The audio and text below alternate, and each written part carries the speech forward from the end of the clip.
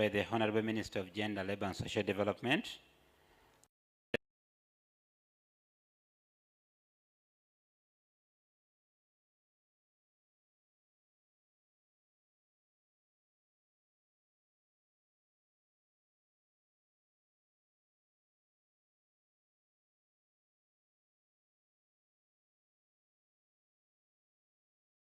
Then a statement by the FUE chairperson.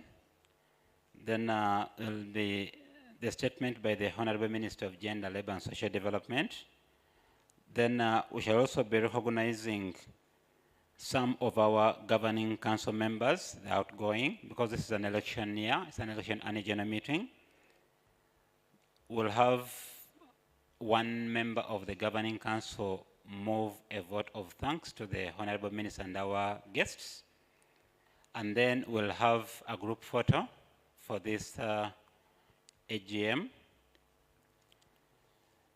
And thereafter, we shall proceed with our AGM business. Now for our AGM business, as you may have seen on the copies of the program that have been put on the various tables, we'll have an opening prayer, then welcome remarks by the Executive Director, Douglas Opio, then a communication from the FUE chairperson, then adoption of the agenda, then apologies, then a confirmation of the minutes, then we'll consider the action report on matters arising from the 2022 annual general meeting. Then we'll also consider and approve the audited accounts for FUE for the year ending 31st December 2022. And then we'll appoint the auditors for the next 2 years. Then we shall proceed to adopt the FUE work plan and budget for 2023. Then we shall move into the elections. We'll be electing new office bearers for the term 2023-2024. Then the last item will be receiving and approving the FUE annual report 2022, and then closure. So that is our program of the day. So I'll speak to you later, but for now, allow me to invite Mr. David Rusoke from URA.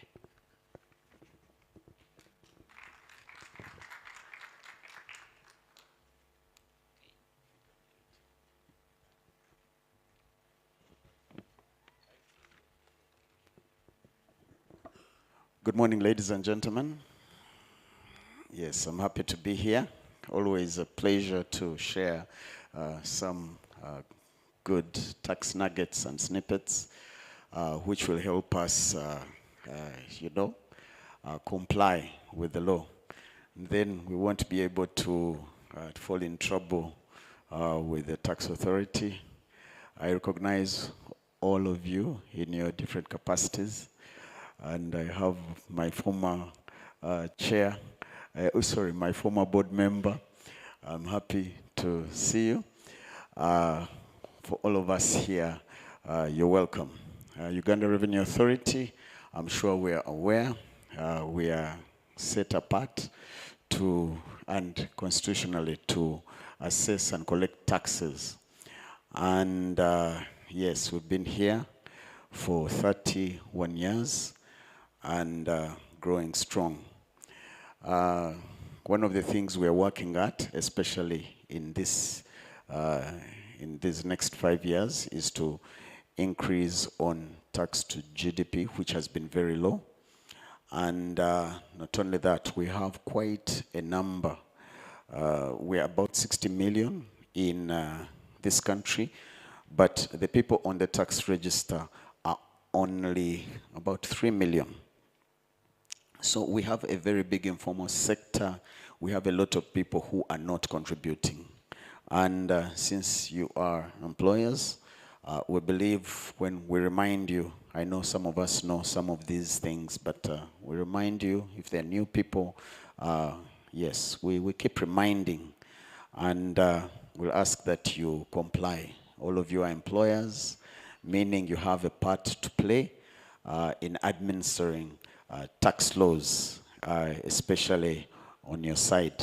For us, we administer the laws, and yes, we come to make sure that you've done the right thing, but most of it is self-assessed.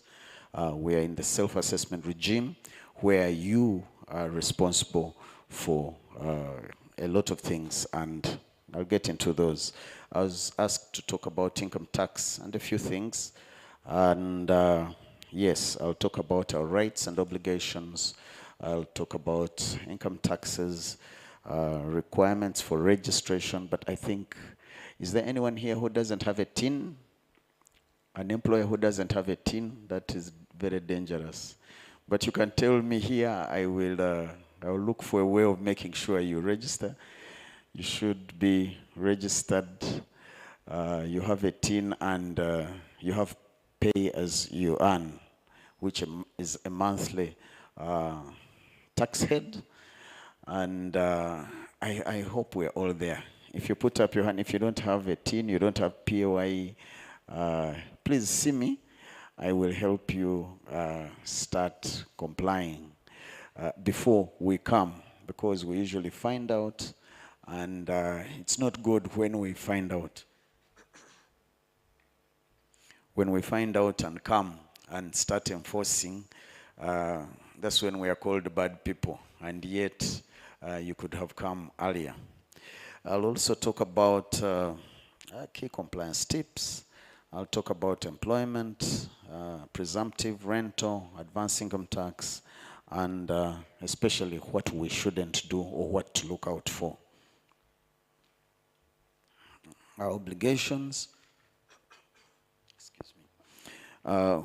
It's important for us to cooperate with the tax authorities, and especially if you're asked for anything, if you see a message, please respond. When you don't respond, one of the common things that we do is delete or ignore. You see an assessment, you're like, I never made that money, and you ignore.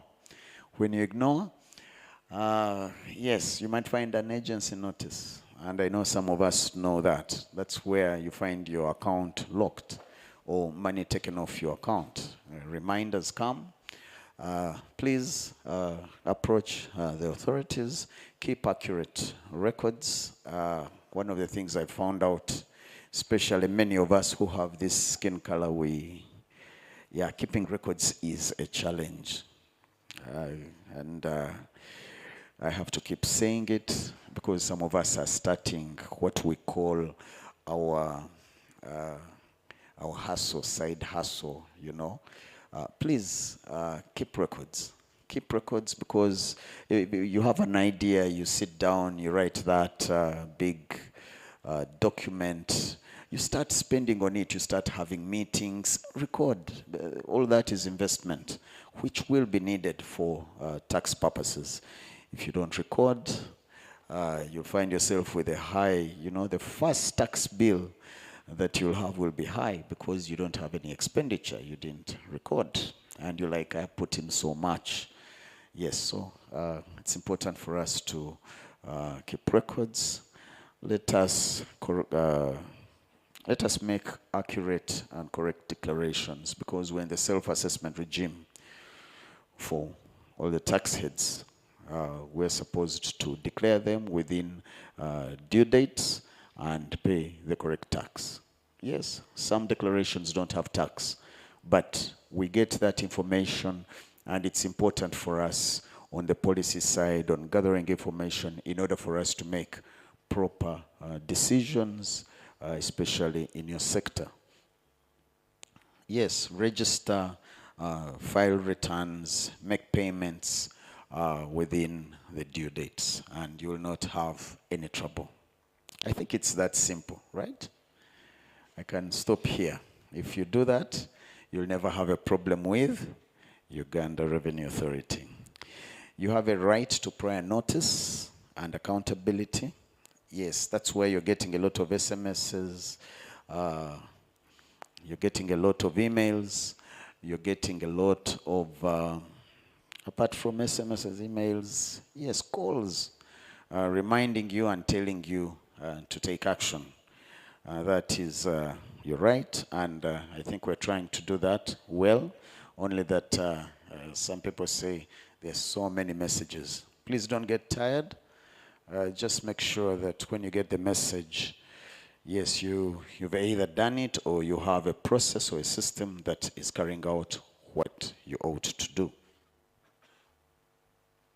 You have a right to object to any of our assessments. You have a right to appeal. You have a right to equity, confidentiality, wonderful care, and we're trying to do a lot of good customer care. I hope I have someone who has received good service from us here. Yes, and you have a right to getting help from us as we work out our issues with you. I'll go to the income taxes. I have a presentation. I don't know if it doesn't run. I'll still be able to continue here. But we have different taxes that we administer. And of course, those come from the Income Tax Act.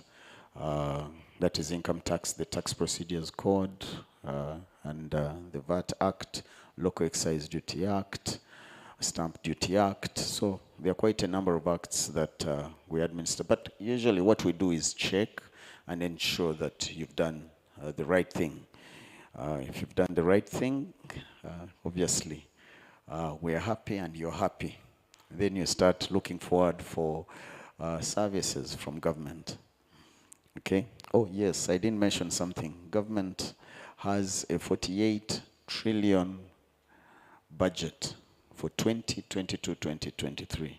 And we are collecting, this year, hopefully, we're not collecting 100%, meaning that government has to borrow. Government has to borrow because, yes, we are not collecting enough.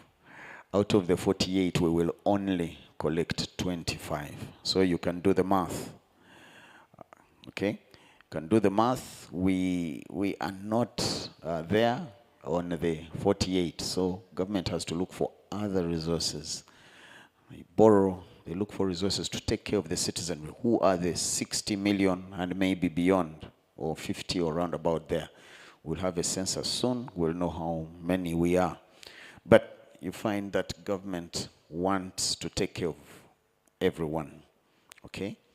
And let us play our part in order to ensure. I think since we are 3 million registered, that means that we need you to, yes, do everything you can, honor your obligations, and let us yes, so on the income tax side, we have corporation tax for, of course, registered companies, and yeah, I could also put the NGOs here. We have individual income tax. That's where all of us as individuals are. We have presumptive tax. I'll say something about that. We have PAYE, rental income, capital gains, withholding tax. Okay. I think I will not go into how to acquire a TIN, registration, SIMI. I'll give you a few, you'll get in touch with us and we can help for you to register, and especially if you're not registered. A few things, you go to our portal, you don't have to walk into an AURA office, but we have about 40 offices for domestic taxes spread out through the country for you to access.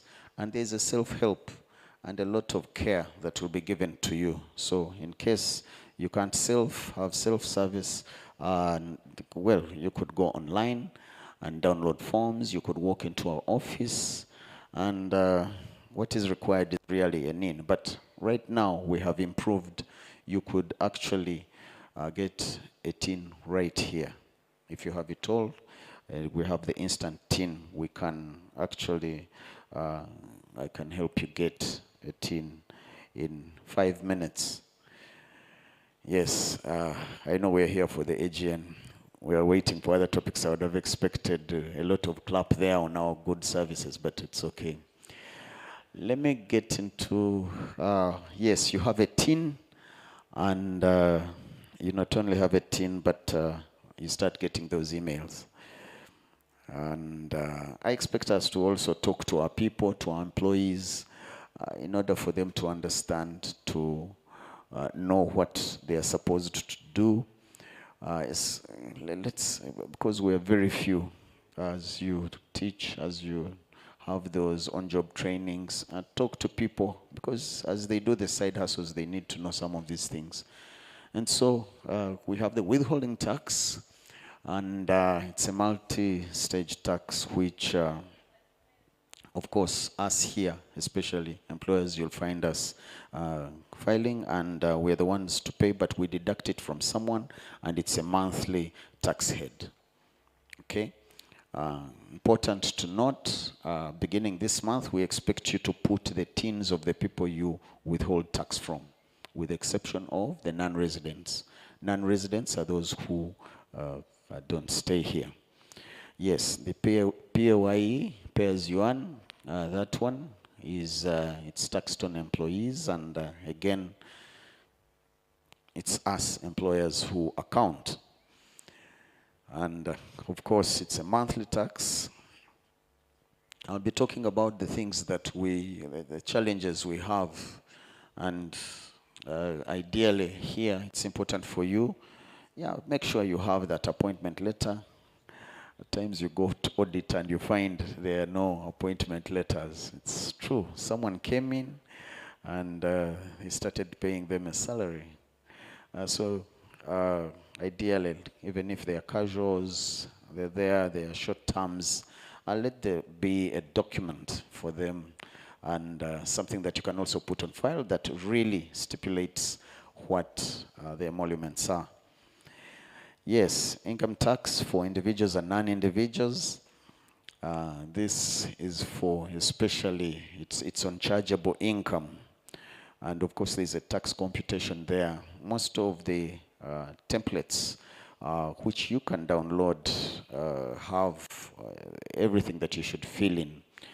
You arrive at the profit from the business, and or what we call the chargeable income, and that's the tax rate is put on the chargeable income.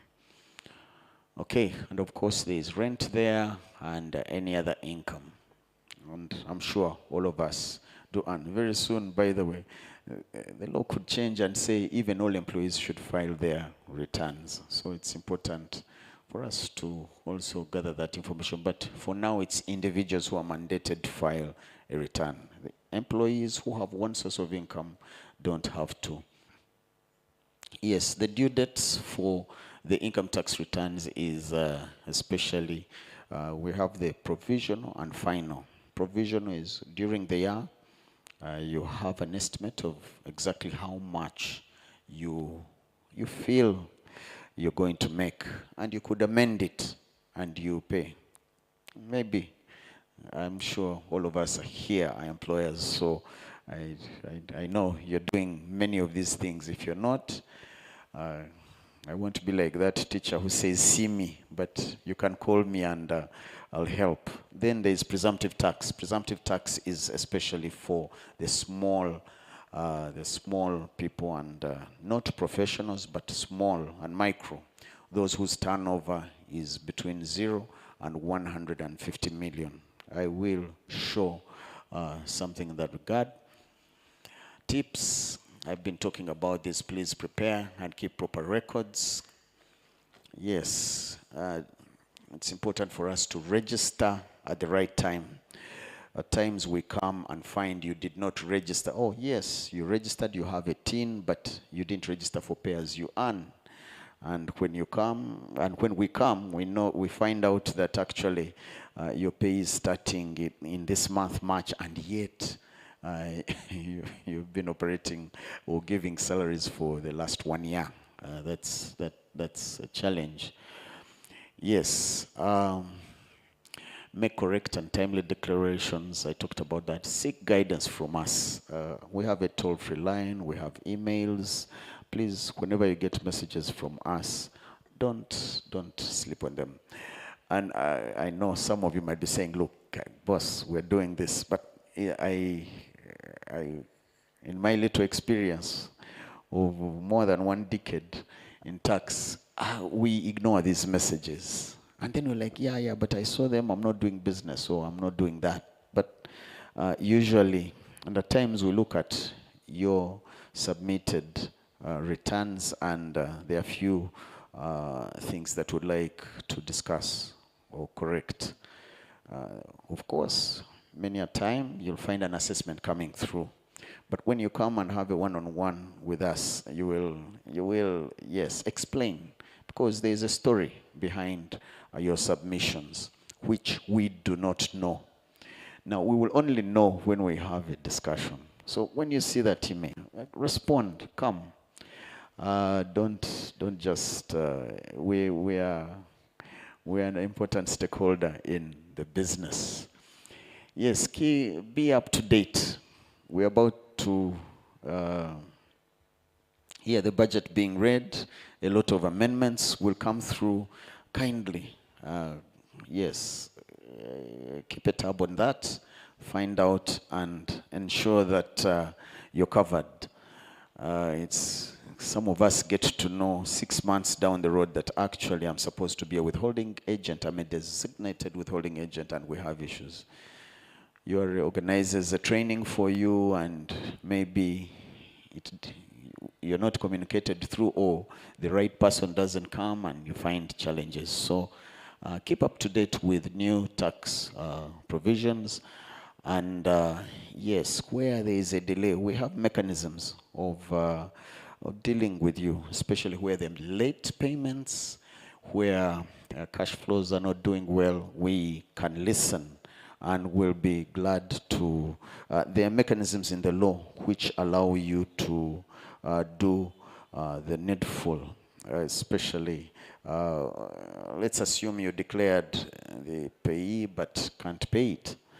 Their installment, even the income tax, all taxes, there are installment forms and things that you can follow in order to pay in installments. And at times, people just keep quiet. I don't have the money. We will not know. We will look at you as a defaulter, and yet we could enter an MOU and give you quite a number of installments, maybe 6, 7, 10. Okay. Yes, common mistakes on PAYE. We don't include temporary staff, outsourced staff, technical staff.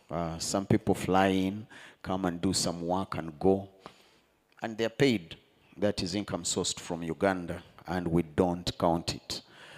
So when the audits come through, yes, you'll find us not agreeing. And these guys that fly in, their wage bill can be quite high, and you'll find, yes, us having a challenge there. And we don't show the staff teams. Like I said earlier, we only have 3 million teens in our database on a population of 50 million. That means looks like there's a problem. But of course, we'll have the other argument that most of us are young. Yes, even if we took off, half for the young, and then some of us are jobless, that leaves 25. We remove half, 12, for those that are not in formal employment. That leaves 12. And yes, and I'd like to say that actually the best paying tax head is PAYE. We have about 1.2, 1.3. And yes, so most of our businesses are not participating. And so it's very likely that we could actually collect up to the 48 trillion if what government needs for their. Okay, I'm beginning to finish. Please include all the staff teams. The payee template will not be uploaded if you don't put all the teams beginning this month. and that is important, and same for the withholding tax template.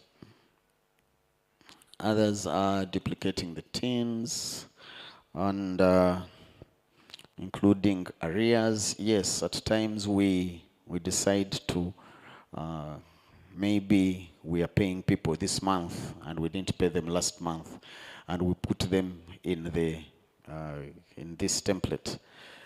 And yes, we don't include LST, local service tax, which is deductible.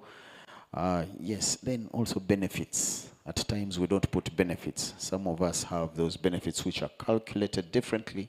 There are cars which are given to, let's say, CEOs or the MDs. We need to calculate and put the benefits there. Some of us are given housing, and you know, it's discovered in an audit.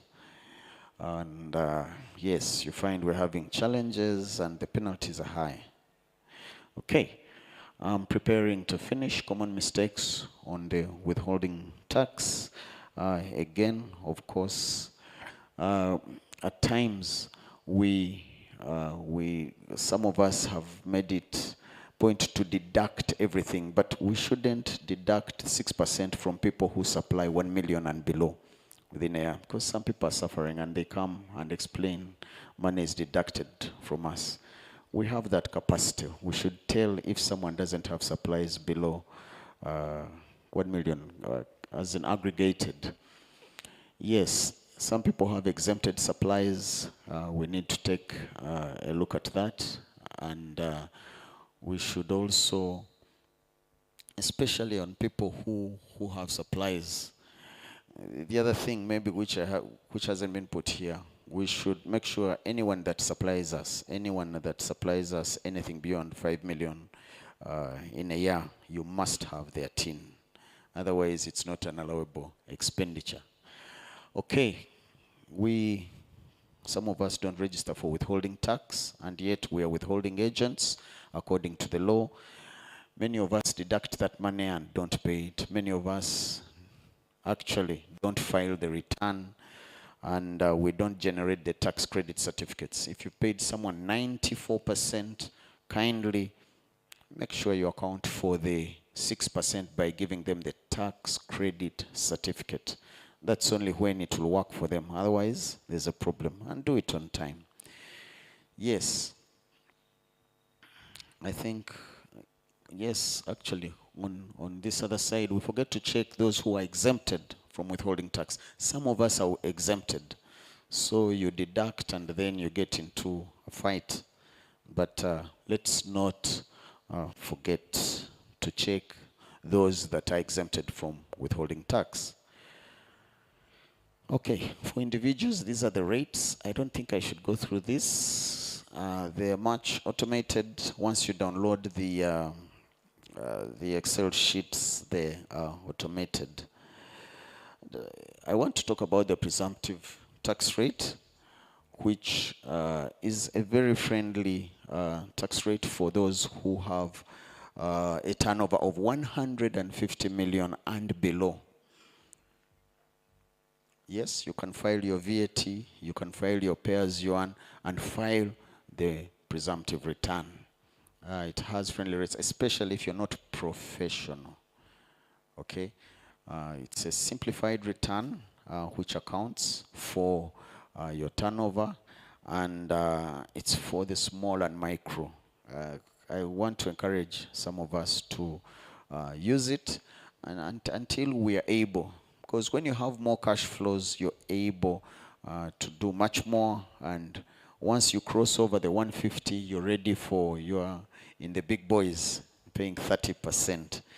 Professionals are not supposed to use this return. And so, yes, but I will look at the rates. They can't be seen. But anything below 10 million as a turnover has nil tax, okay? Anything between 10 and 30 million, the income tax maximum for presumptive is 80,000. Between 30 and 50 million, it is 200,000. So the rates, and you know, about 51% of our economy is all informal, meaning many of them, I don't mind them joining here and contributing in order for us not to feel the weight. Good. I'd like to go to rental. Not seeing rental. Okay, rental. Any of us who earn rental income, many of us after working time. Okay, members, there is rental income. The rates were revised for 2021, 2022. And for individuals, I'll say it quickly. Really, you take, after deducting, the only allowable expenditure is 2,820,000, and the balance we tax 12%. I will not talk about what it was before because of time. For our, this is an example, for our companies, I think I will leave this, I'll keep this, I'll leave the presentation for all of us to receive because I know many of us want to hear what is in the AGM. So I will not go into the example. There's advanced income tax if we have commercial vehicles, and yes, what to avoid. Let's avoid default assessments. Default assessments come when you do not file returns. Fines and penalties when you file the returns late. You could get an extension, but if you don't get an extension, definitely the fines come in, the penalties, and they are high. Not only that, there is interest if you haven't paid. And those are things to avoid. Shameless, which brings reputation loss. If you import goods, we could hold them for slightly longer because we have challenges with you. But if you come and talk and we have a chat, we will release them. Agency notices. There's a lot that goes in before it is removed, and an agency notice is approved by a commissioner. So following up a commissioner and maybe an assistant commissioner is not easy. So don't get there. If you see the first reminder for taxes, please come. Come, we usually listen and give you way forward. Yes, we could caveat and seize your property. We could prosecute and have those. Those are things we don't want to get into. Yes, I want to get into VAT. We have support mechanisms. We have a toll-free lines 0800 11 7000, 0800 21 7000. Our email services at ura.go.ug. We also have a WhatsApp 772 14 Yes, please save it and chat, but the toll-free will do.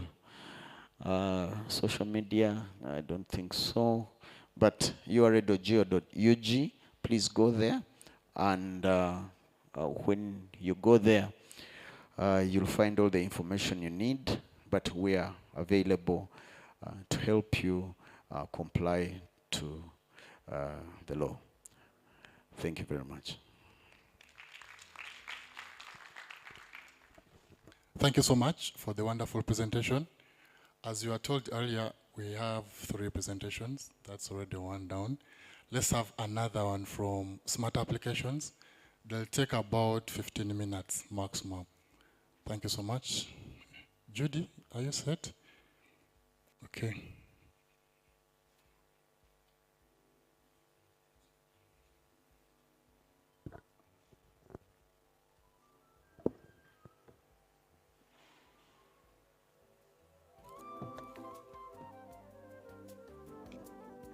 Good morning, everyone. My name is Judy Mugoya. I am the country manager for Smart Applications. I believe the presentation will come. I guess he's going to work on it. But let me just give you a background of who we are. Smart Applications is an ICT solutions company. And when we talk of ICT solutions, we enable processes, we enable efficiency, we enable automation. So we have different products that we have been able to automate in the industry. And in the 20 years that we have been in existence, we have been able to have footprint in about 11 countries. And I believe that is going to be showcased very soon on the screen. So we are serving over 4,000 corporates in those 11 countries, the latest one being in Mauritius, but particularly for Uganda, we've been here for 13 years. I believe most of you may know about SMART because you have a medical card. So we are the brains behind that technology that enables you to go to a healthcare facility and not even think about the balances, what are you covered for, and which facility should you go to. So in our flagship product, we did have a card that supported this technology. So that simply means that you had a card, and this was a smart card with a chip in it, and all the details, your biodata, your fingerprints were sitting on that card. So anytime you visited a hospital, you only had to present your card and your fingerprint, and that would be able to validate that is it really Judy who is in front of that particular facility. I'm going to ask the support, please continue. So once they validate that indeed you are the person who is there, then, oh, there you are. Okay, so that's technology. So once they validate, then it means that you're open to accessing services. So this is what we've been able to do. I was talking about the 11 countries. As you can see, they're well mapped out, and we are definitely right there at the heart of it. And I talked about our latest one being in Mauritius. So we are covering over 7,000 healthcare facilities within Africa, as you can see. And our product ensures that you can have a roaming aspect, which means that if you have a cover in Uganda and you have operations supported perhaps in Rwanda, in Zambia, in Cameroon, you can still use the same card and be able to travel with your card without worrying about whether you will be treated or not. So in 2023, we launched what is called the Smart Access. So this is the last mile of the journey. We have automated the entire process at the service provider, but now we're talking about the member, you and I. The visibility of what you have or what you're covered for. And I believe there are HR managers in the room. One of the biggest challenges you have is when people say, but where do I go? How do my dependents get treated? Which facility do I need to visit? And this is the reason why we came up with what is called Smart Access. Again, we are joining the global journey of going the e-way. So this introduces to you an e-card. So there is an app, it's called Smart Access, that can be downloaded from the Google Play Store, as you can see, and the App Store. And once you download it, it's also supported by a USSD, and that's a dedicated code right there, the *221# on both MTN and Airtel. So we're going to talk a little bit more about what does this Smart Access mean, because we're taking healthcare to the next level. So now we are looking at not printing cards. So assuming that you're joining, all you need is the name, the telephone number, and within minutes we are able to upload your members' details without a problem. And it's scalable in terms of, here we are, when you go to a facility, the assumption is that you have your card, and the assumption is that your benefits are active, but how do you know that? that information is on your e-card because it gives you versatile information. And it's convenient in terms of you ensuring that you have that information on your hands. Many a times people go to the facilities, they've forgotten their card. But most times when people forget their phones, they would rather go back home.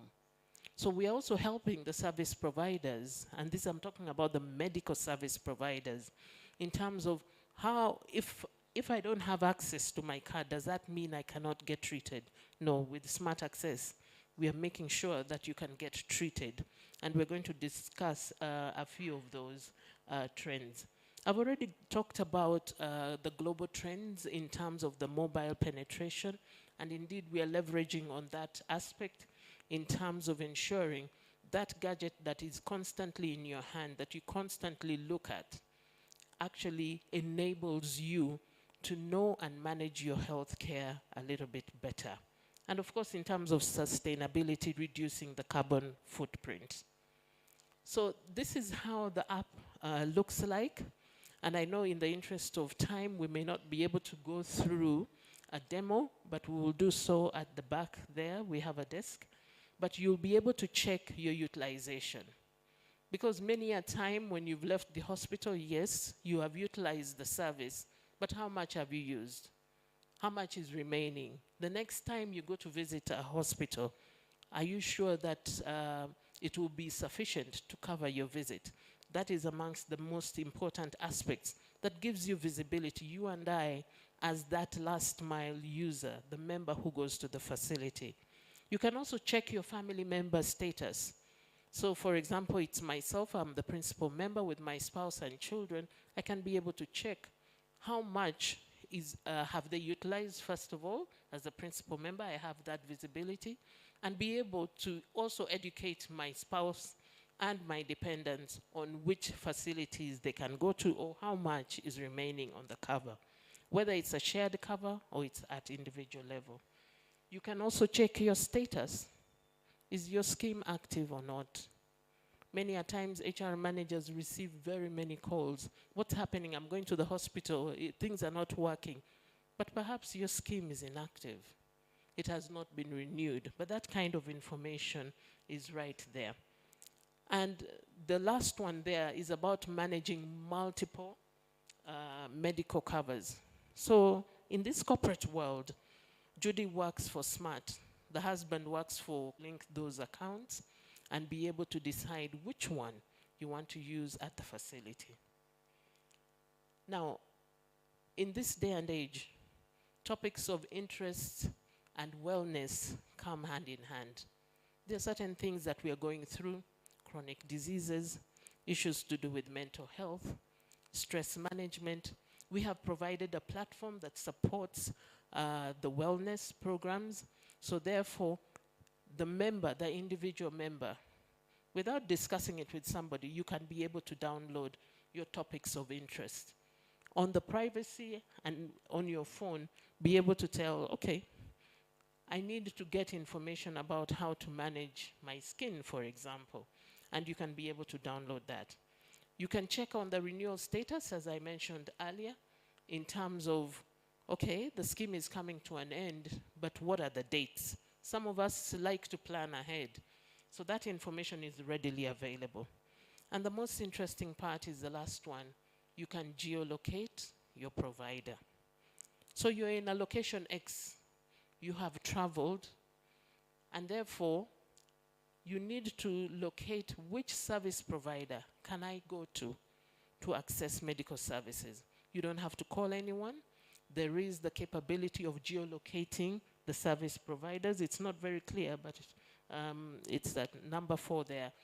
So you'll be able to tell within a given radius which providers are there. But even the information, if you know the facility, you're able to check the info, and it will even tell you the operations time and the actual location of that particular provider. So how does that journey start? Sorry, that is not very visible, but I'll just walk you through. So as a member, you will have downloaded the app on your phone, and it will give you the aspect of initiating a visit. A small code will pop up on your screen. When you go to a facility, you'll use that number, you'll give it to the service provider. So there is a system in the back end that we have given them.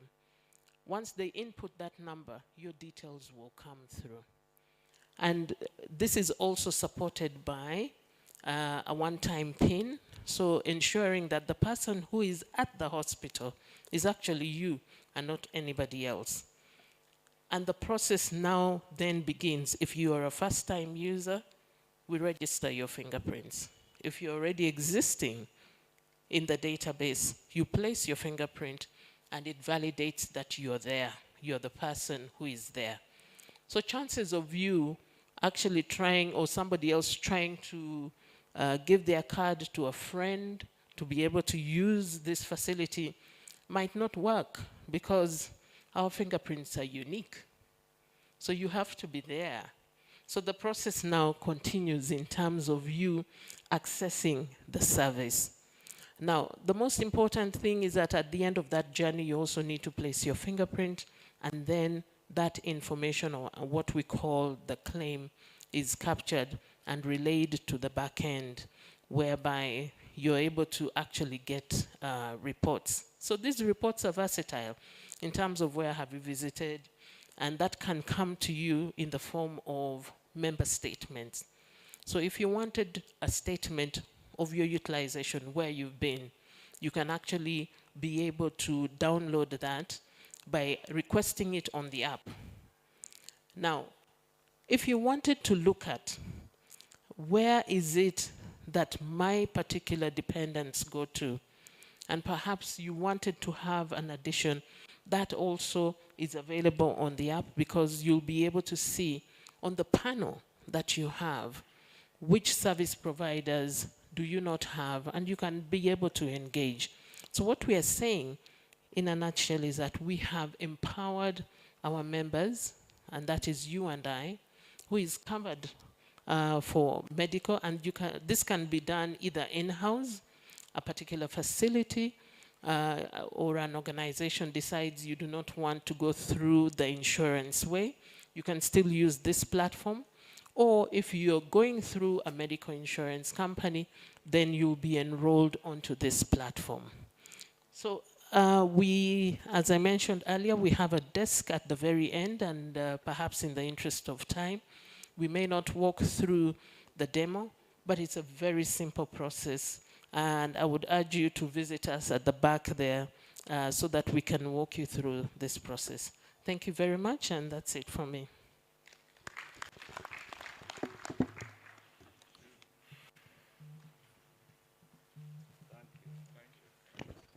Thank you so much, Judy, for keeping time. Our next presentation is going to be done by Milton, our very own.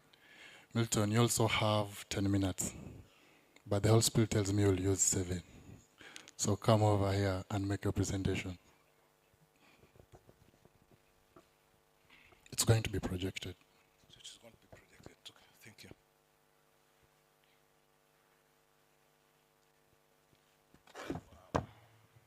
Let me see if I can get it on the screen so that I don't have to look behind.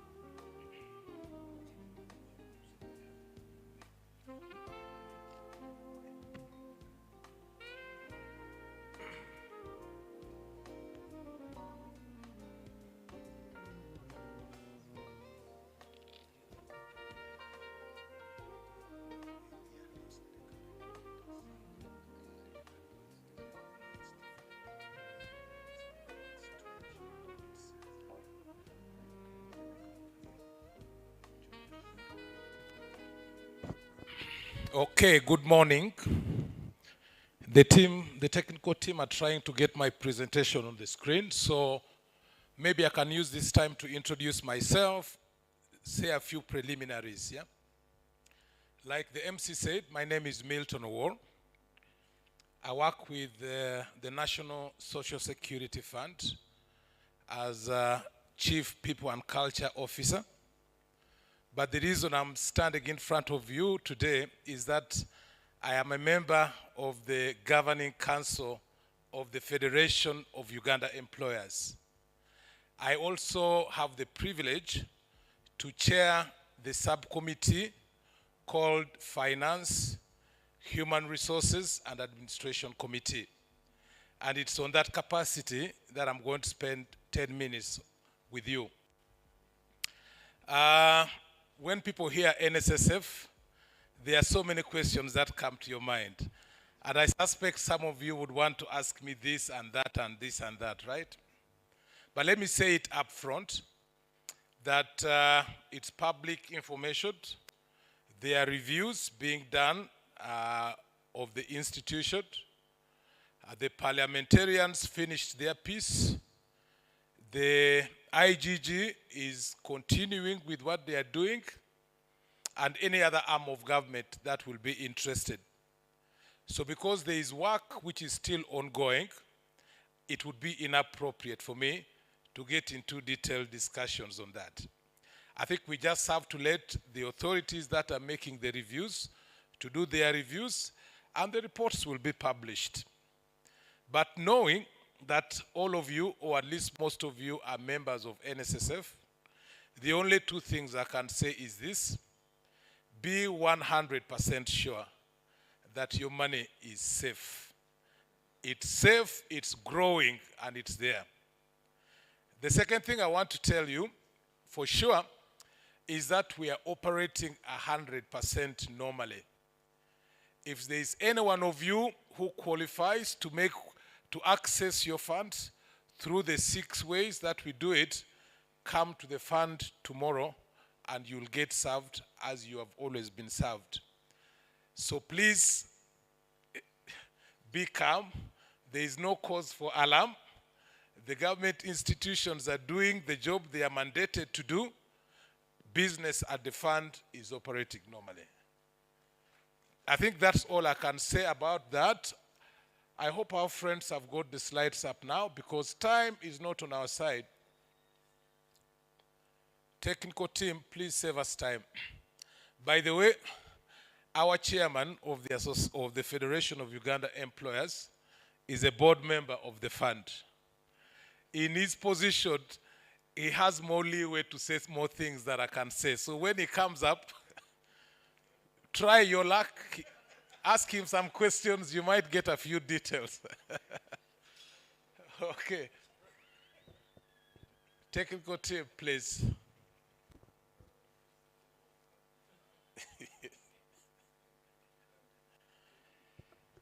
Okay. I am here to talk about how we can make our association stronger, how we can make our association serve us better, and how we can have stronger legs to stand on. The slides I wanted to share with you, first of all, will tell you what you already know. Why is it important for us to be members of FUE, and what's the value that we get out of FUE? I think without going in too much detail, by being members of FUE, together we are stronger as one. Together we have a stronger voice. We are able to influence policy. We are able to influence guidelines. We are able to be listened to by higher people than if we were standing on our own. The second thing, which again you know, is that within FUE, there is expertise that has been built that enables us to leverage and have organizational harmony. You know, people are supported with things like labor-union relationships. People are guided, institutions are guided on related labor laws, all of which help us to ensure that we have harmony in our organizations so that we can focus on growing our businesses as opposed to the diversionary things. There is the whole thing about productivity enhancement, which is a direct benefit that we have from being members of the federation and all that. There is business promotion. When we come together as here, I see lots of billboards with different businesses. We get to know what each of us are doing, and we get to know how we can leverage one another. So, my topic is called the future of sustainability. Because in spite of the great things that we get out of being members of the federation, how does this work? Somebody please help me. Oh, it has to be that side. Are we good?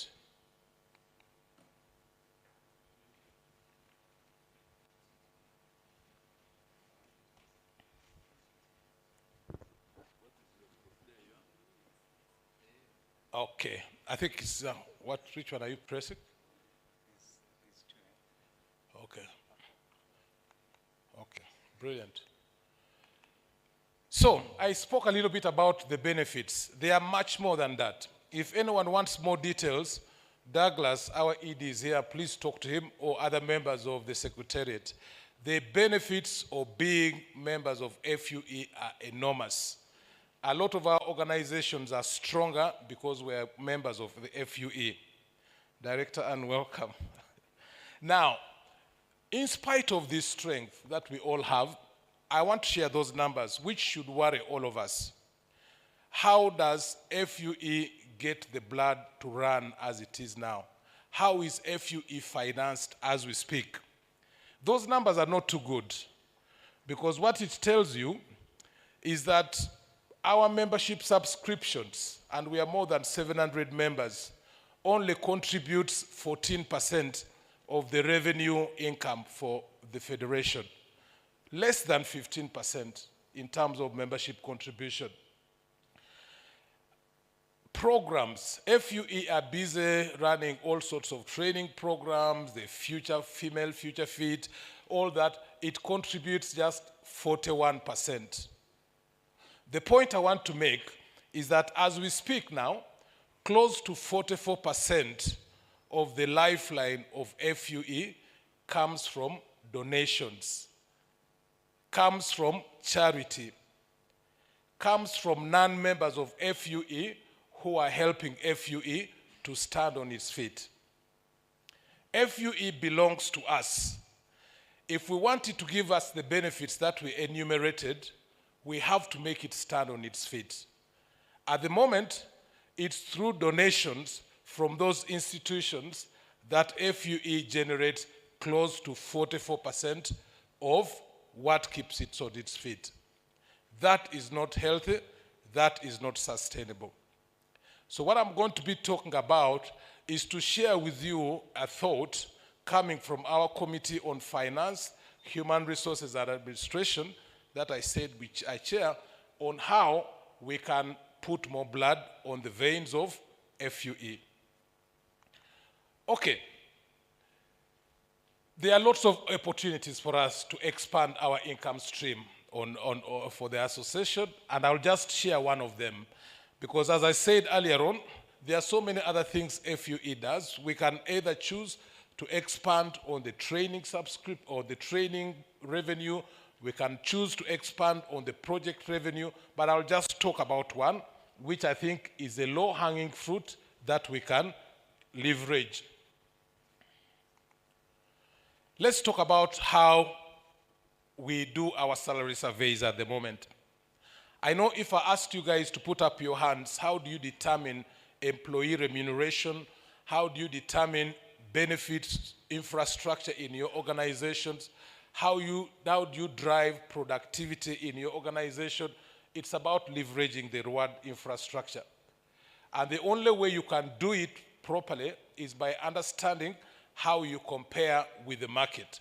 How are other people doing it in the market so that you position yourself in a way that gives you the competitive advantage that you want. As we speak now, there is a company called MASA. And I have a list of, last year we were 41 companies that participated in that survey. MASA charges each of us close to $4,000 to participate in that survey. That's 14 million Uganda shillings every organization. Every year, MASA gets between 40 to 60 companies, all of us here. We pay that money, 15 million, to participate in that survey. FUE does survey as well, but FUE gets an average of 12 people doing it. 12 people charging 3 million. So with MASA, we are very happy to spend 600 million members of FUE, and yet when FUE is doing it to generate some income to run it, we can only spend 36 million. That's almost less than 5% of what we are able to spend outside there.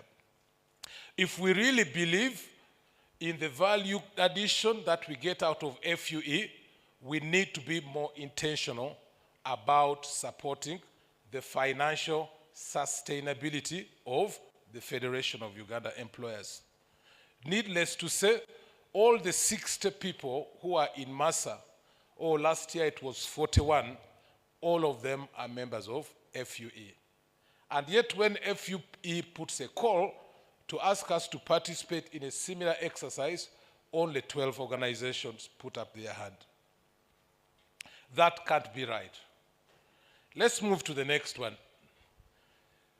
So if we know that, and I hope you all agree that we can do a lot better than what we are doing now. There are three things that the Committee on Finance, HR and Administration are proposing.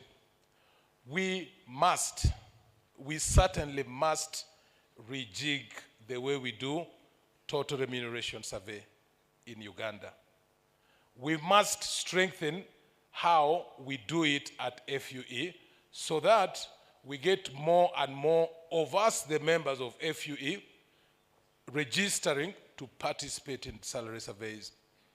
And we want to propose three things quickly that we want to do, that we are going to do, because that's a commitment we already made.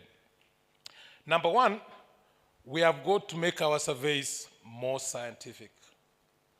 When we chat with some of you, the HR leaders and the MDs who are members of FUE, you say the reason you're not participating in the FUE surveys is because you don't think highly about the credibility of it.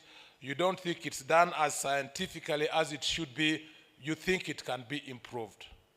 The good news I have for you is that many people I see here are HR professionals. You know it when you see a professionally done salary survey. You know it when you see a credible survey. We are the people who support MASA to shape the survey in a way that makes it scientific. If we can do it with MASA, we certainly can do it with FUE. So the first thing we are going to do is to make sure that the way we do salary surveys at FUE is as scientific or even more scientific than how MASA does it. We want part of that 600 million to come to FUE so that our association is stronger and less reliant on donors. Number two is we are going to enhance the offering. Currently, what the FUE survey does, it tells us how the salary surveys look like for every other organizations. But my HR colleagues who are here know that when you're doing remuneration reviews, you want a comprehensive total picture. What are the salary numbers looking like? What is the benefit structure? What are the cash and non-cash benefits? What are the policy regulations? You want to have the total picture. We are the ones who shape it for MASA. We are the ones who are going to shape it for FUE. So we are going to make sure next year that the salary survey offering from FUE is a lot more enhanced, and I'll show you a slide of what it will look like. The third and last thing which we are putting on the table for you is we want to give our members a lot more for a lot less. It's wrong that our companies are spending close to 15 million shillings to get a survey report from MASA, and yet FUE is doing it for 3 million and we don't. So even organizations that are currently spending 15 million, we want to give you a better quality product at half that price or even less. We want to give you those first two things: a scientifically done survey offering you a lot more at a less price. In that way, you, the organizations, are big winners, but also our FUE is a big winner because we are developing financial muscle to sustain our organization better. Okay, 2 last slides, then I go. How do we make our survey a lot more scientific? When I chatted with the team at FUE to just test the scientificness of how the survey is done, there are obvious flaws that we must redress. If you are comparing jobs, job A to job A, you go beyond the job titles. There is somebody who is in Musoke and Sons, he's called finance manager. There is somebody who is in National Water, is finance manager. The job titles are the same, but the jobs are not the same. The challenges, the decision making, the complexity, and all that of those two jobs are not the same. Scientifically doing job reviews means it starts with, I'm talking to HR professionals. It starts by determining the weight of that job through a salary survey mechanism, through a job evaluation mechanism. And it doesn't matter whether you use Hay or Perominas or Task, there is a chart which allows you to enhance. There might be a job called finance manager in an institution A, but the weight of that finance manager in institution A is heavier than the weight of a CEO in institution B because of the challenge, the complexity, the resource decision-making power, and all that. We need to get that level of scientificness so that when you're comparing jobs, you're comparing like and like. There are other parameters which our HR colleagues will know. It's about the nature of the work, it's about the hierarchy in the organization and all. We know those details. I see many people here from HR who are colleagues like me. We know those things. We must bring that expertise into FUE. The second last slide is, how do we enhance it? A lot of companies have only consumed salary surveys as salary surveys, but there's a lot of other things that you can survey. And we are the custodians of this. I'm assuming that the majority of people who are here are either heads of HR or CEOs in their organizations. We need that sort of information to drive our competitiveness. We need that sort of information, and HR colleagues know the way you enhance employee performance or the way you enhance productivity is by leveraging your reward mix. If you don't know the totality of the reward mix, then you have limited space to influence how you position your reward strategy. So when we come back to you, I am hoping we can all share that sort of information, which we can work together to see how do we as HR professionals leverage that. When I finish this presentation, or even before, the conversation we've had with the team in FUE Secretariat is to get this piece of work done takes a few months, maybe 3 months or something. And since surveys are due now, their members, those 12 people who are regular participants of the FUE survey, for this year, this is April, we will do it as we've always done. But we are going to use the time between now and the next salary survey to get these things sorted out. So I'm going to make one request for you, that as you leave this place today, the Secretariat will have a list behind there. I'm requesting all of you who want to walk this journey with us, and I'm hoping all of you will want to walk this journey with us. Please register your organization behind there, so that as we start this work, we know that we don't have just 12 people. I want to know that we have 40 people, 50 people, 60 people. I can guarantee to you, we won't ask you to pay 15 million. We won't ask you to pay 10 million. It will be a lot less. And in exchange for that a lot less, you're going to get a lot more. Just remember two things. This association, Federation of Uganda Employers, belongs to us who are here. It's not right that other people finance it for us. Secondly, HR people, we are the ones who make decisions around remuneration, performance, productivity. We leverage reward. We have got the expertise to make our salary surveys professional and scientific. We have got capacity to enhance its offering. We want to do that, and I'm inviting you all to be part of this journey. Thank you.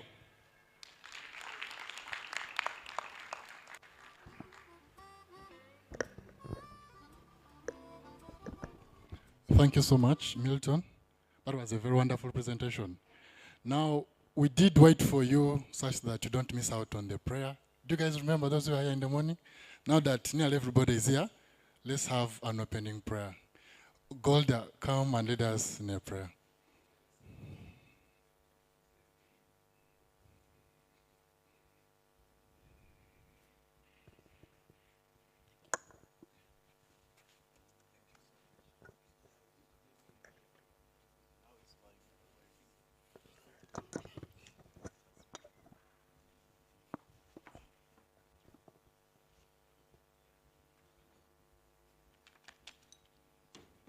Good morning, everyone.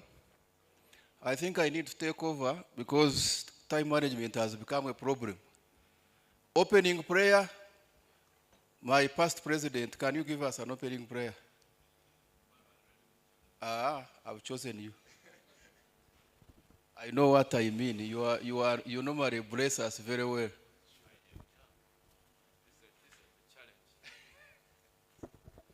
All right, just bow your heads in prayer. Heavenly Father, we thank you for this day. We thank you for bringing us together to deliberate on the affairs of Federation Uganda Employers. Guide us in whatever we do. Give us the courage and the input to bring forward those important things which will be brought to us. We know as a federation, we have challenges, and these challenges can be solved as a team. And we also appreciate that this is a difficult period for all of us. Our brothers have started the period of Ramadan. Guide them. The Christian community is completing the Lent period. Guide them too. And in that spirit, I ask you to bless us. In Jesus' name I have prayed. You see, Nicholas, we regard you as our parent, and when a parent blesses you, the prayer is more strong. Thank you very much. Members, I would request you to look on the agenda and bring the item of adoption of the agenda to now. We don't want to communicate and then we go to adopting the agenda. So, if you bring that item to just after the prayer, do you want us to adopt the agenda as amended? Yes, please. You move that. The mic, Fue, you know my methods. I don't want slow people. Fue, get the mic, take it to who is supposed to speak. Because I saw you dildaring with presentations here. Get the mic. I want somebody. There's somebody there who wants to move. Good morning. I propose we adopt the agenda. Thank you very much. Who is seconding it? Seconded. Seconded. Thank you very much. Welcome remarks from the ED. ED, welcome remarks.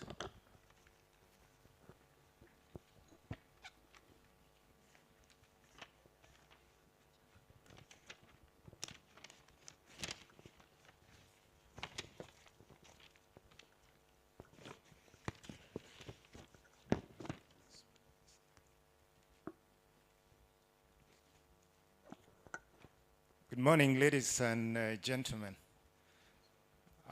Chair and Vice Chair present, with the immediate past Chair as well. All members present, members of the press, ladies and gentlemen. My remarks are in the report, so you'll be able to see the detailed version of my remarks in the annual report. But for now, I will just make an abridged submission of what is there in the interest of time. First of all, I just want to thank the employers who have directly partnered with us, especially for this particular AGM. So in this regard, I want to thank very much URA, who have partnered with us. I want to thank Smart Applications, Airtel, our own chair from National Water and Sewage Corporation, Finance Trust Bank, Kinyara, Marasa Africa, Tata Motors, Uganda National Oil Company, Chloride Exite, we know them, Pepsi, Uganda Business and Disability Network, and Cavendish University. So I want to thank very much these employers for partnering with us today to host this AGM. Secondly, I just want to appreciate all of you, the employers, led by the Governing Council. We have had a good year, despite it being very challenging with COVID, Ebola, inflationary pressures, all manner of challenges, but we are extremely grateful for the support that you offered to us. Secondly, I just want to thank the government. The minister will join us later on here, but we have had a very good working relationship with the government. Working with the ministry responsible for labor, but also other ministries like finance, like health, education. We have had excellent working relationships. So we are extremely grateful. But above all else, we are also grateful to the President himself, the Office of the President. Through the Presidential CEO Forum, we were able to meet the President twice last year in June and December. We hope that this year we'll do the same. We'll also be able to meet him at least 2 times. In any case, we have suggested that we could meet him 4 times in the various regions within the country. So we are very grateful to him to provide that opportunity for us. We also want to thank the CEOs who have consistently participated in our CEO forums, usually in May and November. A special appreciation to each organization present here, but even those who are not here with us, for the resilience you showed. The past 2 years have been very difficult, not just locally, but globally as well for businesses and all employers. And to see you in this room is a result of that very high level of resilience that you have shown. Otherwise, we wouldn't even be here together. Milton spoke very eloquently about the situation in the organization, especially projects. These projects are possible because we have a number of partners who support our work. These partners include the Confederation of Norwegian Enterprise, the International Labour Organization, GIZ, Danish Industry, International Organization of Employers, the Dutch Employers Cooperation Program, the Danish Family Planning Association, and quite a number of others. Last year, we published our report, The Next Normal. For some of you who might not have read the Next Normal report, I encourage you to do that, where we extensively looked at the situation now, but also the situation moving forward. Lastly, I just want to bring to your attention that this year we are partnering with Microsoft and the International Organization of Employers to run a training targeting young people between 18 and 35 years.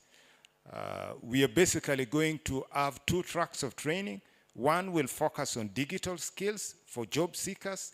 The other component will focus on digital and entrepreneurship skills for those who would like to set up their own businesses. So next month, we'll be officially launching the program, but you can get in touch with us. Our target is to train at least 5,000 young people over the next 2 to 3 years. So by 2025, we hope we shall have trained at least 5,000 Ugandans. It's part of a broader program that Microsoft is doing in Africa.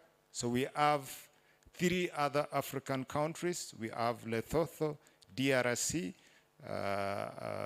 and Angola participating in the program. Ladies and gentlemen, now it's time for us to go into the official AGM business. Thank you so much for your kind attention, and we greatly appreciate your presence here. Thank you. Thank you very much, Edie. Members, thank you very much once again for coming to attend this AGM. We are a bit late in time, but we are going to try to catch up so that we are now eating into that item of health break, because I think we had a good health break while listening to these other very good presentations, which we have just had. So let's go through. My biggest constraint is I never want to promise people that the meeting will end at 1, and it does not end at 1, because maybe people had planned to do other things after 1. So we are going to try to squeeze as much as possible to be within that. If we don't finish exactly at 1, we shall finish a few minutes after 1. Having said that, as part of my communication, first of all, I want to thank my vice here, the vice of the Governing Council, who is here with us, and I hope we are going to move together in this AGM. I want to begin by thanking all of you. I know all of you are faces of our membership organizations, and for the last 1 year, you've been very active in supporting the Federation. So I want to thank you very much. Please clap for yourselves. Now, I go to management. Management has done a tremendous job. I think you will see it in the reports which they will be presented to you. They have done a great job, and I'm going to characterize their work in the 4 pillars of a balanced scorecard. On the issue of financials, you will find that I always believe in the end justifying the means. They have done quite well on the issue of financials. You will see it in the reports. They have unqualified opinion from external auditors, and you will see that the performance is also good in terms of financials. In terms of internal processes, they have done quite good. Again, they are now moving towards use of technology to make things more efficient, and that's why I want to thank them very much. They have also done a little bit better in mobilizing funding for completing the house, full house, although more work needs to be done there. On the side of clients, that's why you saw Milton was here, trying to bring this concept of salary survey. The idea is to increase value offering for members. And all this work is being coordinated by management, of course supported and enabled by the board, and we want to thank them very much. The ED has been very active in the papers. I think you have seen him, and that is part of the advocacy role of FUE, which he has been doing very well, and also the various products that management has been offering. The Employer of the Year Award, the training of women, coordination with these external stakeholders. Very, very good job. He has the Federation has also played a very active role in the Presidential CEO Forum.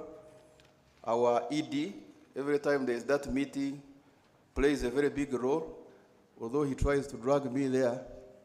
But I've always told him that please don't mix the work of management with the work of the governing council. Our work as the governing council is not to manage. Our work is to enable you to do your work. So he does a very good job. He's also playing a very big job at the TVET, this TVET bill which is being contemplated. Our ED is playing a very big role, and therefore the Federation is playing a very big role there. Then on people, very good job once again.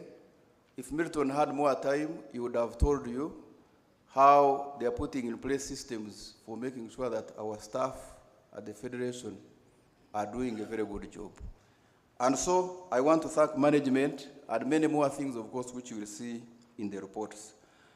The Governing Council has done a very great job. I want to thank them.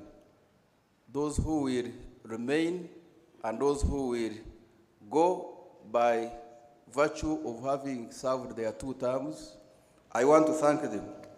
On the side of policy and strategy, unfortunately, we found already a strategy approved, and we had to operate with that one. But now we have come to a time when we need to come up with a new strategy. But they have done a very good job there. Oversight through regular meetings. We get reports. The committees do a very good job. We have become more efficient through committees.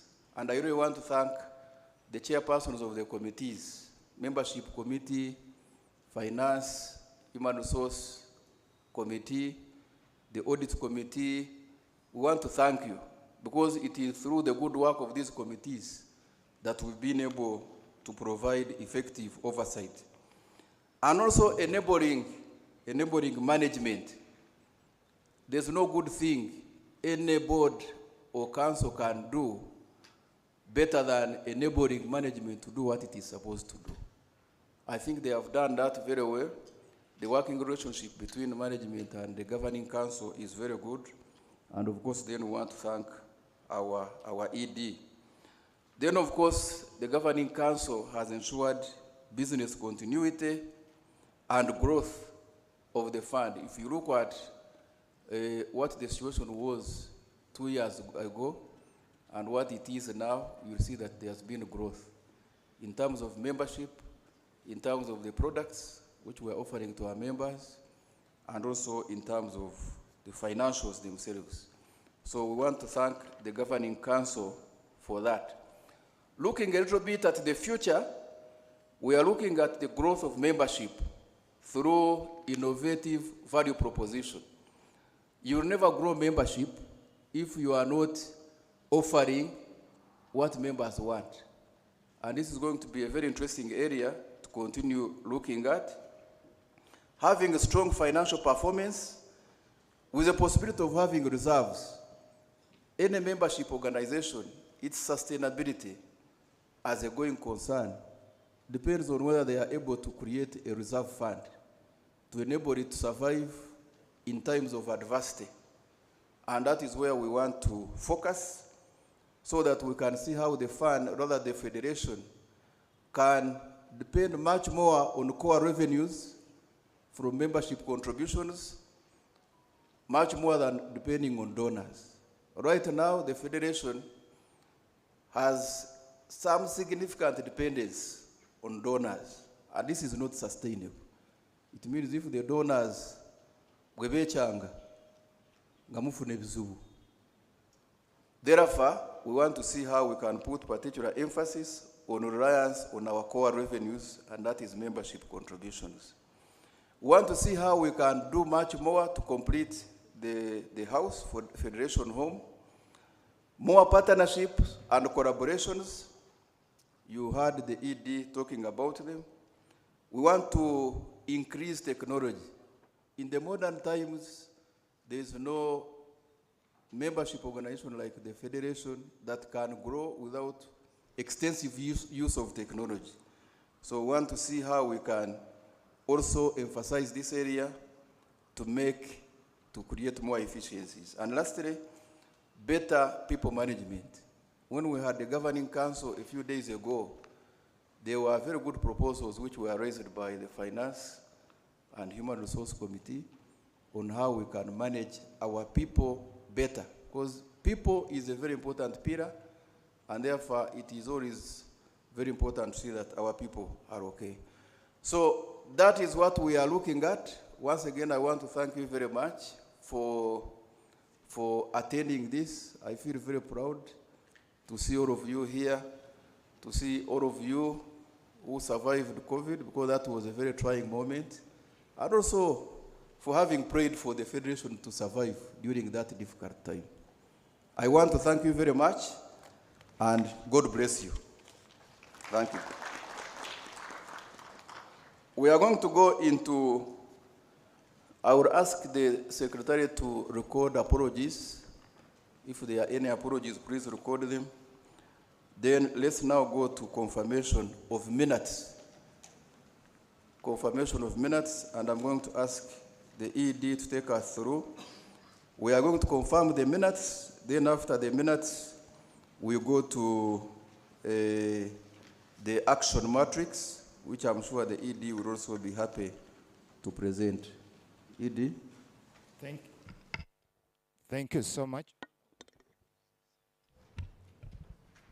Thank you so much, Chair. Thank you. Thank you so much, Chair. So members, we can turn to the minutes in our folder, the pink sheet, just on top. And then we are starting with the correctness of the minutes as presented. So first, on page 1, to see if there are any corrections from the 43rd Annual General Meeting, which took place actually on the same date last year. The way we shall do it, we shall go page by page. If you have any comment, you put up your hand, they will give you a mic, then you can correct the minutes. Thank you, Chair. So on page 1, where we have the agenda,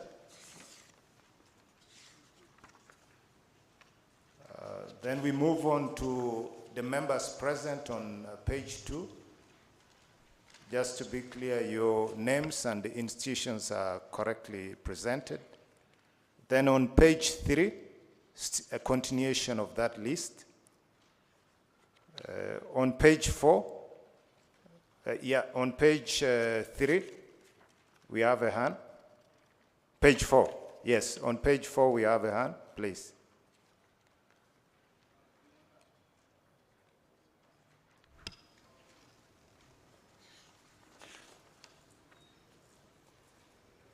The mobile mic seems not to be working, the technical team. Just talk. If the mic can't work, what use we shall hear you?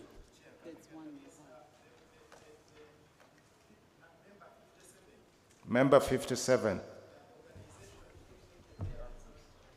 Okay. The correct one will be provided to the Secretariat. Thank you. Another hand here. 65, yes.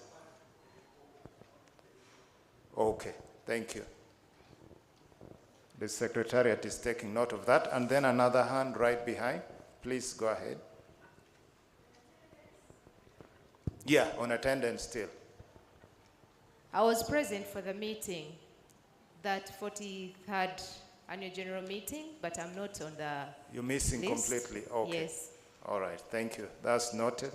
Please, your name and the organization for the record. Prosi Maraka, Kampala Area Federation of Communities. Thank you. Okay. Another hand, please. I also don't seem to see Uganda Flowers Exporters Association. I was present for that. I represented UFAIR. David Tushabe. Thank you. Well noted. I hope you people are not attending now and you want to take it backwards. So, Secretariat, confirm. I'm sure you had you have a record. Yeah, attendance list. Attendance list, but it's also possible that somebody attended and forgot to write in the attendance list. So let's see how we can reconcile that. Thank you. Okay. Number 75. Yes. The company is St. Christian Graphics Limited. Okay, thank you. That's noted. I think we can then move to page 5. Further to page 6. And then page 7, page 6, there's yes. a hand there. There's a hand.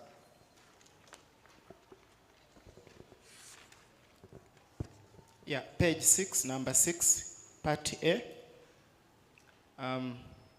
How someone can access mid-term access. No, You're on page 6? We are on page Sorry. 6 on the sorry, minutes, which is sorry. attendance list. Sorry, that's page 8, sorry. Okay, no problem. I can see you're eager to make improvements to the minutes, which is quite good for us. Thank you, much appreciated. Then on page 7, now we go to the substantive items of the agenda. On page 8, I think you can go ahead with your submission.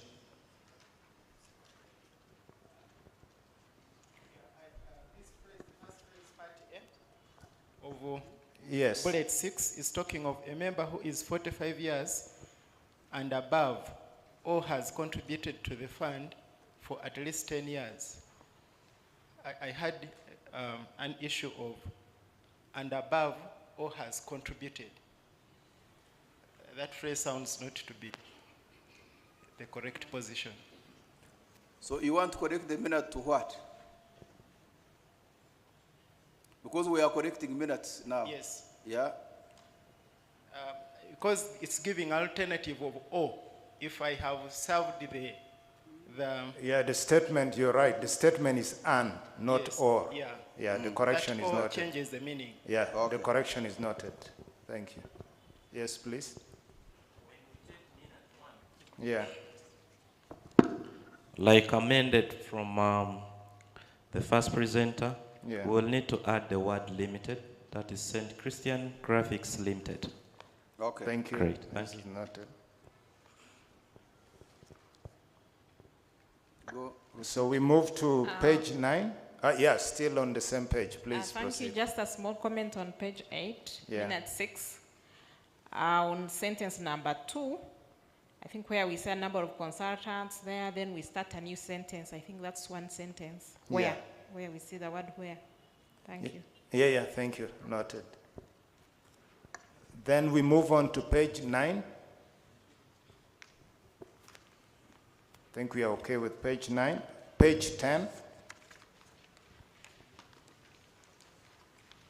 I think we are equally okay with page 10. Page 11. We are all okay with page 11. And then page 12. So with the amendments, is this now a true reflection of what transpired in that meeting? We need a hand to propose that this is a true record and a seconder. Yeah, there are 2 hands up. Rosemary Sendavlia, St. Christian Graphics Limited. I confirm that this was a true record of what was discussed on that day. Thank you. Seconded as a member on page 4, number 85. Thank you. Thank you very much. Matters arising. Do you have the matrix? The matrix is what I'm missing in my document for some reason. It's, You have the reason why you are missing.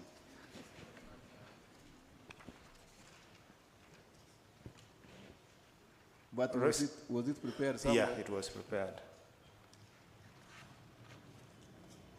Andrew, please. Okay, they are going to look for the matrix. Resty, give me the soft copy so that I can use the soft copy. Now, as Douglas is struggling with his matrix, do you have any comment on what the ED said, the chairperson said, as we wait for this? let's just give you 4 minutes to give any comment if you have. Any comment?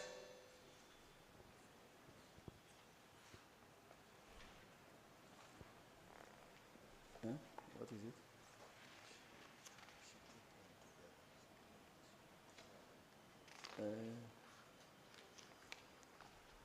Now, it looks like they don't have the matrix. Now, you react. You react now. Matters arising. Put up your hand and say, there is this issue. I want to have the update. Any matters arising from this? By show of hands, any matters arising?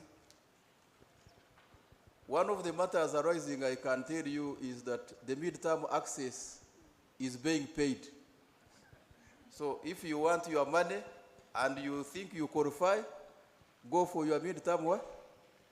Access. Any other matters arising?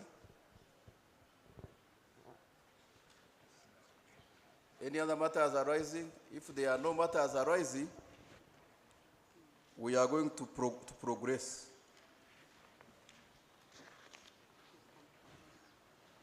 Any matters arising? Maybe as part of the matters arising, I also want to confirm that there are ongoing investigations at NSSF, but your money is safe. That one I can confirm to you. As to what the investigations are finding out, that's a different matter, and those authorities will handle. Now, let's go to audited accounts. Audited accounts, that's the next item. The next item, ED, we need to go to the audited accounts. And I will kindly ask my vice to take us through this item of audited accounts. Anne, take us through.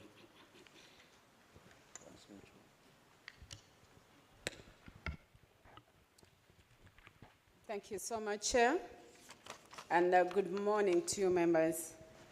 I want to request Douglas, if our auditors are around, and our head of finance to give us the summary before the auditors can pronounce themselves. Thank you. Thank you, Chair. We'll start with the finance manager.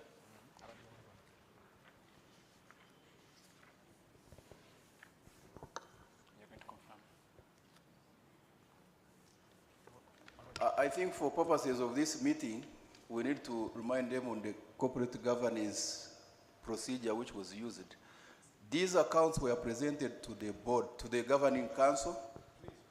They were discussed, and the governing council approved them and recommended them to the AGM. So the purpose of presenting them here is to have your endorsement as the AGM. So please be open, ask as many questions as you can before we can eventually endorse the accounts.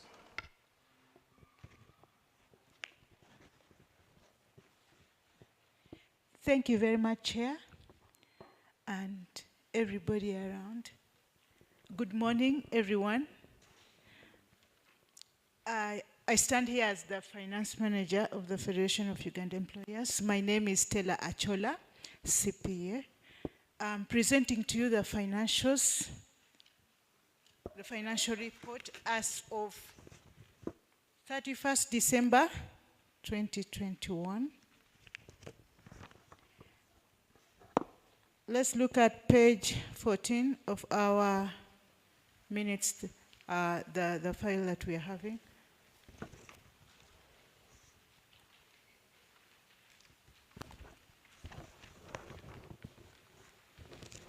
Like the chair had already highlighted, our performance, I can say, is excellent. We did extremely well. When we look at, however, our membership subscription was not as much as we had expected. Though we surpassed our budget in our performance for membership subscription, the budget can be seen at the last page. And then programs. FUE has quite a number of programs in our mission of financial sustainability.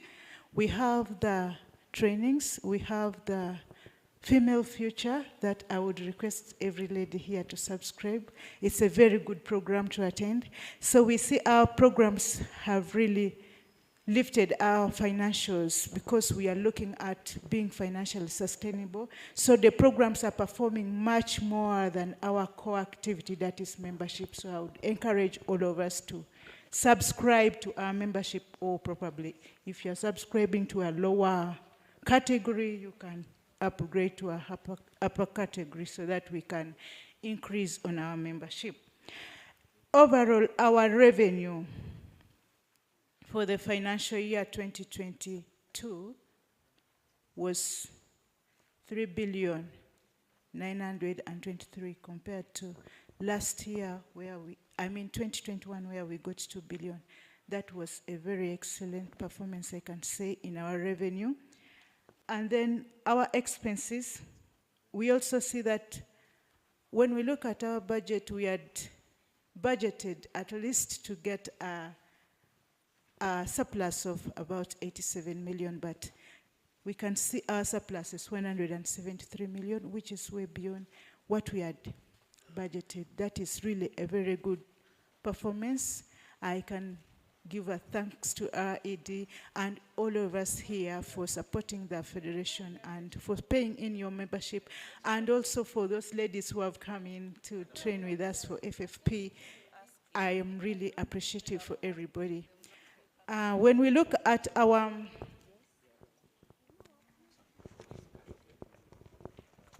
the statement of financial position,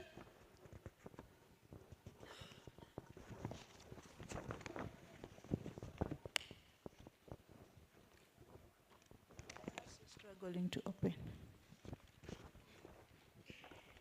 It's in page 12. Page 12, yes. We are looking at our assets. Last financial year, there was no much increase in assets, so we see assets have been depreciated and we did not increase much. That affected our capital fund because when we depreciate, we reduce everything, so the capital fund reduced a bit. So we look forward to acquire more assets and build the Federation of Uganda Employers, and one of those assets is the reception block that we have been fundraising, and we hope to increase on our, when we build and increase on the buildings, and the buildings of course will increase on the assets. So basically those are the major highlights I can give for the financial report 2022. I now take the opportunity to invite the auditor, right?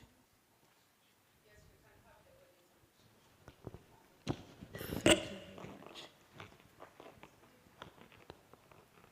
Where are our auditors? No, please come this side.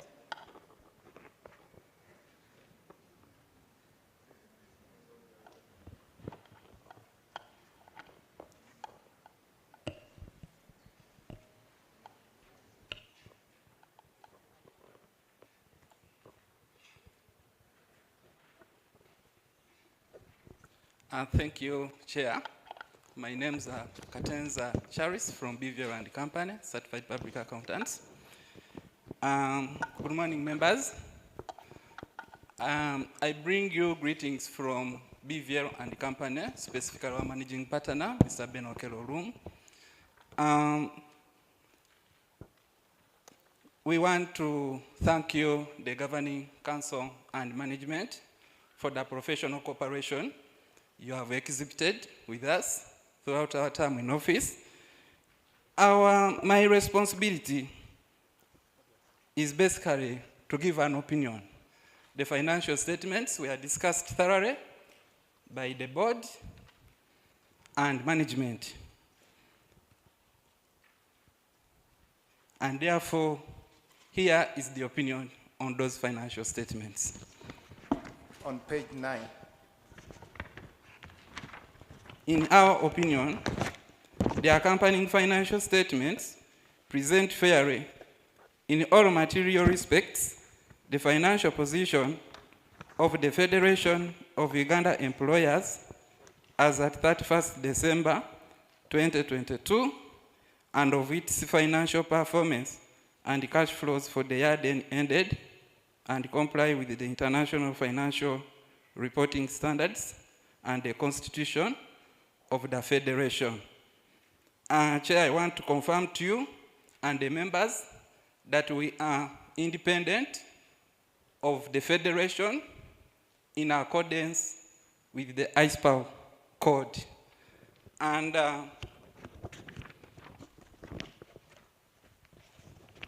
with interest of time, I would like to conclude by confirming to you, the members, that we obtained all the information and explanations which, to the best of our knowledge and belief, were necessary for the purpose of our audit, and proper books of accounts were kept by the Federation so far as it appeared from our examination of those books, and the financial statements are in agreement with those books.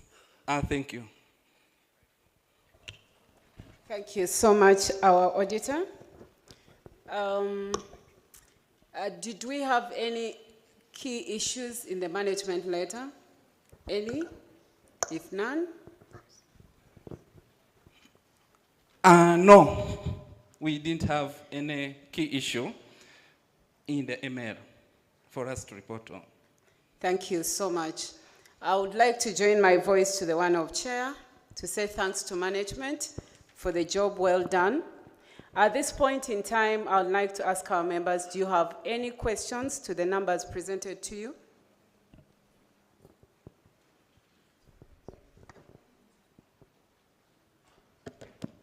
What does silence mean? Okay, please.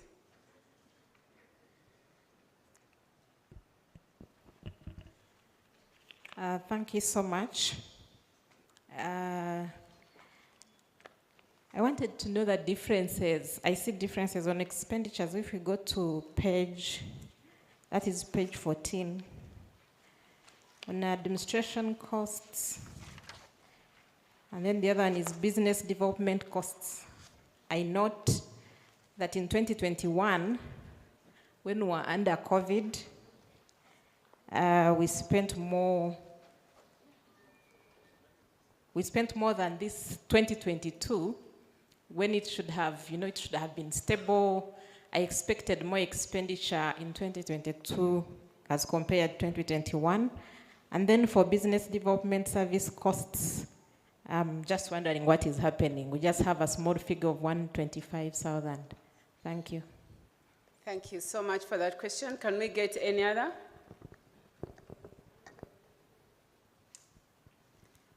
Douglas, do you want to respond to that as people prepare themselves? Thank you so much.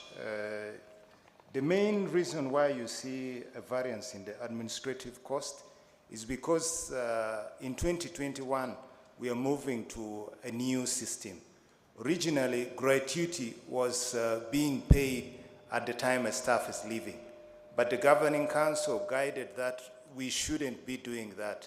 We should provide for it and actually make it available every year. And then we were also guided to move from gratuity to a retirement benefit scheme.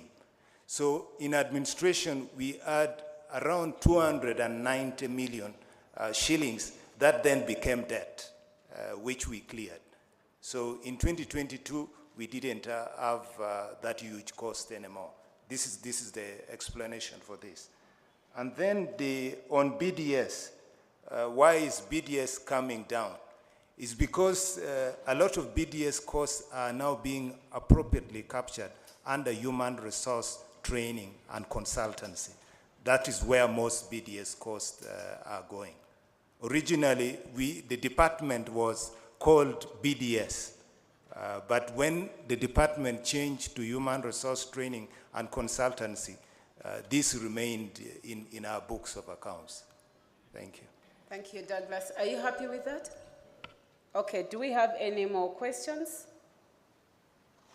If none, Chair, I can hand the chair back to you. My voice is always very quick to hand over back. We want to welcome our council, Honorable Medad Segona. You can stand up for recognition. That is the guy who is going to ensure that we have good elections. He has been MP for how many? For how long? For 12 years. So,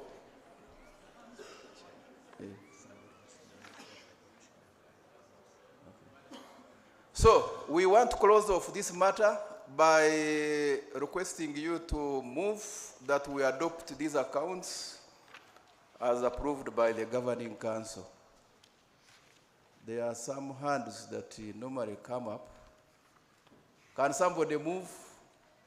Preferably not somebody on the governing council. There is a hand there. The one managing the mic, please. The people I like most are my members of staff of the Federation, but what I don't like on them is the slowness they move with the mic. All the other things I like them, but this slowness.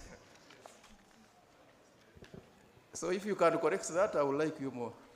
Susan Mataka, Kakira Sugar Limited. I move that we adopt the accounts. Thank you very much. Who is seconding?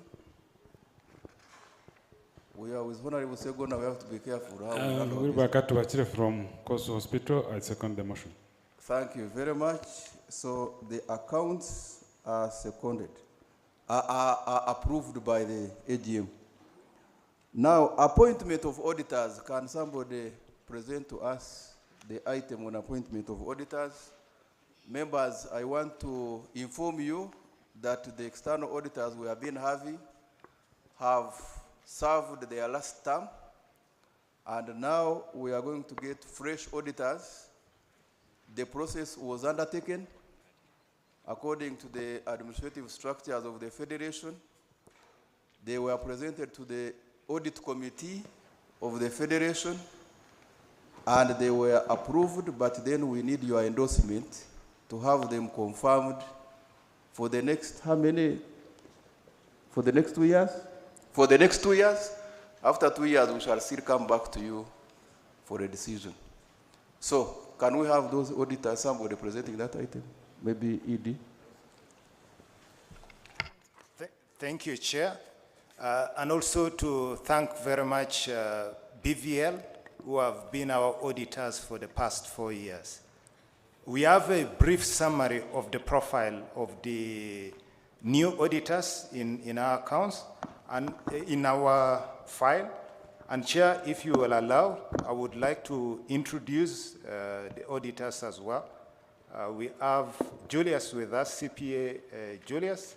Julius, I would kindly request you rise so that members know the company and the people behind the company we are approving. Thank you so much. Members, to save our time, I will not read their detailed profile, which you have in your file. Thank you so much, Chair. Okay, so thank you very much. The details are there. You can, if you have any questions, you can ask about the auditors. As I told you, it went through the internal process of the Federation. So the sourcing procedures were properly followed. Any comments about the auditors? Now, let me have a hand moving that we approve the auditors for the next 2 years. And if we do that, we shall be well within the time now. Mr. Chairman and members, I propose we approve the auditors that have been presented for us. And who are you, Madam? Tindiabwa Peace, Kabale University. Thank you very much.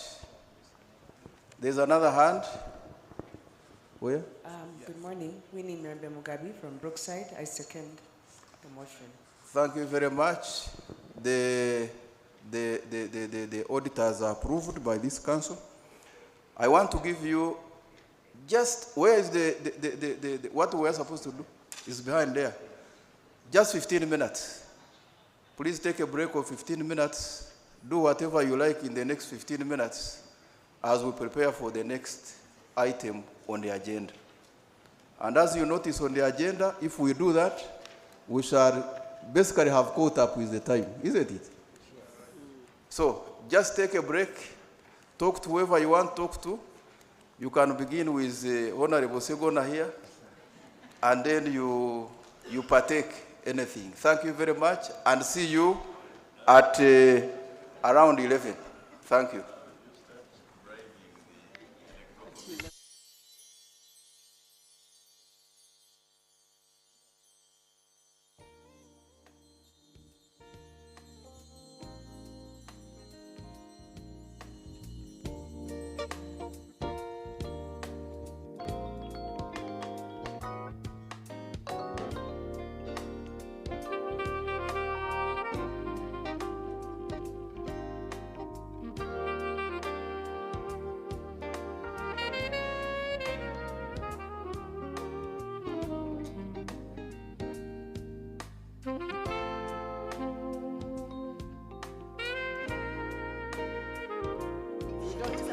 Members, I'm told that you pick tea. Please pick your tea and come back here because the minister is around already. Kindly pick your tea and come so that we can carry on with our... Just stretch your legs, pick your tea and come back.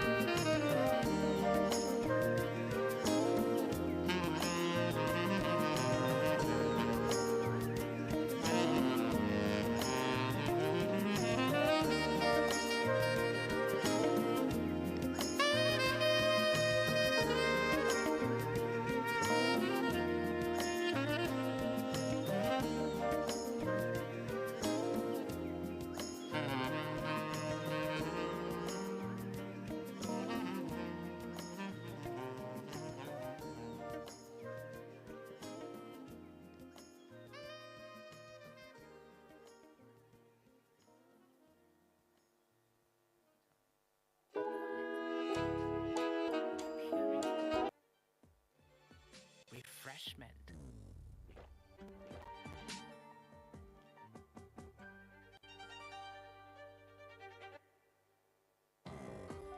I choose Aquafina. The global world-class drinking water is finally in Uganda.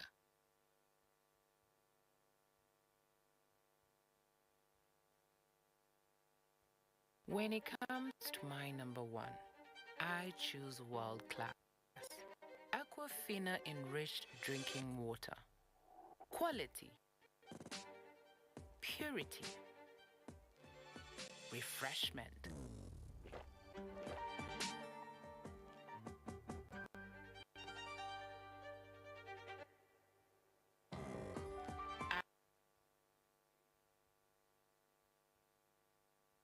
When it comes to my number one, I choose world class. Aquafina enriched drinking water. When it comes to my number one, I choose world class. Aquafina enriched drinking water. Quality, purity. When it comes to my number one, I choose world class. Aquafina enriched drinking water. Quality, purity, refreshment.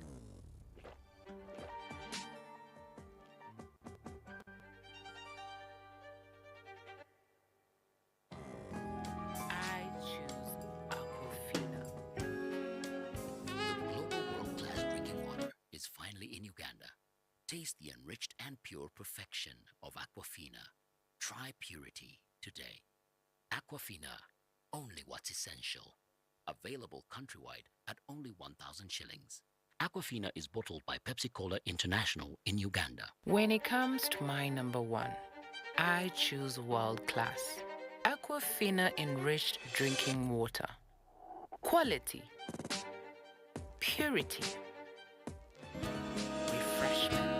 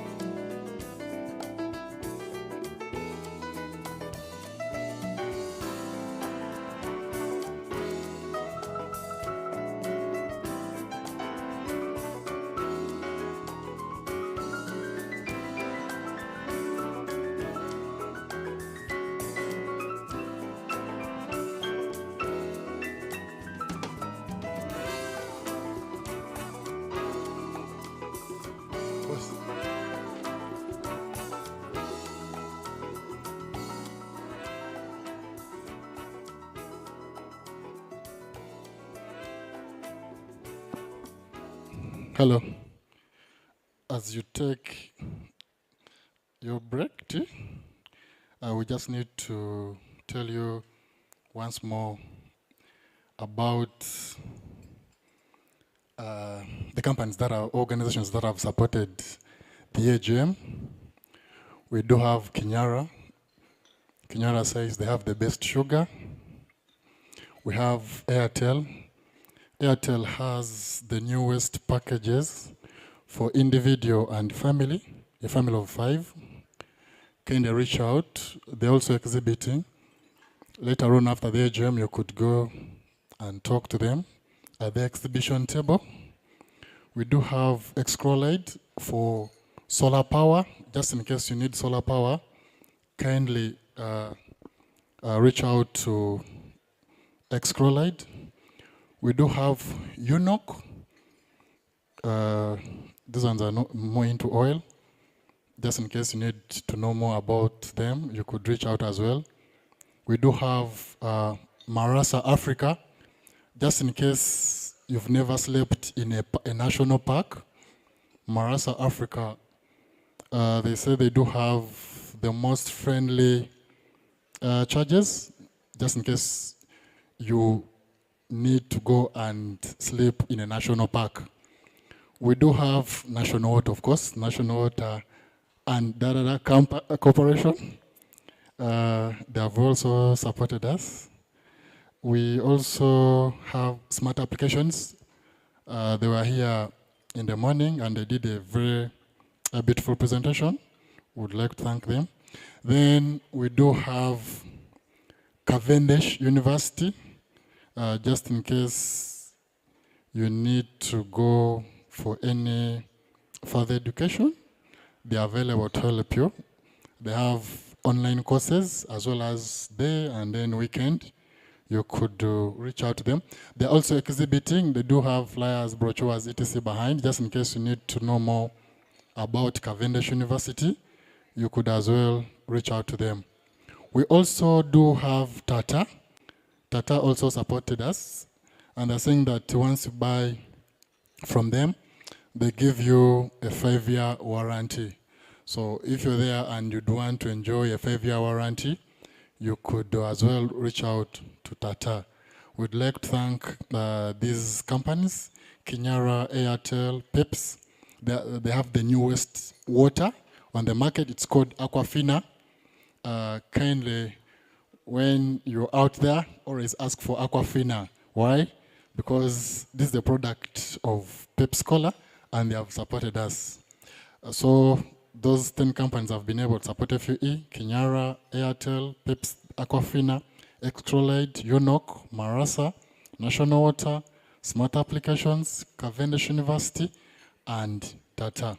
We continue to welcome you and appreciate you for sacrificing your valuable time to come and be part of our AGM. I hope you're having a wonderful time. Just in case you have anything that you would want us to help you out with, kindly look out for anybody putting on a shirt like mine. They'll be able to sort you out. I hope we are winding up our break tea. We had originally planned for 15 minutes, but looks like we are trying to wind it down faster, and then resume. We continue to welcome you and assure you that we shall make sure that you have a good time while you're here with us. Thank you so much for coming. Enjoy your break time.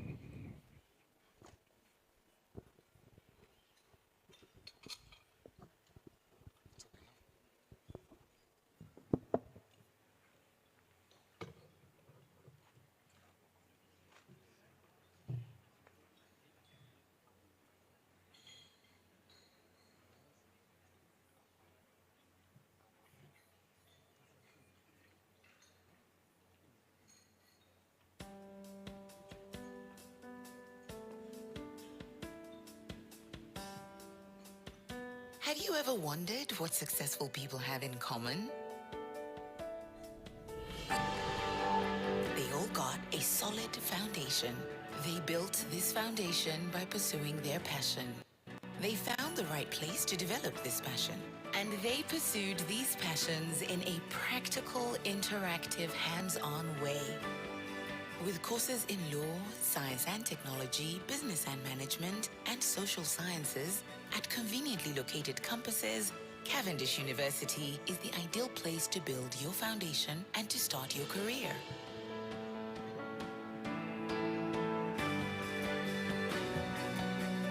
Enroll today at www.cavendish.ac.ug. Success begins at Cavendish University.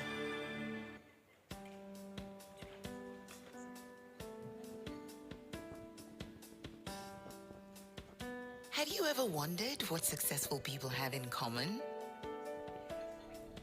They all got a solid foundation. They built this foundation by pursuing their passions.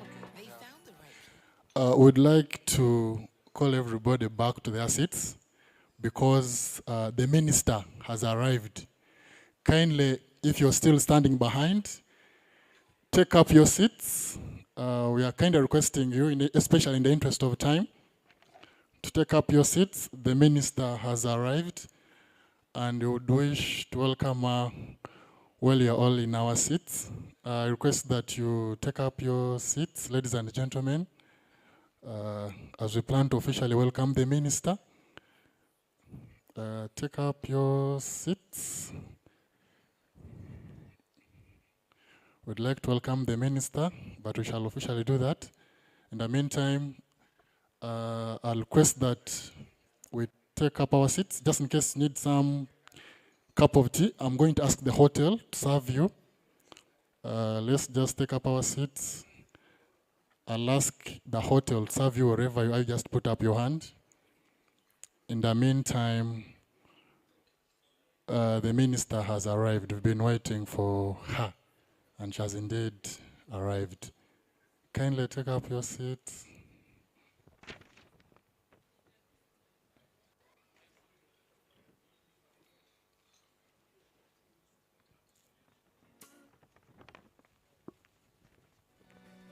Enroll today at www.cavendish.ac.ug. The ILO representative.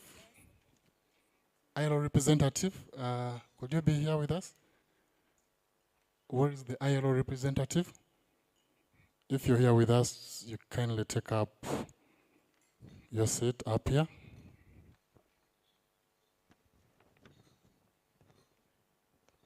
They could be on their way because they did confirm that they'll be with us.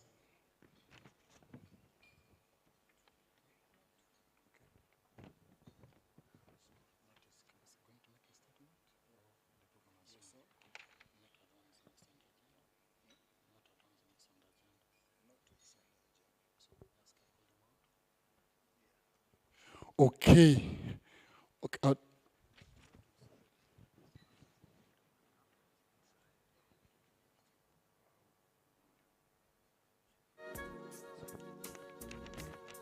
Okay.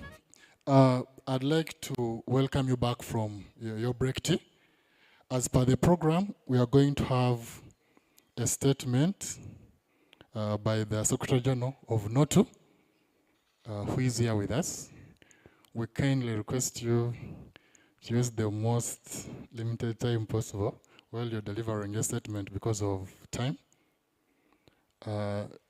Over to you, sir. You're most welcome.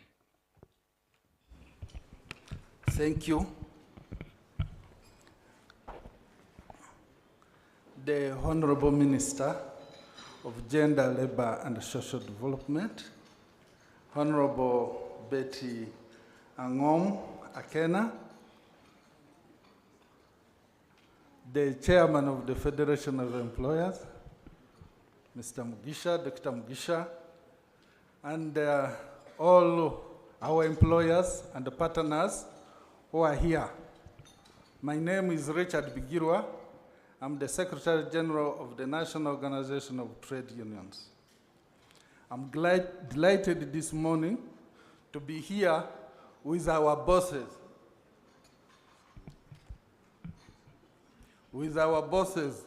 who do employ us. With our bosses who employ us, we are grateful. The Executive Director of Federation of Employers, who we have always worked with very closely, and at the level of the tripartite level, with government, together with workers. This kind of arrangement and agreements we have had have been very key to the development of this country. And we are grateful, the ED, for pioneering the good gestures we have always had with you. At this moment, I would like to say that as National Organization of Trade Union, we are in full support of working with you employers who have always given our people jobs. And at the federation level, the federation has worked with us very closely through our UIED, the Executive Director Douglas, who has always been with us. We have always had so many engagements. I would like to assure the employers that you have the right people in place, and our arrangements, our workings are going on very well. For instance, we have had so many engagements on the bipartite level, especially the model CBA. We have developed a model CBA, and we believe that this model CBA will go a long way to ensure that all employers, at least it acts as a sample for you to ensure that we have good working relationship without conflict. We have also had agreements with the migrant workers, about migrant workers. You are all aware that we have a very big issue with our people who are going abroad.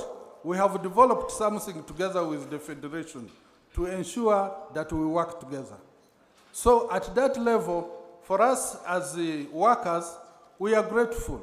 And we believe that the Federation, together with the ministry, our mother ministry has played a key role through our Honorable Minister. Honorable Minister, I would like to thank you for always being there for us. Even when we have our issues, the Honorable Minister has always arbitrated at a neutral level. And I want to thank you, Honorable Minister, for being key to the movement of the workers in this country. All what you have done is to ensure that the workers in this country are safe. I know that sometimes as the workers, we have issues which we may not compromise. But at the end of the day, we have sat together and agreed together. Honorable Minister, thank you so much for steering the ministry to that level. We are grateful as National Organization of Trade Union, and we want to assure you that we shall stand with you at all levels, and we know whatever you have done to us or to the workers of this country, you have done it in good faith, with good intentions, without any bias, and we know you have a good heart for the workers. We want to thank you without fear or favor. We know you have done it, and we support you in all your endeavors. Our employers, we want to take this opportunity to say thank you for always welcoming us and opening gates for us to ensure that workers of this country enjoy their rights, especially you who are under Federation of Employers. We have associations which have turned to be a bit complicated, and the Honorable Minister would like to appeal to you that please, there are associations who are not pro-workers, and they feel they should tear the Federation. The Federation has always worked very closely with us, and we want to say thank you, the members of Federation, the Executive Director, and the Chairman of the Federation for steering this organization. I know I've been told that you are going for another exercise, but hopefully it will go well. Don't follow other exercises like ours, you know? So I feel, but we have gone through it, and I want to assure you that NOTU is stable. We have no issues. Honorable Minister is here. All our leadership has been verified and endorsed by the Gender Ministry, who is the regulator in one way or the other. We want to say thank you for coming, and I want to join the Honorable Minister to say thank you for also sparing time to be with us. With those few words or many words, I want to stop here and say thank you for inviting us as your partners in this function. Thank you. Thank you so much, Mr. Bigura, without fear or favor. And also, thanks for the best wishes for our upcoming elections. That was very insightful. We would now like to invite the ILO Area Director to give us a statement. You're most welcome. In the most limited time possible, we kindly request that you deliver that statement. The microphone is now yours.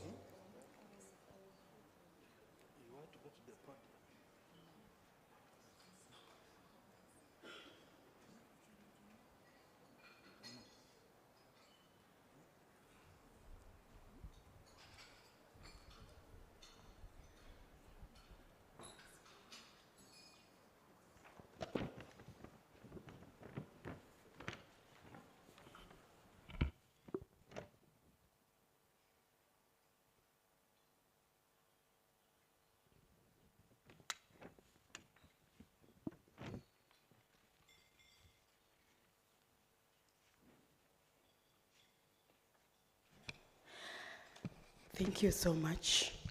I'm happy that you have said in the shortest time possible, and I'm very sure I'll make that in 2 minutes. Dear Honorable Minister, our Chairman General and the Vice Chairman General, Federation of Uganda Employers, the Secretary General of the National Organization of Trade Unions, distinguished ladies and gentlemen in their respective capacities. I bring you greetings from the International Labour Office, the ILO Country Office, Dar es Salaam, that covers Uganda, Kenya, Tanzania, Rwanda, and Burundi. Mr. Wellington Shibebe sits in Dar es Salaam, so we are his foot soldiers here whenever he cannot be here in person. So it's really very gratifying to see that the Federation of Uganda Employers is holding another annual general meeting. I happen to be privileged to attend the last one, and if I recall correctly, it was at the golf course around about this time. It was on a Thursday. I think it was on the 22nd of March, 24th. So it seems I now know when the next one, I can predict when the next one will take place. So without further ado, I'll start by saying that the International Labour Organization is gratified for the working relations that exist cordial between the Federation of Uganda Employers, the ILO, and the constituents, the government, the workers, in our tripartite nature. Without the Federation of Uganda Employers, there's no ILO. And at the moment, we have a new Director General. Some of you might be aware already. For the first time, we have a DG from the African continent that took over office from the 1st of October last year. Mr. Gilbert Hongbro is the 11th Director General of the ILO and the first African to hold this position. And I like to really pick from his own words of wisdom. First of all, he's very committed to making every effort to defend the founding values of the ILO, our shared values of peace, social security, social justice, equitable economic growth, and solidarity, while respecting and protecting the environment. Of course, the founding values of the organization that the predecessors that stood for the ILO in 1919 when it was created remain very relevant today. And gender equality and non-discrimination are inseparable and at the heart of it. I want to highlight a few points. And before I express the great collaboration that exists between FUE and the ILO in particular, enterprises must be key actors in the green transition. When you talk of just transition, Federation of Ugandan Employers has been our entry point to the private sector. And when we say private sector, we know what it means in an economy that is private sector driven. So the conduct of enterprises is crucial to the natural environments of well-being and the well-being and to a just transition, because most enterprises, including the small ones, are implementing measures to reduce waste and carbon emissions. And in the majority of cases, this entails no cost actually, or even a reduction in production costs. What is important is that measures to green the places where people carry out their work are an integral part of the greening of enterprises and are very important to both workers and employers. But more needs to be done to help enterprises and workplaces to become greener. So greening workplaces will play a very important role, an increasingly important role in the green transition. And it's a very important aspect of work life that matters greatly to both workers and employers.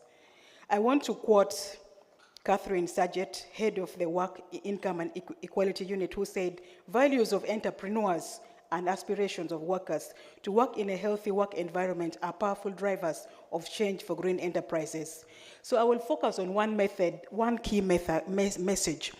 The occupational safety and health of workers everywhere in the world is key. And occupational safety and health has joined the list of standards that we say fundamental. Fundamental rights at work. We had 4 key principles, basically focusing on non-discrimination, on the freedom of association, and the right of workers to bargain collectively for their terms and conditions of work. And the other is the freedom from forced labor and the freedom from child labor. A 5th fundamental right, that is occupational safety and health, has joined. And that means we now have 5 fundamental principles of rights at work that employers know that need to be upheld regardless of your level of development, regardless of the size of your enterprise. OSH is key, and it's now an obligation on all member states of the ILO to adhere to this standard. So I would like to pray and appeal to the employers when you go to the International Labour Conference and right at the national level to advocate for the ratification of the safety and health conventions. There are 2 key conventions on this principle. And our new Director General is very, very passionate about occupational safety and health. And most capacity building endeavors will be channeled towards promoting safety and health in the world of work. And I must say that we have enjoyed very good relations. When it comes to International Labour Conference, I want to highlight some of the key issues or agenda items that will be discussed will be in light of this new principle.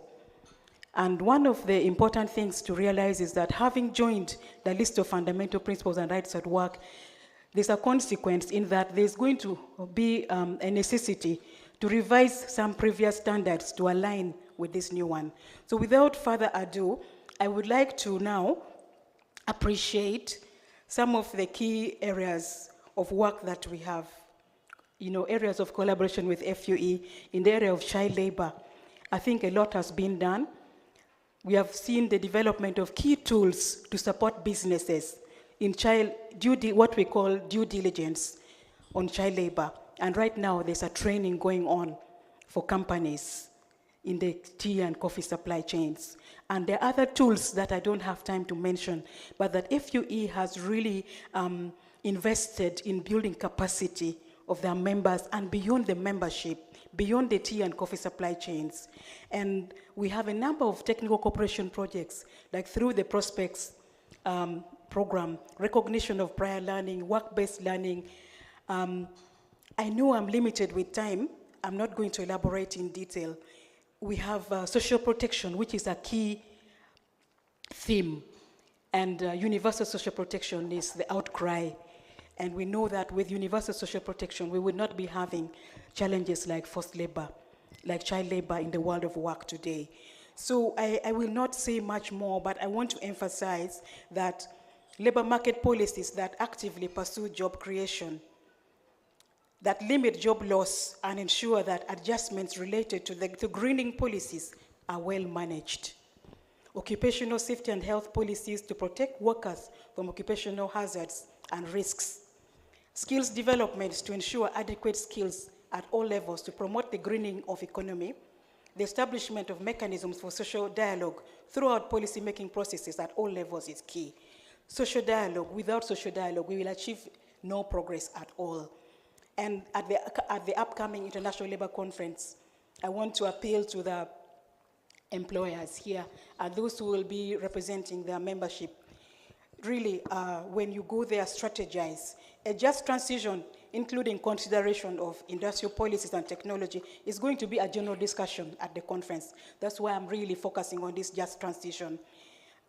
Take a bit of time to really make the most input that you can make so that we can have environmentally sustainable economies that will be good for all societies. Of course, I know that I will not dwell on many other agenda items, but there is a recurrent discussion that will taking place on social protection. There's no, you cannot talk of labor protection without social protection. This is another item that will feature on the agenda of the conference that I'd like to highlight. And apprenticeships will be a standard setting second discussion. So when you go, you strategize and you know you have your expertise in the different areas so that you can really cover all the relevant aspects of the conference. And last but not least, I would like to conclude by saying that really it is very clear that the world needs to move, not the founding values of the ILO, is not just ILO that's able to accomplish it. We need all stakeholders, and the current Director General is very, very strategic about bringing on board all actors, all stakeholders, beyond the traditional constituents of the government, employers, and workers, enrolling the support of other UN agencies, international organizations, and because it's really he's calling for a global coalition for social justice, that this is very necessary and quite urgent for us to recognize social issues, because the social issues are the weak link in the part of the chain when you look at the economy, social issues, and environment. So we must act in favor of the planet and of the well-being of its inhabitants, and a social justice that allows societies and economies to function better and to reduce poverty, inequalities, and social tensions. A social justice that goes hand in hand with ecological justice. So bringing on board more stakeholders beyond the traditional tripartite is another strategy. And this would facilitate strengthening collaboration and collective action by bringing together the ILO with all its constituents, the UN agencies, civil society, the private sector, development partners, universities, and other concerned stakeholders to promote social justice. And the inclusion of occupational safety and health as a fundamental principle and rights at work is a source of a renewed momentum for the promotion of the ILO Declaration on Fundamental Principles and Rights at Work. We are confident that for a full and productive employment, freely chosen, cannot happen if labor protection does not remain a top priority.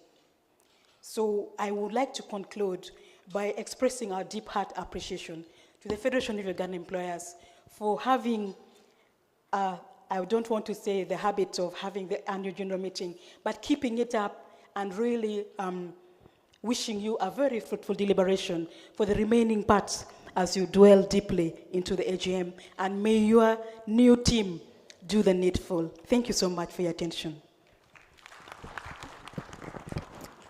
Thank you so much, Jackie, for that wonderful statement. We continue to welcome you and appreciate you for being here with us.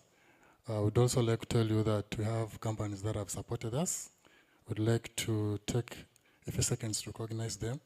Kinyara, Airtel, PEPS, Excrolite, UNOC, Marasa Africa for accommodation, National Water, Smart Applications, Cavendish University, as well as Tata, and then PAM. If you need any business knowledge, you could reach out to them behind there. And most of them are exhibiting. Now, away from that, let me take this opportunity to welcome our chairperson to make some remarks after he'll welcome the minister. Thank you so much. Over to you, sir. Thank you very much. The Honorable Minister of Labor, Gender and Social Development, the representative of NOTU, that is the Secretary General, the Director of ILO. Honorable Minister, we also have Honorable Segona, is here, a member of Parliament, always takes precedence in protocol. The Governing Council members who are here, Honorable Minister, we have the Vice Chairperson who is here, Anne Nakawunde, the ED with the management of the Federation, our beloved members of the Federation, the press, ladies and gentlemen. Honorable Minister, we are talking while seated. I think if there was a podium, we would definitely talk while standing. But also talking while seated is a sign of peace, that you are peaceful. You don't have to stand on tables or what. So this is to really present to you a peaceful audience that is going to be more than ready to receive your word. I have a written notes here, but I will try to summarize them and read a few sections, which I think you ought to know in detail.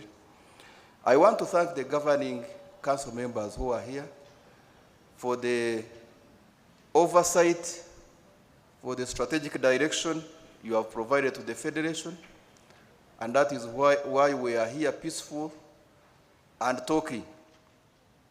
I want to thank you specifically for having worked with management to get out of the extreme events that happened in the recent past. That is COVID-19, there was Ebola, there were many other incidences that would ordinarily have killed the Federation. But the fact that the Federation is up and running is due to diverse efforts, and your efforts are the Governing Council, and efforts as the management, and your support, Honorable Minister, especially from the ministry, which we work with very closely, was very, very good. Once again, I want to thank the ED and the management team for the good work. Honorable Minister, we've just had the audited accounts presented here. There were no issues, and the accounts show improvement, and they show a strong going concern status of the Federation. I want to thank our partners, and Honorable Minister, allow me to go through them in detail, especially the Ministry of Gender, Labor and Social Development, for working with the Federation, for supporting the Federation to do its work. The National Organization of Trade Unions, NOTU, which is represented by the Secretary General, you are welcome very much. The new Secretary General, thank you very much for coming and the kind words you have given us. The Central Organization of Free Trade Unions, COFTU, for their continuous collaboration and support. We are extremely grateful for the entire government, headed by His Excellency the President, for working very closely with the Federation, especially through this Presidential CEO Forum, where the Federation is playing a key role. We're extremely grateful for the entire group of stakeholders and partners, that is the Confederation of Norwegian Enterprises, NHO, the Dutch Employers Cooperation Program, DECP, the Danish Family Planning Association, DFPA, Danish Industry, DI, Skills Development Initiative for Africa, SIFA, International Labour Organization, ILO, Enable, and all you members who have provided both financial and technical support, which have enabled us to register huge progress in the year 2022. Please clap for all those partners for the support. Ladies and gentlemen, as we discussed here, and Honorable Minister, we have already seen the achievements, especially the financial achievements showing movement. We now have a strategic plan 2019-2023, which is coming to an end, and we are going to go into a strategy session at the Federation to discuss how we can roll over a new strategic plan for the next 4 or 5 years. Honorable Minister, there is a specific business model that this Federation uses, and that is the tripartite arrangement with government and also with workers. At the center of this, if you draw the 3 circles, they have a point of intersection. And that point of intersection is labor and productivity. There is, of course, always a big fight between labor welfare and productivity. Most people, most workers would choose to stay in the quadrant of laziness. They would rather earn without working. So to balance that with productivity is always a problem. I'm very happy that this federation has worked very well with the labor side of things, which is the workers, and also with government to see how this can be optimized. And in the inside of that is the minimum wage issue. The minimum wage has been an issue of discussion, and hopefully at one point we shall find a winning formula which enables our workers to get a minimum wage, but also enable businesses to continue. It is a complicated equation to solve, and you cannot rush through it. You cannot solve a complicated equation with simple solutions. It requires discussion, it requires harmonization. On this, Honorable Minister, there is also an issue which I know is at your heart, the issue of employers employing people, and they basically are exploiting them. The employers are being paid low salaries. The employers are not contributors of NSSF. The employers, rather the workers are not contributors of NSSF. So therefore, their social security rights are greatly compromised. Again, these are issues that need to be discussed, and we are willing as the Federation to work with you on such issues. As a Federation, we have reviewed a number of bills, including the Employment Amendment Bill 2022. The bill was presented to Parliament for debate, and the Committee on Gender,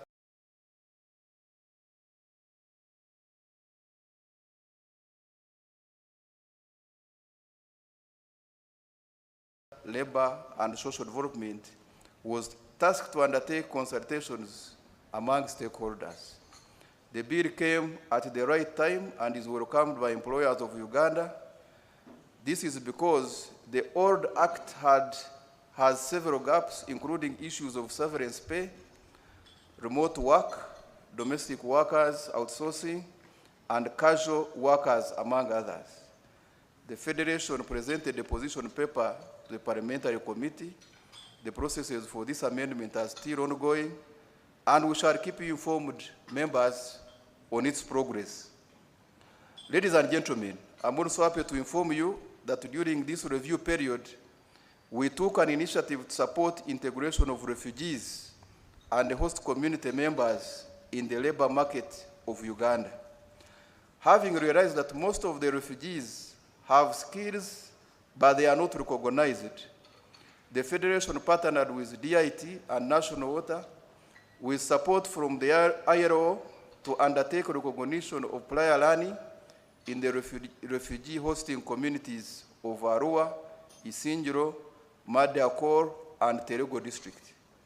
150 refugees, Honorable Minister, and the host members were assessed, and 142 out of them passed the assessment and were awarded. Out of the 142 candidates awarded workers' pass certificates, 70 candidates have already been integrated in the labor market as self-employed and employed workers. We also conducted a rapid assessment to identify the investment opportunities which exist within the refugee hosting communities. The purpose was to identify the investment communities within these communities and encourage investors to take up such opportunities. This was followed by the investor roundtable discussions, where the report was shared by the investors and potential investors. We also encouraged the Danish Refugee Council, which has set up a fund for those who are keen to invest in the refugee hosting communities. I encourage all members to read the report for details. I think, Secretariat, let's make sure the members have this report for details. We continued representing employers at various forums within the region and global levels, and in this review period, the Federation participated in a number of strategic meetings. These include engagements with the Ministry of Gender, Labor and Social Development, Ministry of Finance, Planning and Economic Development, Ministry of Health, Ministry of Education and Sports, Ministry of Agriculture, Animal Industry and Fisheries, Ministry of Trade, Industry and Cooperatives, Ministry of Public Service, National Planning Authority, UBOS, UNBS, PCF, and others. And just the other day when we were meeting in the Governing Council, we advised management to also engage Ministry of Local Government, which is the Secretariat for the Parish Development Model, so that we can see how the Federation can play an active role in that very big initiative of government.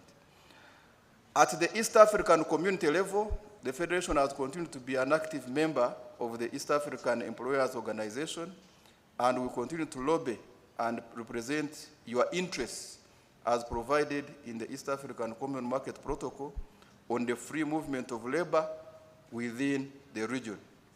And we participated in the regional dialogue committee meetings to prepare for the upcoming East African Secretary General's Forum, a forum where private sector, employers, and other interest groups interact with the East African Secretary General and submit their recommendations on the 4 pillars of East African integration. We also participated in the finalization of the regional labor migration policy, which is now awaiting adoption by the East African Council of Ministers. Once the policy is adopted, partner states will be required to harmonize their labor policies to facilitate its implementation. The Federation has also represented members your interest in the finalization of Council Directive on portability of social security benefits. Ladies and gentlemen, the Federation continues to execute value addition programs, events, and networking activities, including the Female Future Program, Executive Training in Employment Relations, and Employer of the Year Award, among others. Honorable Minister, my own organization, National Water and Sewage Corporation, missed out on these awards, and I was one of the complainants that maybe we were rigged out, but I was convinced that we were not rigged out. We missed out genuinely. So where you see a chairman of the Federation, his institution not winning, you know that there is a lot of transparency in this Federation. Even my vice, I think, missed out on that one. Now, in addition, several employers received support towards maintaining harmonious relations at their workplaces through our wide range of advisory, negotiation services, and sensitization on industrial court awards, trainings, and employment legal counsel. Our focus for the year 2023 remains continuous lobbying and advocacy for conducive business environment in the country. Specifically, we shall focus more in the area of skills development, especially on industry. TVET is training, vocational education training, partnership, lobbying for fair recruitment and decent work across all sectors of the economy, access to finance, social security, digitalization, and parish development model, among others. Conducive business environment will enable businesses to prosper, create more decent jobs for population, and develop our economy.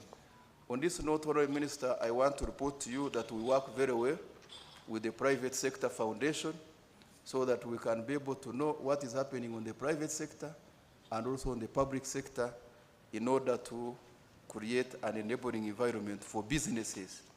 We shall also continue to guide our members on business continuity through our business support services, including trainings, labor law advisory services, as well as sharing best practices through AIR awards. We call upon every member to actively participate in this year's programs to enable us to achieve our core objective of building a resilient and progressive businesses for decent employment and national development. I wish all of you members a prosperous and productive 2023, and together as employers, we shall prosper. I thank you very much for God and my country. On this note, Honorable Minister, allow me to take this singular honor to invite you to address the congregation and also open our AGM officially. Thank you very much.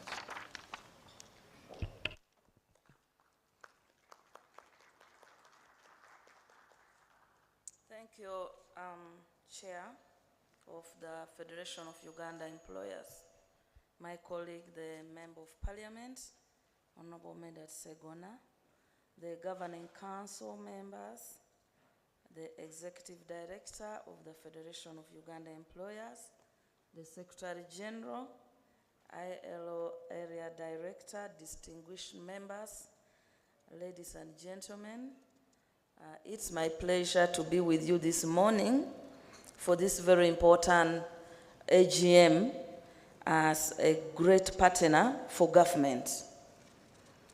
We are meeting here today against the backdrop of what has already been stated by the Chair of a fragile and uncertain recovery of the global labor markets.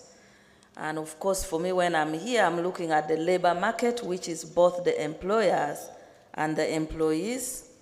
We meet also against the devastating impact of COVID-19 impact and the rising geopolitical tensions that affect the labor market in Uganda.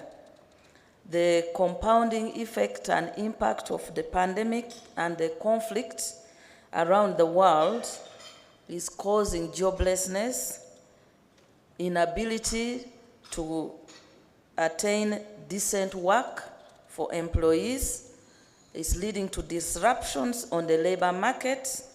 And of course, we have compounded and also added the angle of our new Anti-Homosexuality Act, which of course will affect certain businesses because we live in a global society and you need to look at avenues through which you will respond to that as businesses. You've already seen statements globally, statements from the USA, statement from Canada, statement from EU about the call for sanctions. And of course, when sanctions come, the businesses will be affected. So you need, as a federation, not to run away from controversy. You have to address it, because at the end of it, we have to come with an answer.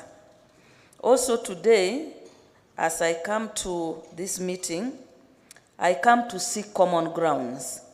Because for us, we are a regulator as Ministry of Gender in charge of labor. We work with both employers and employees.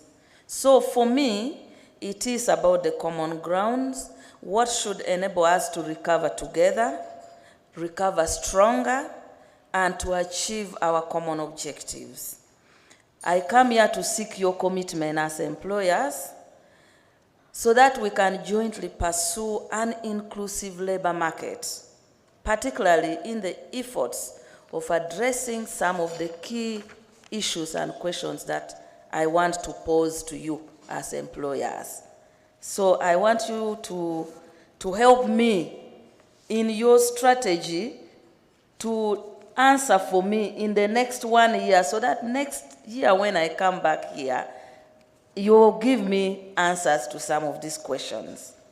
Chair, I want you to answer, how do we build on the policy that has successfully supported the earnings of living wage for workers? You've talked about minimum wage. For me, I'm giving you a compromise that for now, I want a living wage for workers. Those are two different things. A living wage should be something that you present to your worker and will cater for that worker's accommodation, transport, health, and be able to support his or her daily earnings, like school fees, requirements, and others. So I want you to think through that. How do we provide security of work? How do we address issues of low payment? Can we learn from each other? I'm sure within you there are organizations that are paying something reasonable. Can we, as federation, sit together and have a peer-to-peer learning? How do we strengthen the framework supporting cooperation and dialogue between government and workers and employers' organization? We need a framework where we sit together, not in an AGM, but in a situation where we are going to say, as government, this is what we think. And you, the employers and the workers, come up with some issues that can have a compromise. How do we address the problems affecting businesses? As government, it is our duty to ask and ponder together on these questions. Of course, the issue of cost pressure, strained supply chains, high cost of borrowings, high cost of electricity, and infrastructure needs for your businesses. We need to work together, as government is already taking steps towards addressing this, but we require your input. How do we work together to get skilled workers? Many business leaders like you, when you are employing, you are asking people, what is your experience? What is your knowledge? So you render those who have finished education almost unemployable. So I want us to ask this question: how do we get skilled workers that will respond to the job markets that you create? How do we create more jobs that provide security, that treat workers fairly, and that pay decent wage? How do we pay timely benefits for our workers? The health insurance, I don't know how many of you provide health insurance to your workers, but how do we give those benefits? Because without those, you can't have a productive workforce. You need to give them health insurance, you need to give them compensation in terms of injury. If there are issues, you have to pay their NSSF contribution, and we don't need to fight about it. So I want you people to come with this yourself. How do we provide adequate tools and equipment for workers to do your job? I have traveled in some of your workplaces and premises, and you find somebody coming with their own boots in the industrial parks. You find people looking for their own uniforms, but they are coming to work in your premises. You find people do not have PPEs. I traveled and I moved to some of these places. The place is noisy, there is no earbuds provided, there is no gloves provided. Somebody is in a hot environment the whole day. Somebody reports to work at 5 p.m. and has to leave work at 6 a.m. and is not allowed to have a rest. So how do we ensure occupational safety and health of our workers? And how do we protect girls and women from sexual violence at the workplace and ensure security for all our workers? This is a very difficult topic that most of you want to avoid, but it is the reality. For me who sit where I sit, I have had to deal with those issues. And most times when I visit some of your places, you do not have sexual violence or sexual harassment policy. Therefore, as a Minister of Labor, my role is to look after the interest of both employees and employers. And to achieve this, I must strike a balance. I cannot do the striking of the balance alone. We have to do it together. We must work together. And if we agree on this point, that we must strike a balance and work together, then for me the pertinent question then becomes, what do we want the future of work to be? And this is important for you. How do you want the future of work to be? On my part as a minister, I'm committed to working in partnership with employers and trade unions to deliver a more prosperous and aspirational, decent workplace. Our mission as government is anchored on the principle that sustainable growth rates rest on us working together to ensure business and working people thrive. And His Excellency, the President, has supported you, the employers, and you've worked together. And because of your working together, we are poised to build a stronger, fairer, and more resilient economy. To achieve our mission together, our future of work agenda is pivotal to this. No country can develop when it fails to harness and reward the talents and efforts of its people.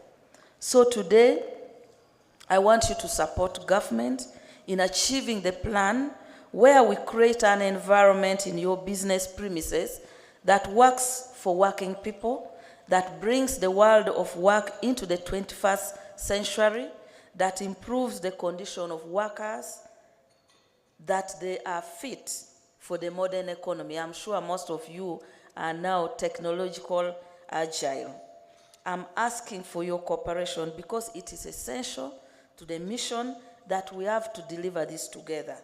As you are aware, the support base of government is getting a little bit difficult in urban areas. If you do, for me when I come here, I come for politics because I'm a politician.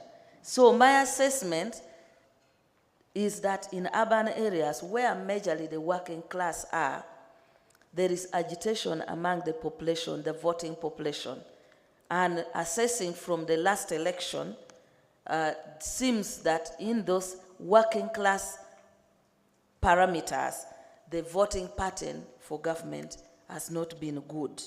Therefore, working people and you, the employers, need to work with us to address the grievances of the workers. If we are to go as government and speak to them, we have to therefore create a situation where what they labor to bring us profit is shared together with you.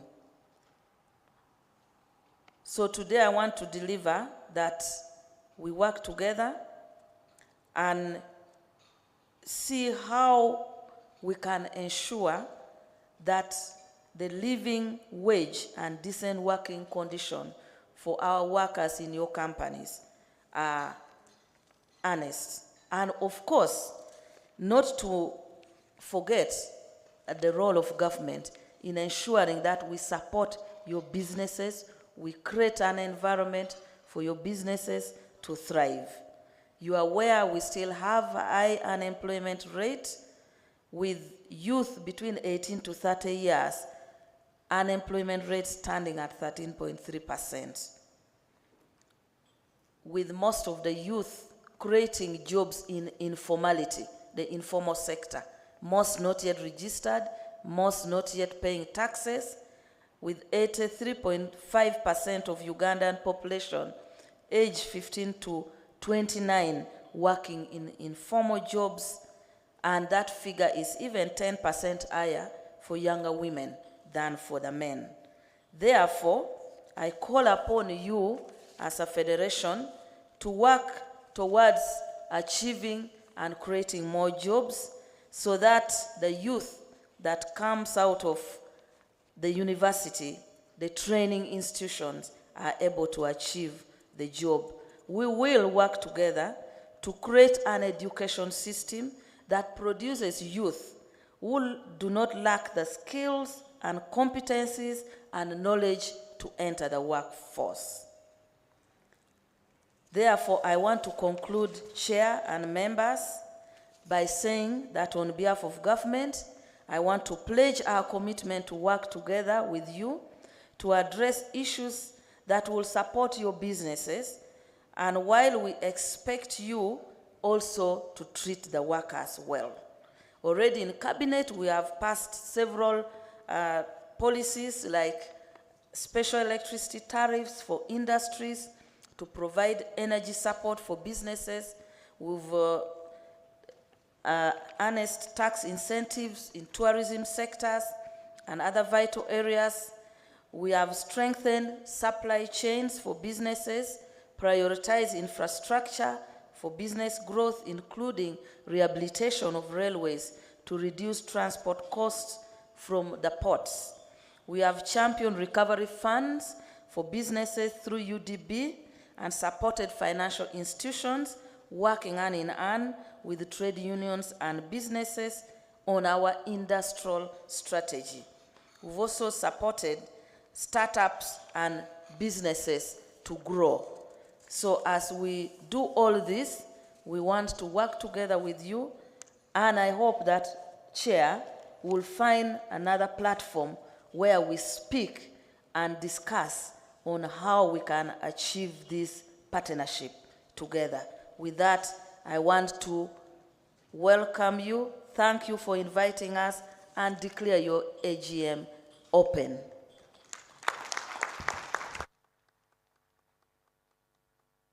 Thank you so much, Honorable Minister, for your wonderful statement. We are now getting into the recognition awards for the FE Governing Council members, and we shall request that the ED, as well as the Minister, do hand over these awards to the deserving FE Governing Council members. The outgoing FE Governing Council members.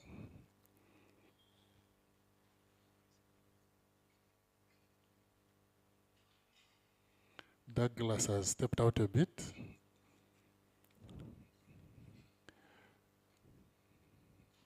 In his absence for now, let me just briefly find out where he has gone.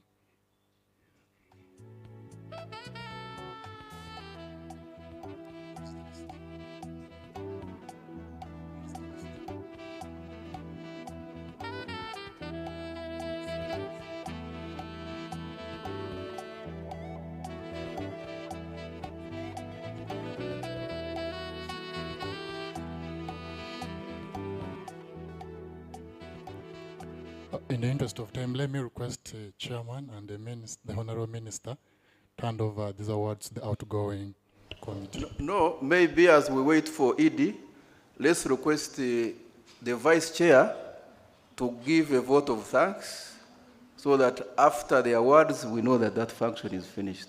So, Vice, can you give a vote of thanks on behalf of the Governing Council? Thank you so much.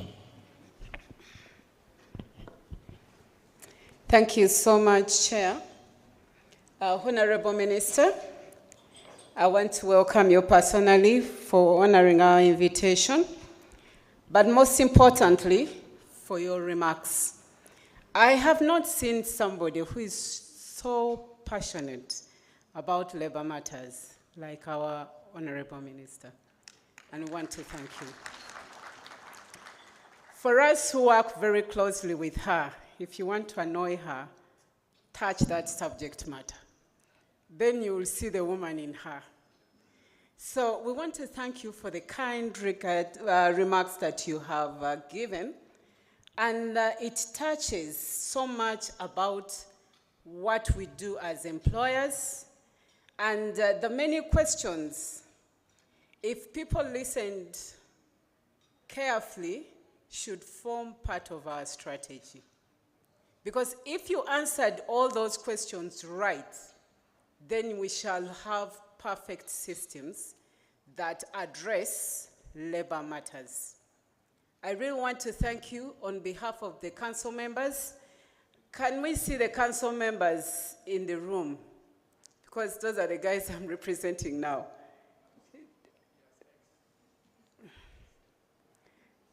Those are the council members, and on their behalf, we want to appreciate you so much. They give their valuable time to the Federation because of their personal interest and for the interest of the institutions that they represent. Thank you so much, Honorable Minister. We shall make sure that these questions are answered, and in what we do at the Federation, we shall make sure that part of our activity plans, these are also addressed. Thank you so much.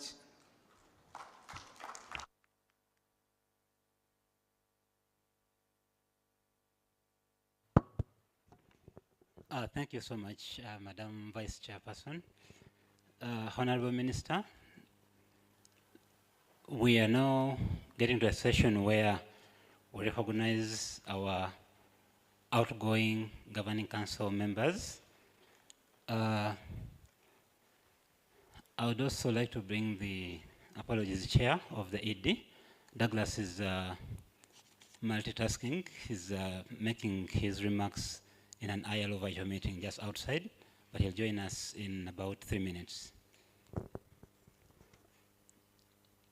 So I'll just mention the name of the Governing Council member, then you step forward in the interest of time so that we do this quite quickly. Mr. Paul Kavuma. I think we need to put this in context very well. They have already seen those plates being fewer than the Governing Council members. The trick here, Honorable Minister, is we are giving awards to those who are not eligible for re-election. Isn't it like that, Shafi? Is it like that? That's right, Chair. Uh-huh. That's right. Thank you, sir. So those who are not eligible, it means those who are eligible for re-election, if they are not re-elected, at an appropriate time, they will also get what? Awards. So don't worry if you don't get now, and later on you are not re-elected, there will be an opportune time for you to get yours. Thank you very much. Thank you, Chair.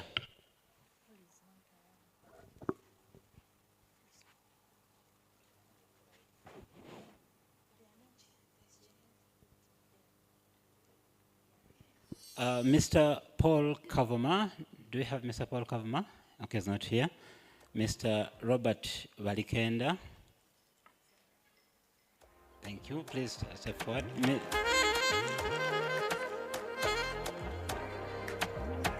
Madam Lydia Kathy Tamale.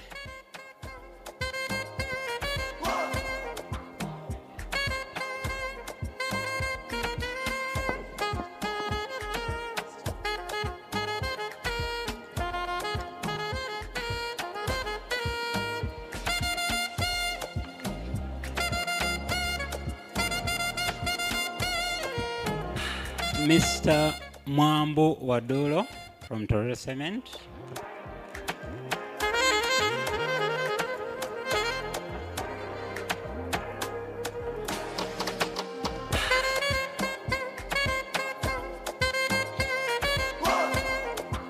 As Mr. George Masuba from Partners for Children Worldwide repairs to also come to the podium. Mr. George Masuba.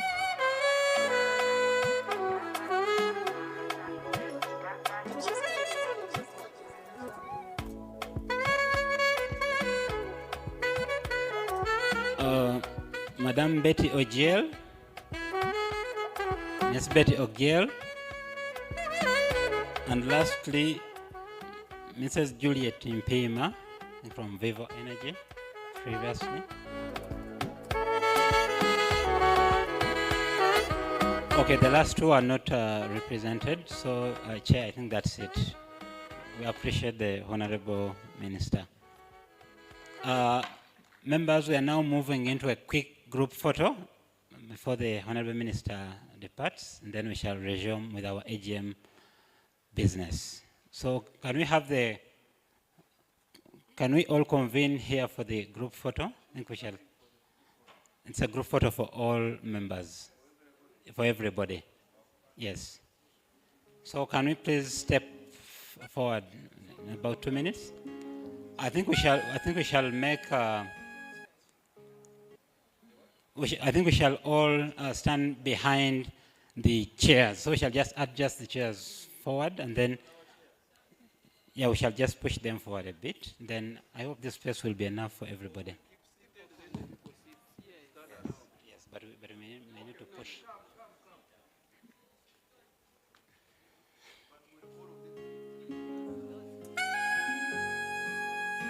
I think we will. Let's begin with the governing council. Let's first begin with the governing council, please. Governing council, please come. Governing council.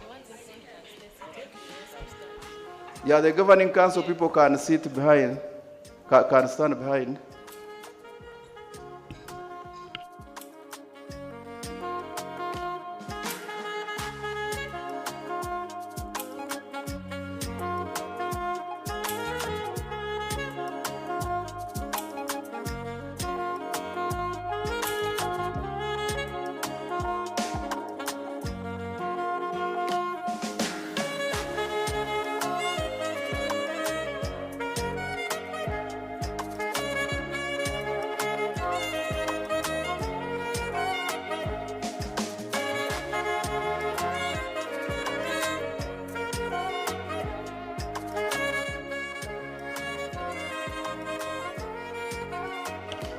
So let's now go with the other two columns, the other ones. Let's have the other group come in. Then we shall go to this, and then eventually the other one. Yeah.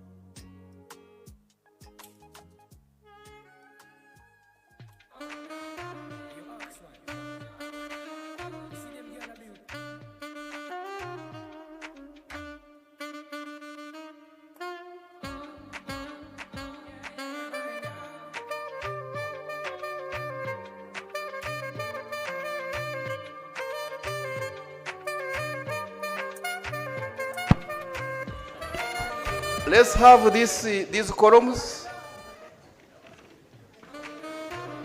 Yes, the middle columns, please. Step for the podium. If you is staff also prepare, you'll be the last. If you is staff also prepare, you'll be the last, including Soto.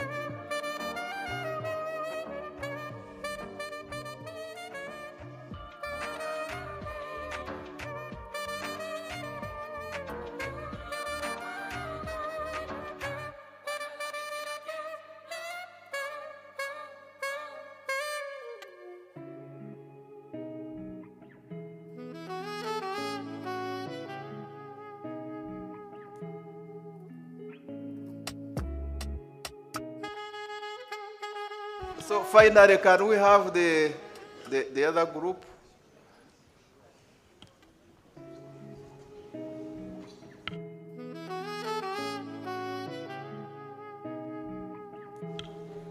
Honorable Segona will act your legal counsel in a photographic.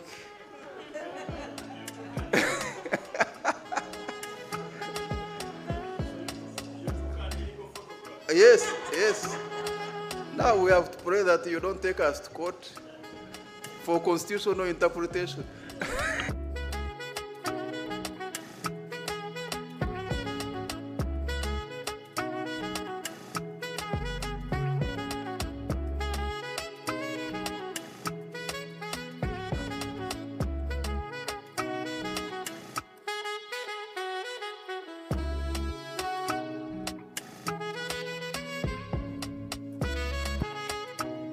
FUE staff, please come here, be on standby.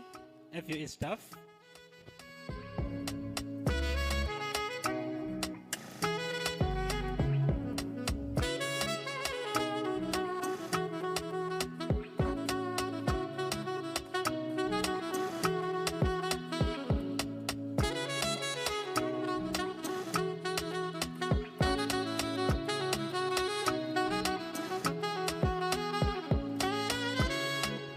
FUE staff, please, you have 10 seconds.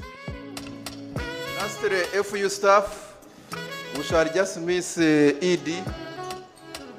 FUE staff, please hurry up.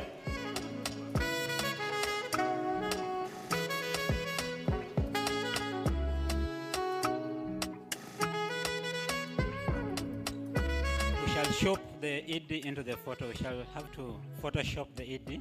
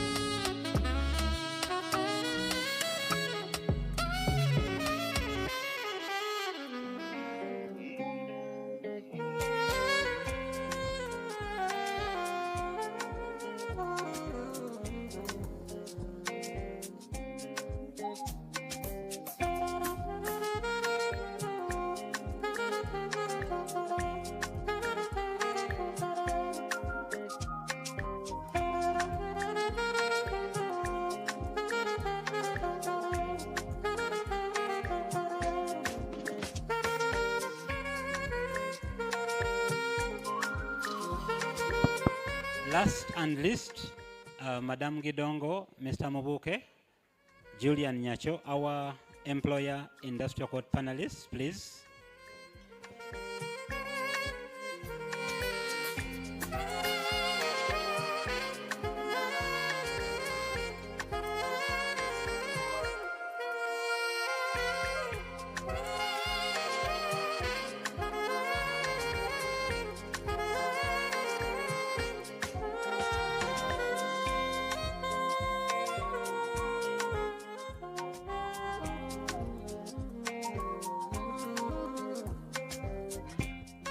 These are our industrial court panelists representing employers at the Industrial Court of Uganda.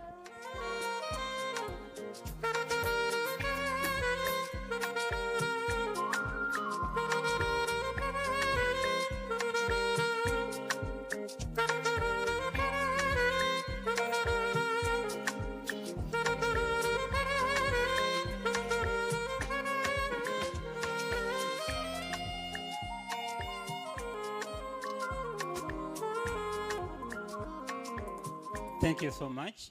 We appreciate you, Honorable Minister.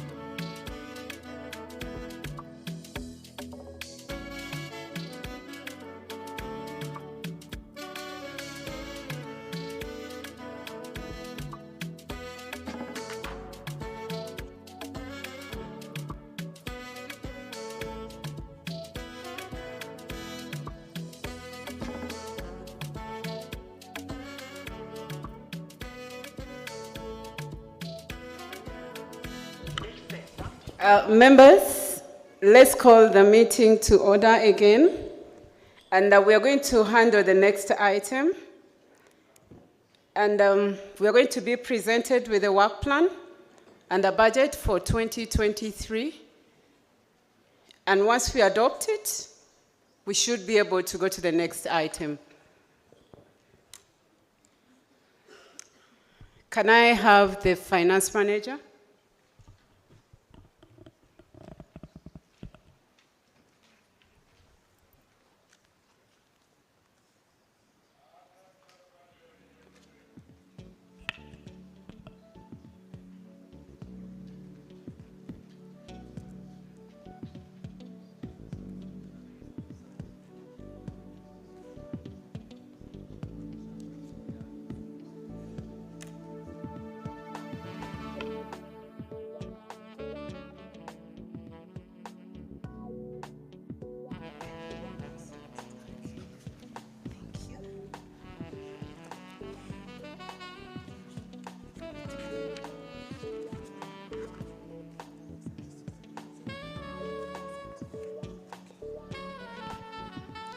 Thank you very much, Chair, and everybody around. Can say good afternoon. The budget and the work plan that we have for 2023 is in the last page of our book that we're having.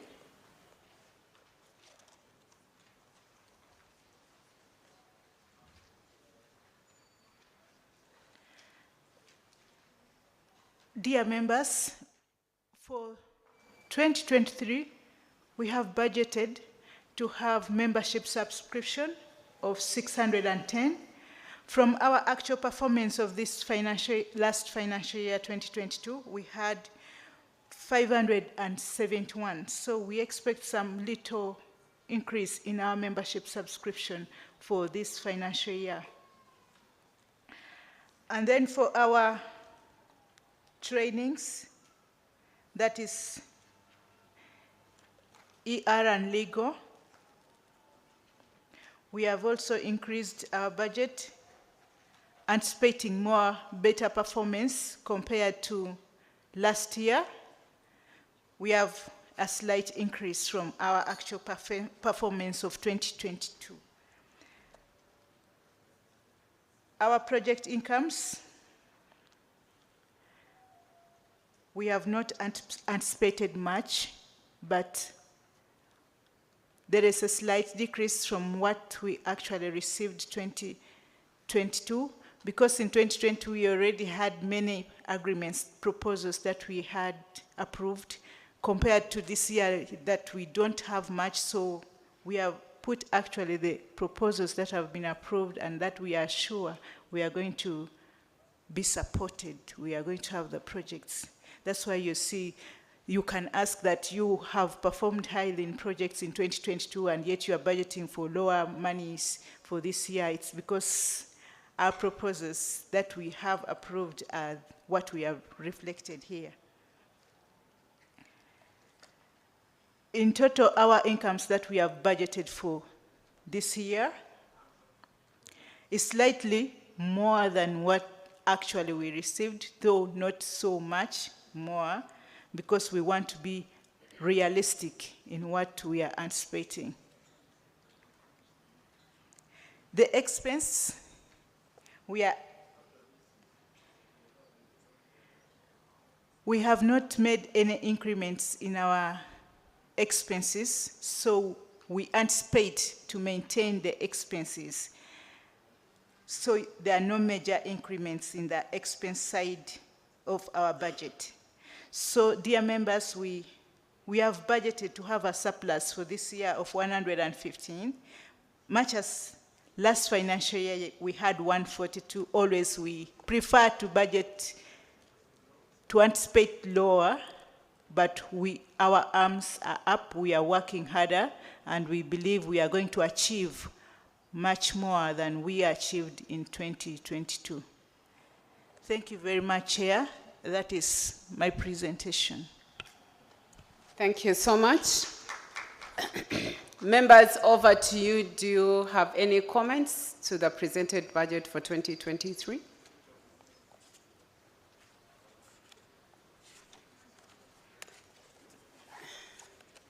Madame Senavlia.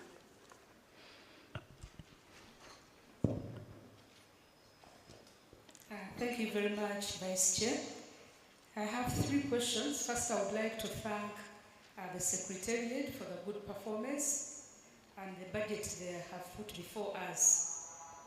My first question is under income on policy and research, where I see the proposed budget is 105 million, and yet the actual performance last year was 30 million out of a budget of 127. So I'm wondering what strategies are going to be used to raise the money from the 30 million they received last year to the 105 they have budgeted. Then the second one is on HR training and consultancy, where they budgeted 800 million last year, but were able to outperform that, and they got 1.4 billion. But now again, they are budgeting 1.4 billion, so they don't expect to stress themselves at all this year. That is the question. Now, last one, earlier on, the chairman, I think, talked about the fundraising for completing the reception building at FUE. I don't see any area of fundraising under income, and even under expenditure, I don't see any money budgeted for putting on that structure that will be completed. I beg to submit. Thank you so much, Ma'am. Do you want to respond to that? I think ED come this side to support the finance manager. Yes, please. Thank you very much. On the first question about policy and research, we heard clearly when the HR Finance and Admin, Mr. Owori was presenting about the salary survey.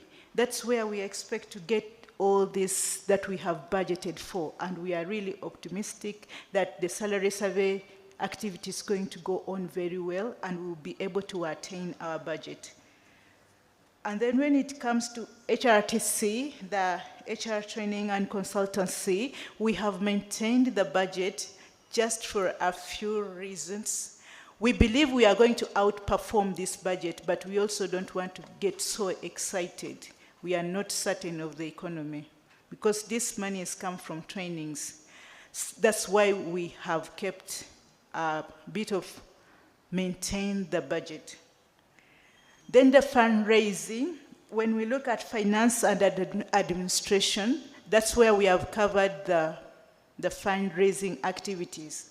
All the total amount of 96 million in finance and administration is for the fundraising to complete the reception block of FUE. The construction, we have not captured it here. We have captured it under the capital expenditures, which this brief budget may not be able to detail because we have broken down how we are going to start those activities during the course of the year, the construction of the reception block. Chair, I beg to submit. Thank you very much. Edie, do you want to supplement, or that is perfect for you? Thank you. That's okay. I think the finance manager spoke well. Thank you. Okay, members, do you have further comments to the presented budget 2023?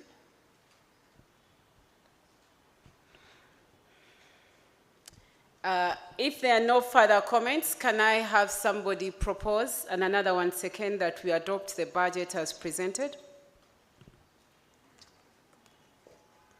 There's somebody here.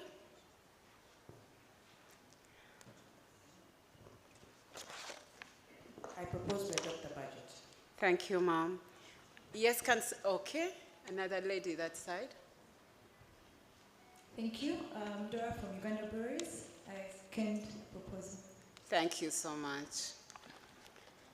Chair, we have adopted the budget for 2023. Thank you so much, members.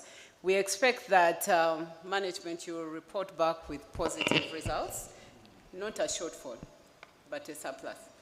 Thank you so much. Chair. Thank you very much. Vice, the next item requires Honorable Segona. Is he somewhere around? 1 minute. Okay, let's use that 1 minute remaining to go on to the annual report. Annual report, so that when we end with the elections. Can we have a presentation on the annual report, ED?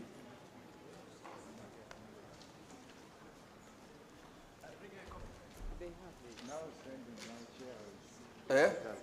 My chair is volunteering to bring now. The annual report. Part of the committee. Thank you. You see how humility looks like? So, ED, the annual report. Thank you so much, Chair and members. I'll just highlight. First, we have, the volume is a little low. In the meantime, can somebody look for Honorable Segona?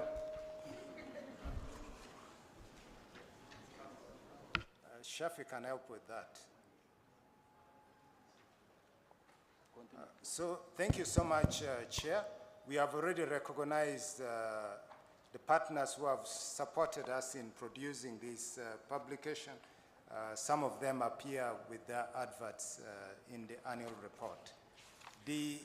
My own statement, the first pages are basically about FUE. You already know this. And then we also have the statement of the chairman and then my own message to you as well in detail. Beyond that, we have now detailed activity reports. These activity reports have been presented based on each department. And then we have also included, for your information, the accounts which have been presented to you. 2 pages have been extracted.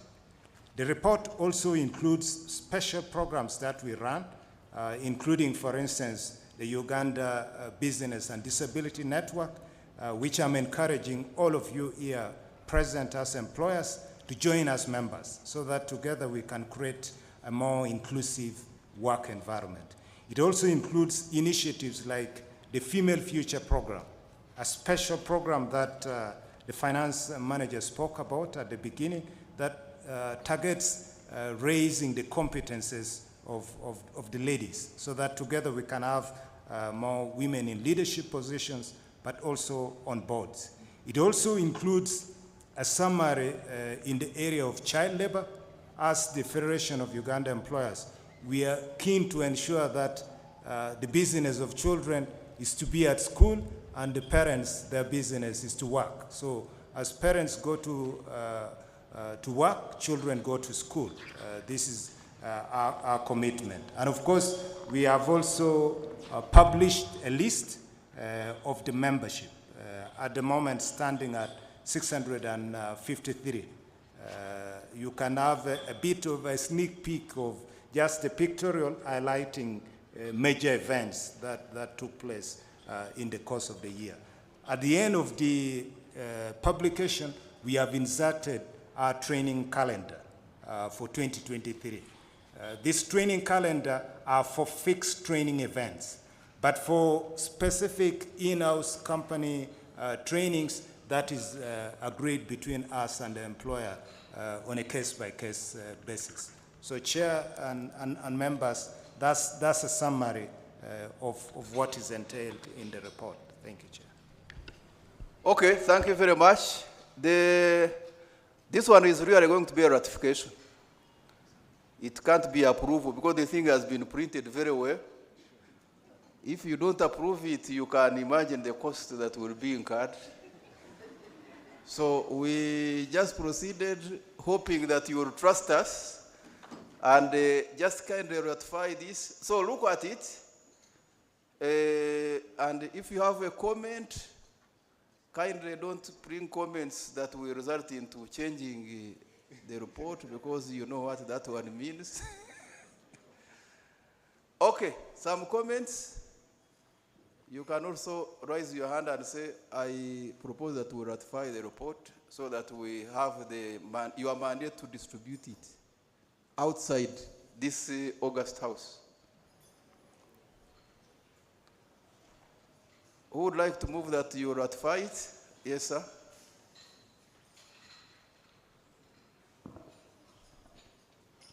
Chair, given what the ED has taken us through and the general outlook, I do believe everything is all right. So I move a motion to ratify the report as presented. Thank you very much. There's another hand there. I second the motion. Thank you. So the report is certified, is ratified. The good thing, the hunger is also helping us to move faster. But there's lunch after here. So when you do these things, be motivated by the need. So we are now going to leave this seat to the council to come in and either tell us to go forever or help us to do the right thing. Thank you very much, members. Thank you for listening, and God bless you. Thank you very much.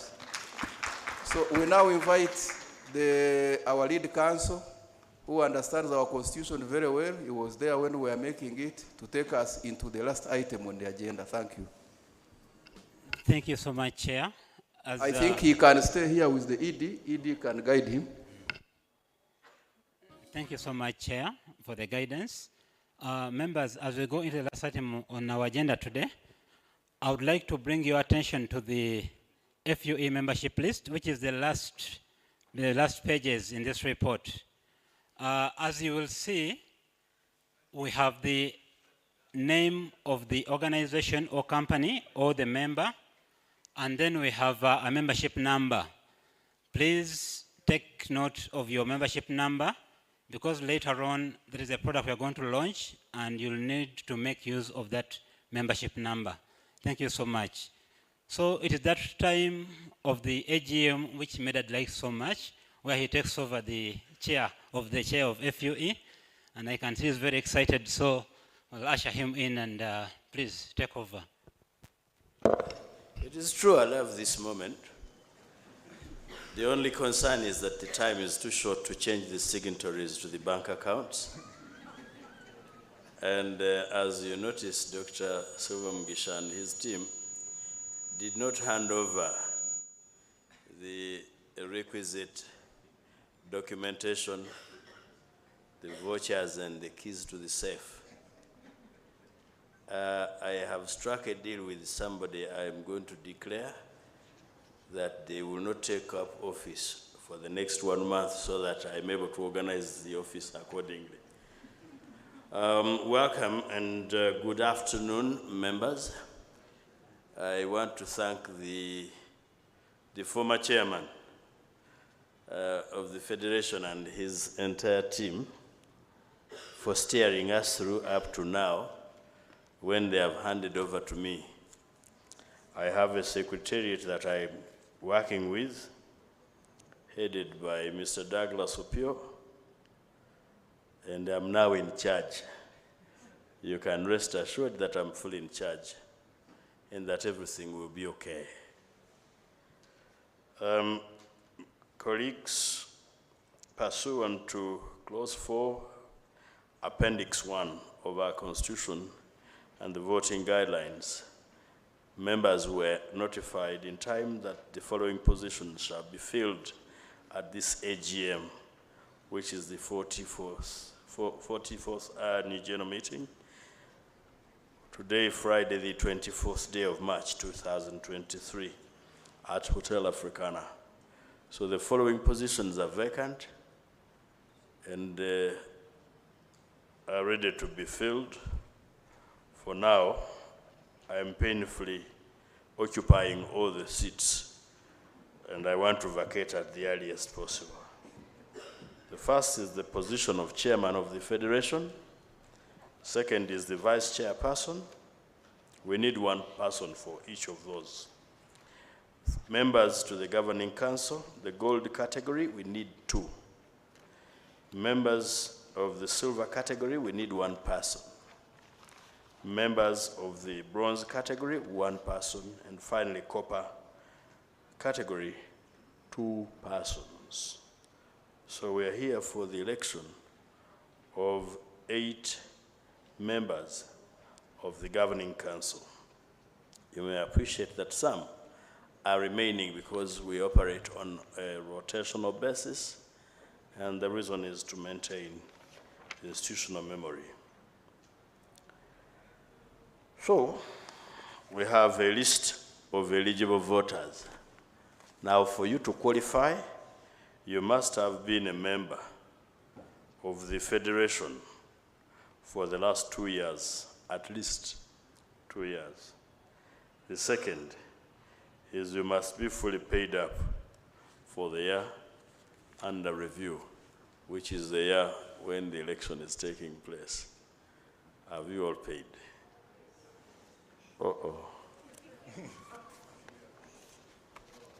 Now, the list of membership is to be found in this book, which is the annual report 2022, from pages 57 all through to page 63. You will notice that we have 653 members as at the time of publishing this report. If you're one of those that were not included and you feel you are eligible and you're entitled to be in it, but you were left out by omission, let me know, not today, but now. There being no one, that chapter is closed and the voters' register is accordingly well concluded.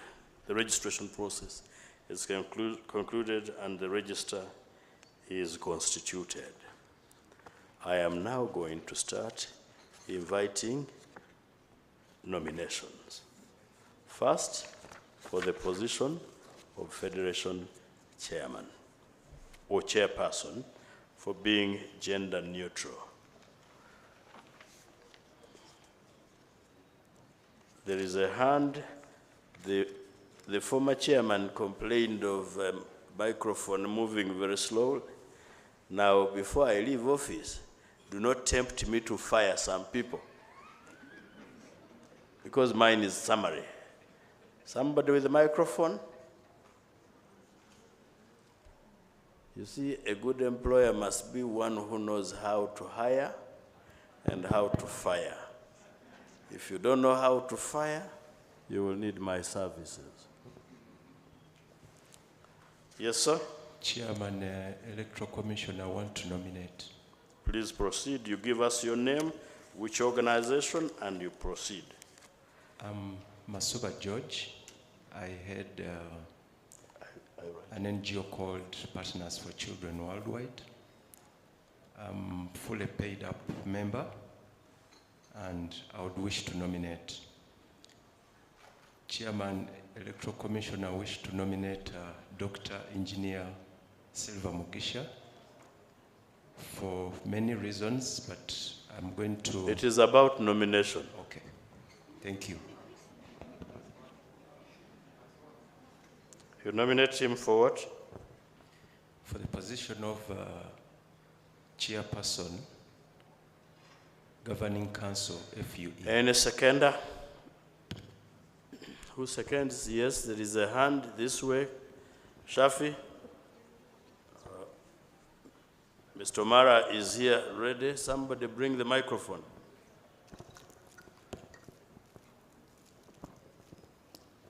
Thank you, Chairperson, Electoral Commission. My name is Omara Peter Lamex.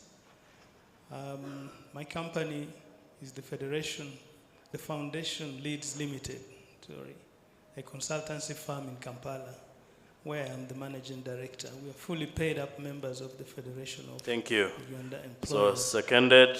I stand to second. For any further nomination?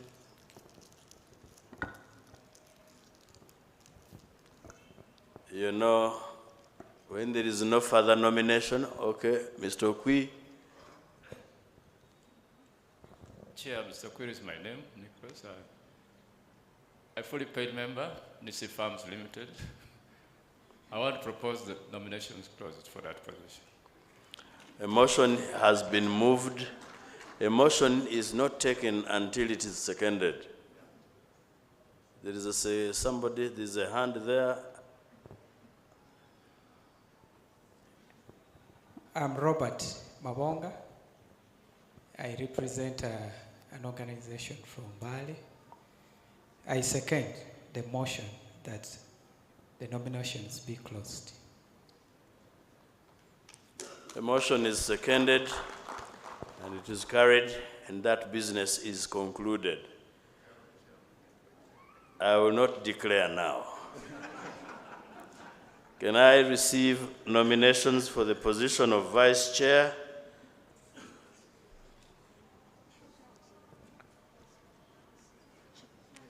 The chair has to There's guide a hand here. Thank you very much. Susan Muhumu Zanyatia, representing Uganda Retirement Benefits Regulatory Authority, number 16018. I would like to nominate Mrs. Mulindwa. Mulindwa. I need to give some bit of detail. Mrs. Annette Mulindwa. Can I give some bit of detail about her, or just a nomination? No, just nomination, no Thank you. campaign. Mrs. Annette Mulindwa. Where is Mrs. Annette Mulindwa? Oh, she's here. Okay. Is she seconded? There is a hand, there is a hand. My name is Alamek Kawea. I am a fully paid up member, gold category, for Basco Products, Uganda Limited. I second Annette for the vice chairperson. Okay. Next nomination. Yes, there is a hand here.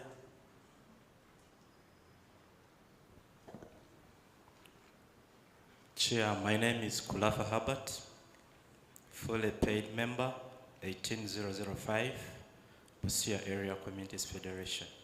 I move the motion to close the nominations. Thank you. Motion moved, not seconded yet. Is it seconded?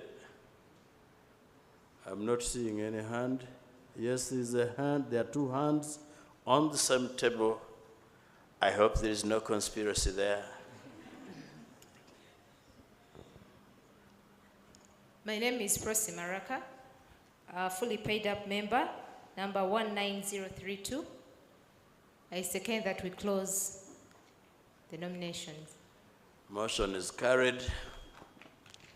And we close that business as well. I seem to be endangered. I talked a lot. Now these people seem to be coming back. I may have to book the next plane. Thank you very much. We shall proceed to the category, gold category for the membership, where we need 2 persons nominated.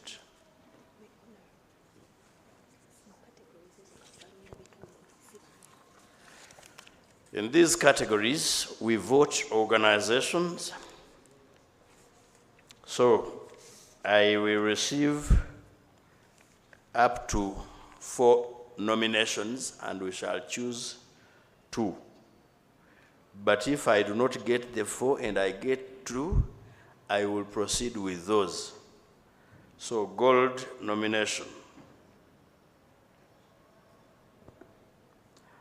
There is a hand in the middle here. There is one. So after that one, you come here. Then you give the microphone to the next. Thank you, Chair. Godfrey Kalonji is my name, paid up member from ICAP at Columbia University, number 226. I wish to nominate Mr. Luke Chisubimbigiti from AIDS Healthcare Foundation. We vote organizations. What is the organization? It is Uganda Cares AIDS Healthcare Foundation. Is it in gold category? Yes. Uganda Cares. Yes, exactly. Thank you. Nomination seconded. Is there a seconder? There is a hand right there for secondment. Good afternoon, Chair. My name is Juliet Aweko, a fully paid up member. I'm here to second AIDS Healthcare Foundation, Uganda Cares for gold category. Okay, that is seconded. Second nomination is a hand in front of you, Shafi. Kulafa Herbert, fully paid member, 18005. I do propose Uganda Christian University for gold category. Seconded, where? There's a seconding hand here. Let's hear. My name is Rhoda Ilakiza, Brighter Monday, Uganda. I second UCU for gold category. That is seconded. Nomination number 3. There's a hand at the extreme end. Start with the lady. You know these days. Thank you, Chairperson. Good afternoon, ladies and gentlemen. Mutes Monica Serunjoji is my name. I'm nominating Lubaga Hospital. Thank you. Lubaga Hospital is nominated, seconded. Oh, there is a seconding hand. Oh, in the neighborhood. Proceed, proceed. There is no bar. My name is Ruth Nalja, and I second Lubaga Hospital. Thank you. Nalja from where? Spina by Feeder and Hydrocephalus Association, Uganda. That one. It is too long. But yes, Lubaga Hospital is seconded as number 3. Number 4. There's a hand. Yes, thank you, Chair. I'm Emmanuel Otim. I'm representing Grigor Paints. I nominate UVRI, IAVI HIV vaccine program. UVRI. Is the nomination seconded? Looking for a seconder. I see no second. Oh, they are seconding hands. There's a lady. My name is Patricia Nachiunga, Makerere University Walter Reed Project. I second, I have the UVRI. Okay, you can see the secondment where it is coming from. They are related. But it is permitted to vote your relative. Okay, I have 4 nominations. Seconded. Good. Was that seconding? Yes. So we have 1.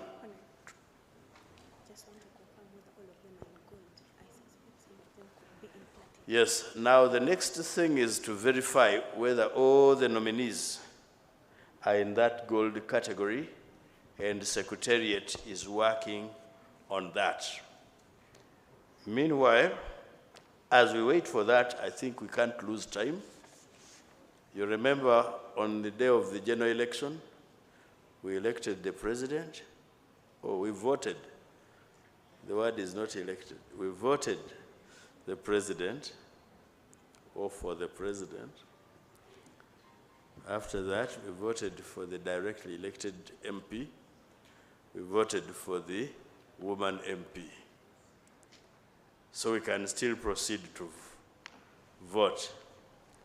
Oh, I think Secretariat this time is not as laxed as the former chairman said. He's not current chairman. I've not declared. This one is trying to rig the election. And Douglas was not born in 1980. You remember the message that came from the Electoral Commission? Do not dare declare anyone. And the penalty was prescribed.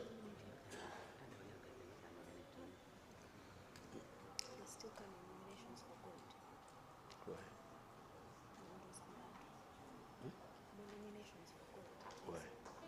We said we are.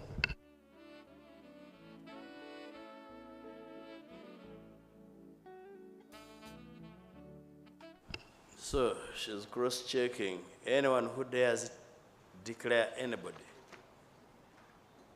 first, you get expelled from the federation. 2, you exit the room immediately and embarrassingly. So declaration is the sole prerogative of the Electoral Commission, and the Electoral Commission does not mean anything else or anyone else. The gentleman speaking. We may proceed to silver category as we wait for confirmation, but probably we will need to confirm first because somebody may have been dropped from the gold category and wants to be presented again in the category where they belong. But of course, if you have been nominated and you know you don't belong to that category, it helps you to notify us so that we move and we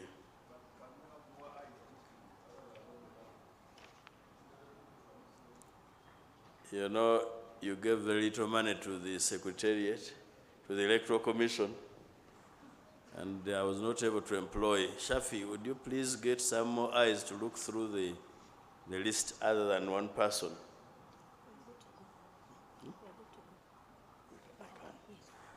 it has been confirmed that all the nominees qualify to be elected in this category. Now we are going to start the process of counting votes. And you can see that I am seated at an elevated platform to be able to see those attempting to vote more than once. Okay, those who vote for Uganda Cares, may I, by show of hands, Uganda Cares. Shafi, you are the tallest man in the room, so you should do the counting with, who else? Where is Henry? Where is Omega? I'm told we choose the tallest. Isn't that discrimination? Uganda Cares, tap your hands.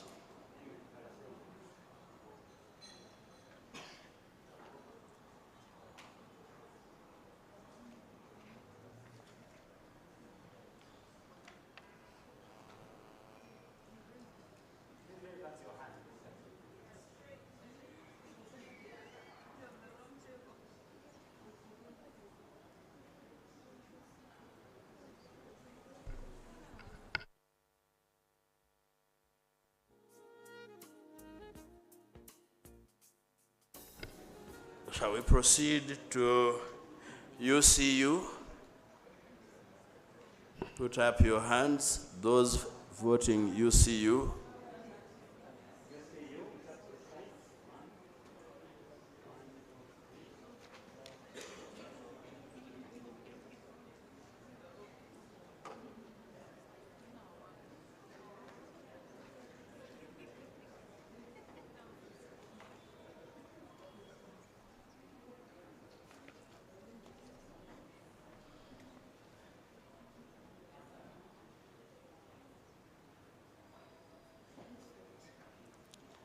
Now, if you have voted for those two, you cannot continue voting.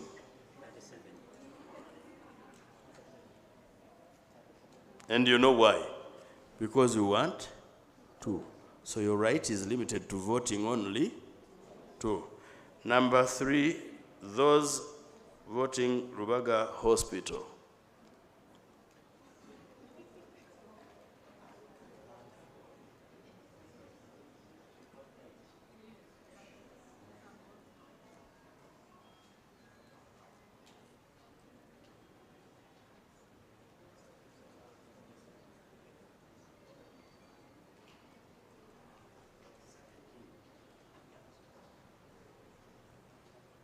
And finally, those voting UVRI, Uganda Virus Research Institute.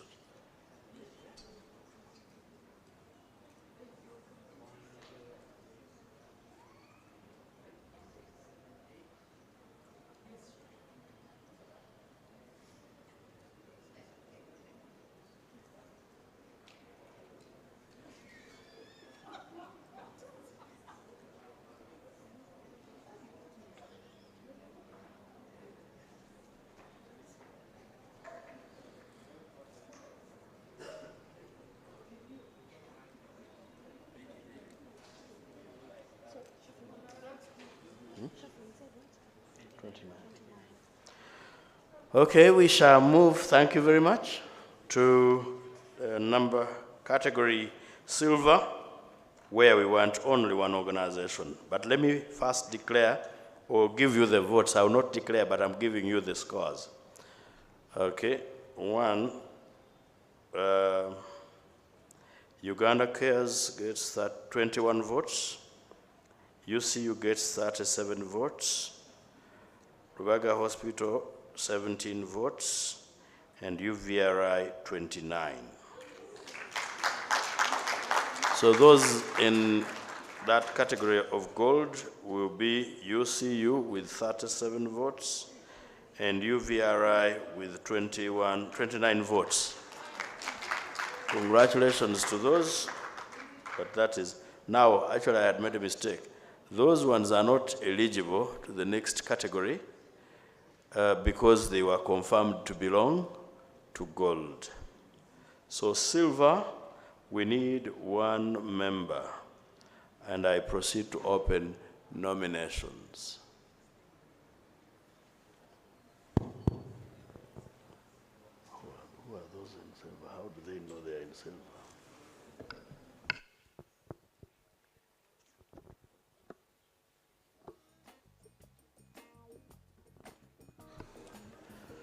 Silver, there is nobody.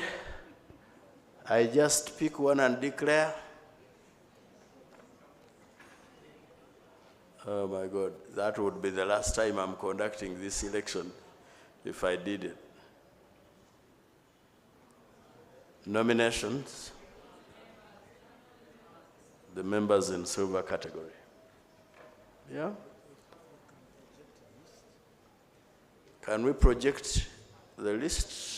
Somebody project the list? Henry, please put up that list. Enrico.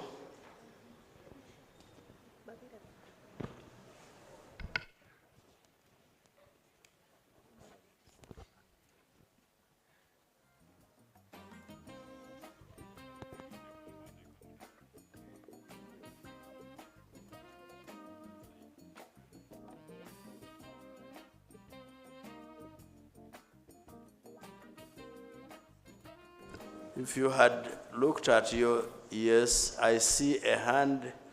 Shafi, there's a hand there.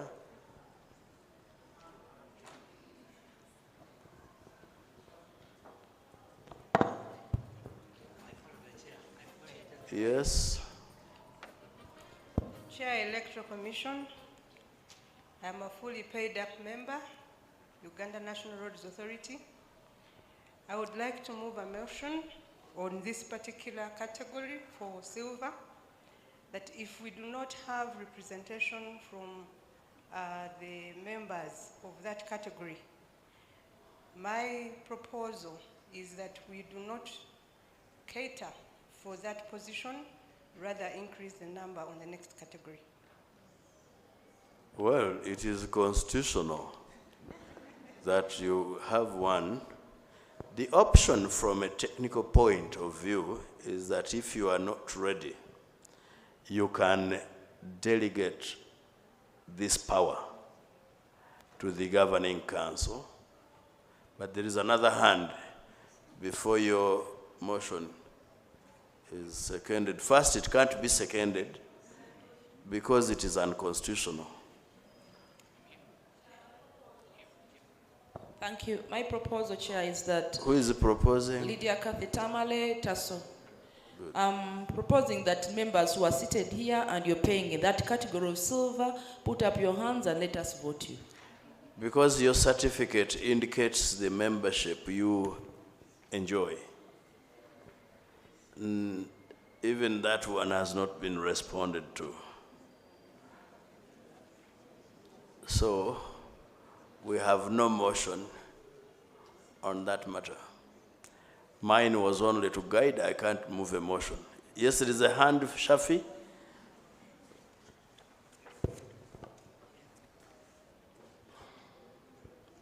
Yeah. I have not. There is a motion, Shafi, at the extreme end.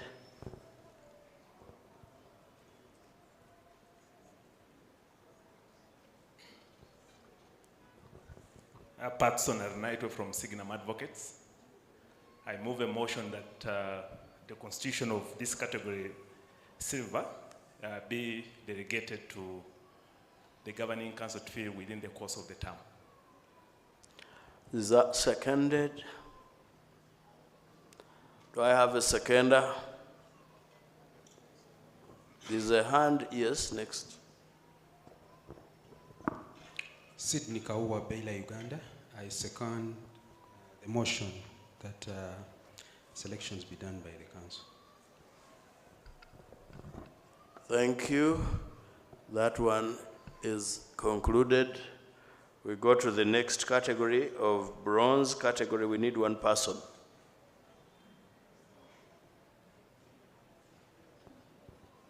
There is a hand next to you, Shafi. Winnie Miranda Mugabe from Brookside Limited. I nominate Brookside Limited. Seconded. Is that seconded?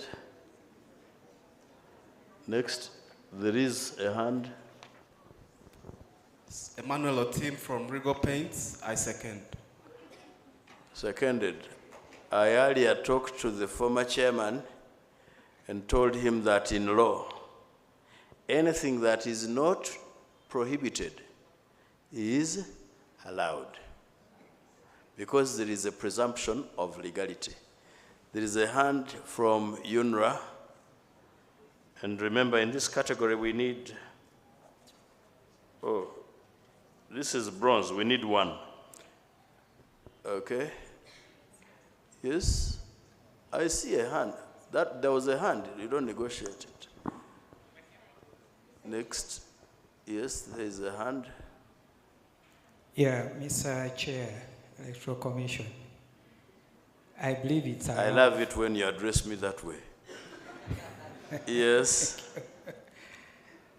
I believe the Constitution allows another nomination if the members feel so. That's correct. Yeah, and I'm a fully paid up member from Bali Area Federation. I am nominating a second organization, Busia Yes. Communities Federation. Busia Communities Federation, nominated, seconded. Is there a seconder? There are hands, sir. Next.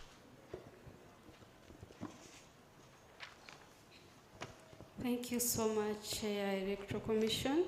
I'm called Gift Sylvia Msime from Uganda Christian University, and I second the nomination of Busia Area Community Federation. Thank you. Good, we have two. Any further nominations? There's a nomination, yes? Yes, I'm John Barasa, working for UVRI IRV, HIV vaccine program, member 18031, nominating UBRA, Uganda Retirement Benefits Regulatory Authority. You're nominating? UBRA. UBRA. Seconded. Yes, there's a seconding hand. My name is Bernard Ochan from Cavendish University. I am seconding UBRA. Thank you. Seconded, we have 3 nominees so far, and we shall close nomination. Out of those, we need 1. Give me the list. Of nominees. So we have the following as nominated: Brookside, Bufok, and UBRA. That is Bufok, is Busia Federation.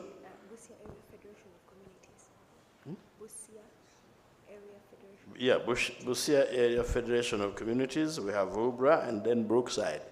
Those voting for Brookside, kindly put up your hands.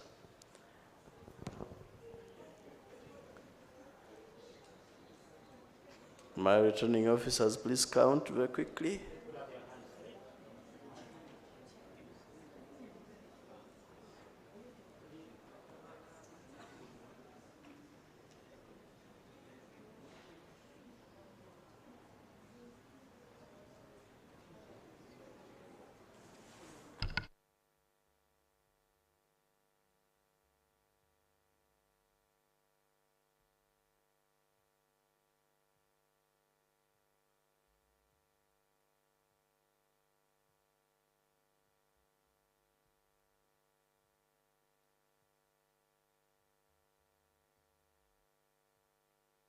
Those voting for Bufok, Busia, Area Federation.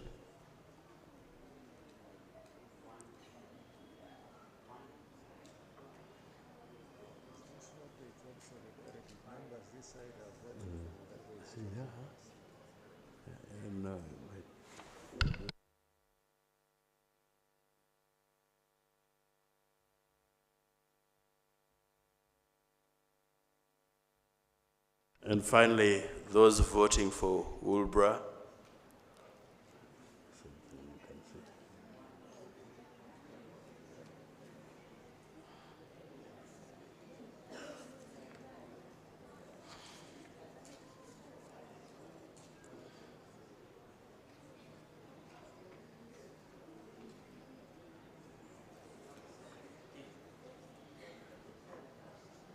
And the results are as below. Woolbra 17 votes, Bufok 21, and Brookside 35. Good. Shall we proceed to the next category, which is copper category, where we need 2.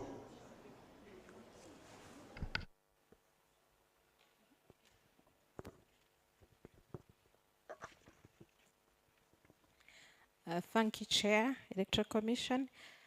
I'm Rose Taremwa from Bioversity International.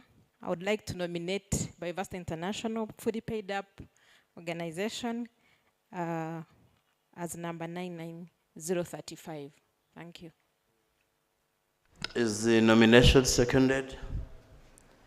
Yes, there are 2 seconding hands this way. Susan Muhumuza from UBRA. I would like to second Bioversity for that category. Nomination seconded. Second nomination. I need 4 nominations for this, out of which we shall take 2, unless there's no further nomination. Yes? Thank you, Chair, Electoral Commission. I'm Aston Aliamanya, Uganda Christian University, and I nominate Uganda National Association of Building and Civil Engineering Contractors for this copper category. That is in UNABSEC? UNABSEC. Seconded.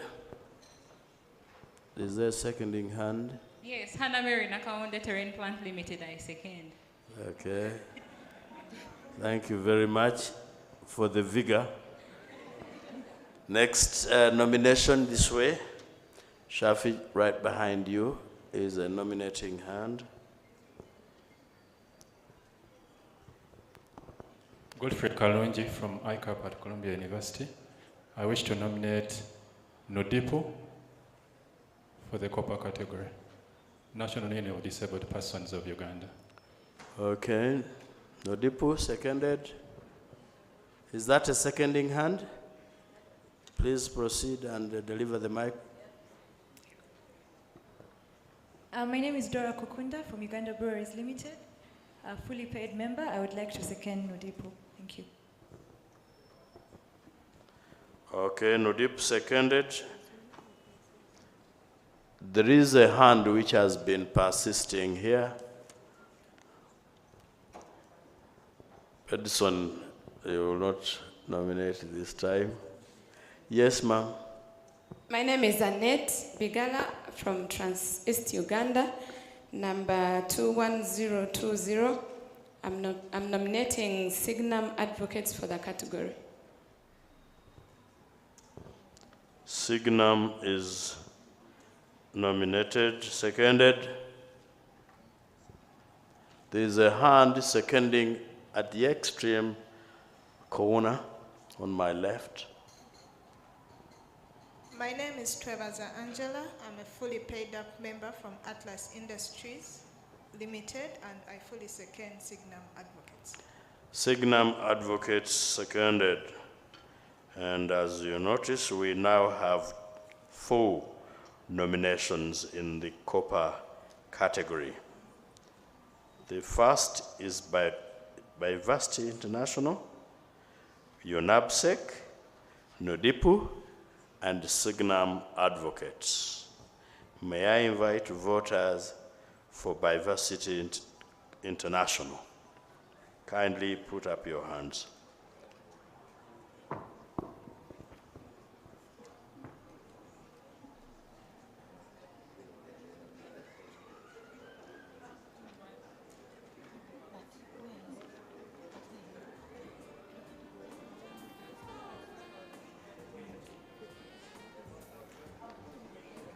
Thank you. UNABSEC, voters for UNABSEC.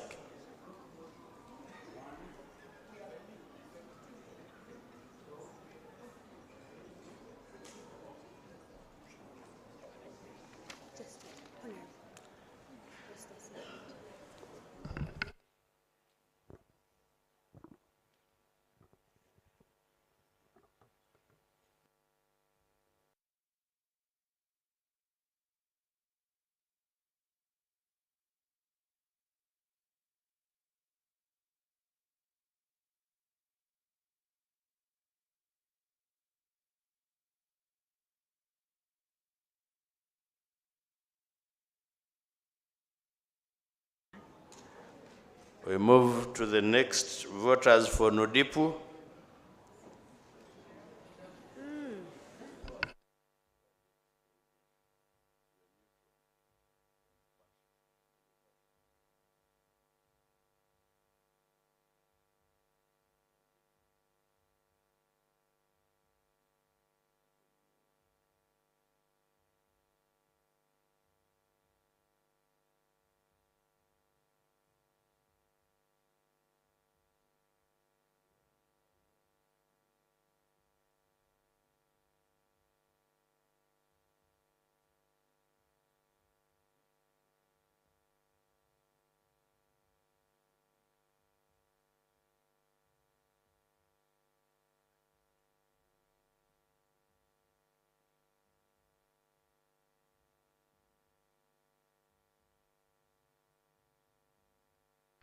Finally, we shall have voters for Signum Advocates.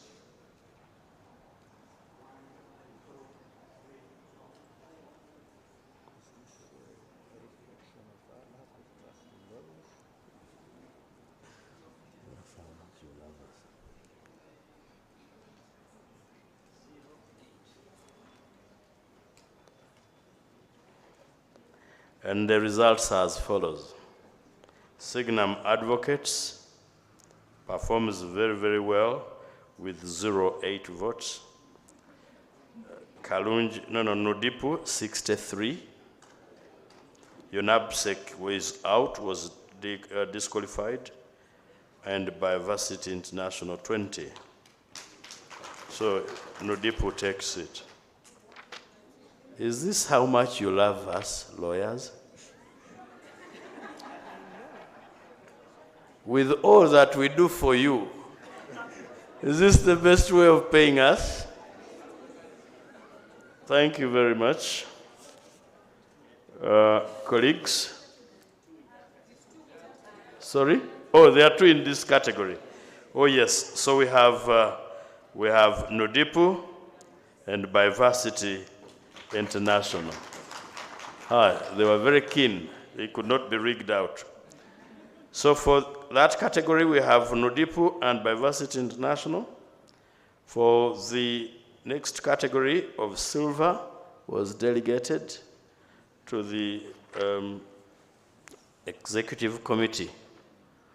Caution to the Executive Committee. This should be the first business when you sit, because without one member, you are not fully constituted. When we go to gold, I already declared that was UCU. Gold category was, gold was 2. Gold was 2, so we have UCU and UVRI. Who take it? We go back. We go to bronze. Bronze where? Yeah, bronze category 1, and that was Brookside. We go to chairperson. I have the honor, painfully, to declare Engineer Dr. Silva Mugisha re-elected as chairman. And for vice, I equally have the honor, painfully, to declare, as you heard, Mrs. Annette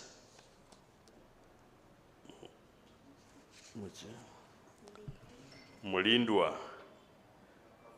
Nakaunde. This name Mulindwa must be related to my clan. That is why there is pain. Why nobody wants his wife to leave the home and spend the whole day away. But I have the pleasure to declare the win of the family. All those are accordingly declared. Why painfully? Because, I mean, who wants to leave a chair as comfortable as this? May I take the honor to invite the new executive committee to come take up their seats as Douglas prepares my check, because the Electoral Commission cannot work for free. I thank you.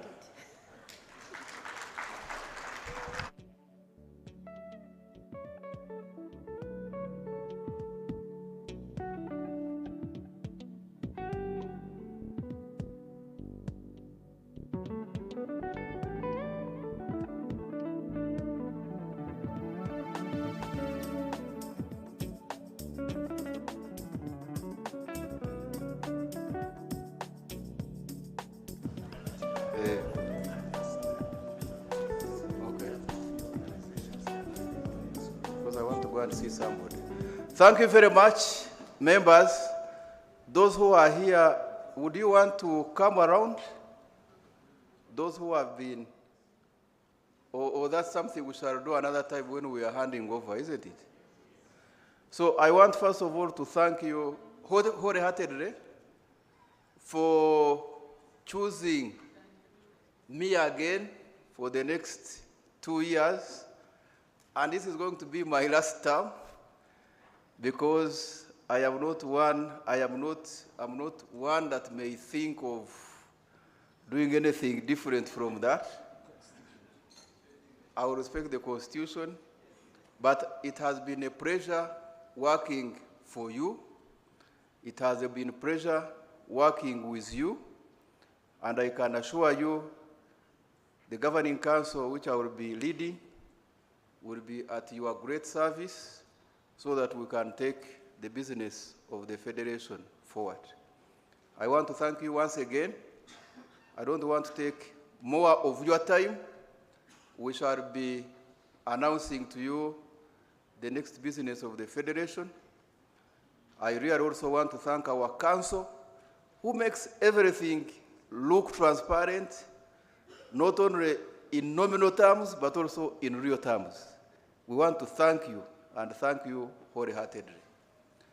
I want to thank the people who have enabled this function to take place, especially our sponsors, and please let's continue supporting the Federation for its greater prosperity. I thank you very much once again, and I would like to hand over to the ED for administrative announcement. Thank you very much. Thank you so much, Chair, and congratulations to you. At this point, I want to request 2 members to come and pass on some quick information here. I would like to request the representative of Cyber School. They have an upcoming activity, and they want the involvement of employers. I would also want to request Light for the World, who is, the organization is also the technical advisor for Uganda Business and Disability Network. Those 2 institutions will make quick information to us, and then we'll proceed from there. But otherwise, we have tables behind us where we have representatives of POM.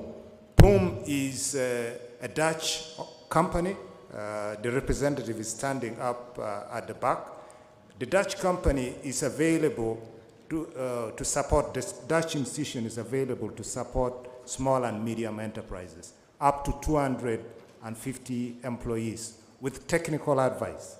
The technical advice and support can be offered online but also physically here. So if you want any technical assistant, expertise in agriculture, expertise in IT, is consultancy service only for you to pay just for transport within. You pick the consultant or the expert from the airport, accommodate them, provide meals. That's all that is required. And they will give you whatever technical support you require. We also have Airtel at the back there with us.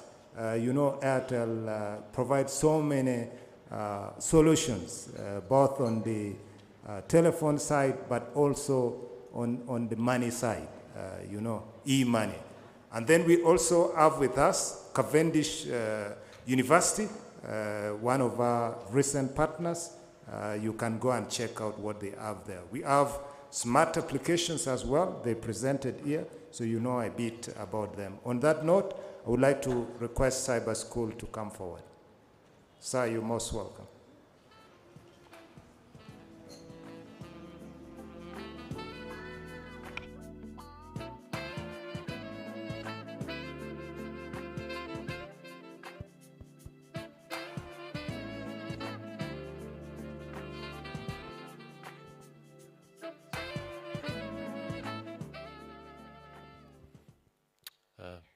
Good afternoon. Thank you, Chair, and thank you for a good annual general meeting, and thank you for giving you one moment of your time. My name is Christian Grønlund. I was made in Denmark many years ago. I head Cyber School Technology Solutions Limited, which is an e-learning company which has been working mostly with secondary schools. We have now partnered with MasterCard Foundation to take e-learning to tertiary institutions. That's by putting e-learning in universities and BT VETs. It includes devices, better internet, work readiness training, entrepreneurship skills training, mentorships and internships. Now, I'm talking to you today to invite you for a free training. One of the goals of the project is to ensure that no one gets left behind in the world of employment, be it young women, persons with disabilities and refugees. So we're holding a training for employers on the inclusion of persons with disabilities in the workplace. The training goes beyond sensitization and will practically demonstrate how employers can begin to offer opportunities, internships, work study and jobs to persons with disabilities. From this project. We have about 250 students with disabilities that we would like you to consider to do meaningful work. So this is to invite you for 3-day training from the 4th to the 6th of April, and it might take place in Bukulobi, to take you into this area. If you're interested, then please come to me and give me your card, then we will get in touch with you. So that is how to have persons with disabilities get into the workplace. Thank you. Thank you so much. On that note, I would like to invite now Light for the World. The country director is here with us, just to say a word or two to encourage you to join the Uganda Business and Disability Network. Thank you. You're welcome, sir. Thank you, Douglas. Please, this side, so that you're visible. The screen is that side. All right, thanks a lot, Douglas. Good afternoon, everyone. My name is Casso Sylvester. I am the Country Director of Light for the World. We are a disability and development organization, and we are one of the technical support members of the Uganda Business and Disability Network, which is led by FUE. I just wanted to say a few things. One of the things that we are looking forward to doing is to expand our membership of the UBDN, which currently is about 23. And if I look here, I think our number is about 653. And why are we lobbying for this? Disability inclusion is the next in thing. We started with gender. Now we are talking about diversity in its, in its entirety. But we won't go there. Ours is really fixed on disability inclusion. And why are we looking at this? We also talked about having people with HIV on board. You may realize that out of the people who have disabilities in any country, only 17% are born with disability, and about 83% acquire disabilities as they grow for a number of factors: accidents, illness, wars, and that sort of thing. So what does it mean? It means that we are temporarily abled. You could be abled here, but by the time you get home, you have a disability. And what do we want to do by you being a member of the UBDN? We want you to prepare your workplace such that if you have any other person, if you have an employee that gets a disability while on job, you can be able to accommodate them. But also that you can recruit and onboard people with disability, because if you don't, you're missing out, one, on profit, you're missing out on skills, but at the same time, you are missing out on having a very good reputation as an organization in terms of being a diverse employer. We have supported FUE to support you on that journey. You can reach out to us, you can reach out to Nodipo, and then we can take you through the process of how you can be inclusive. Companies like UBL will testify to what that support has given them. Companies like Stanbic, Centenary Bank, and many others will tell you about the benefits of being a member, but also being able to bring on board people with disabilities, because anyway, they are people like any other, and they need access to employment and to any other services like you or I can have. We can have more discussions hereafter if you have any questions. I thank you. Thank you so much. We are basically drawing towards the end, but there is one person I would like to introduce, one of our newest staff. We have a collaboration with a Norwegian company that is also a member of FUE. The company works specifically in innovation and innovation management. So over the next 15 months, we have an exchange program with them. So we have had an innovation management expert who has joined us from Norway. Soto, please just stand up so people can see you. So in the coming 15 months, Soto will be our go-to man when it comes to innovation and innovation management. One of our staff from FUE is also going to be with the company in Norway, also learning the innovation and innovation management trade. Other than that, it's now my pleasure to release you for lunch, but Shafi has a list that he still wants to thank the people before you go for your lunch. Thank you so much for your support this day. Cyber School is with us here. Light for the World is there. So as you go for lunch, please do pass by. But also you can get the information from the Secretariat. So if there is any additional information you require beyond this meeting, we are available to support. Over to you, Shafi. The meeting is adjourned. Douglas, as the members leave the room, kindly pass by our exhibition stands at the back of the room. We have quite a number of advertisers and sponsors who have helped us make this AGM possible. National Water and Storage Corporation, Pepsi, the brand is Aquafina. We have Tata, we have Kenyatta Sugar, we have Airtel Uganda, we have Chloride Solar, we have Uganda National Oil Company, we have Marasa Africa, and we have Smart Applications. We wish to thank our sponsors of this annual general meeting.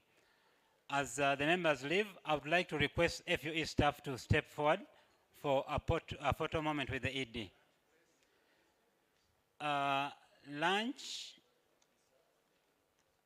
Mustafa, kindly confirm where lunch is going to be served. Which restaurant are we having lunch this afternoon?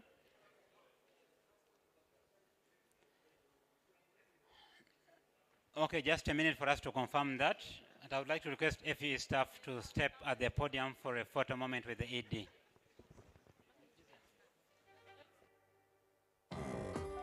I choose Aquafina.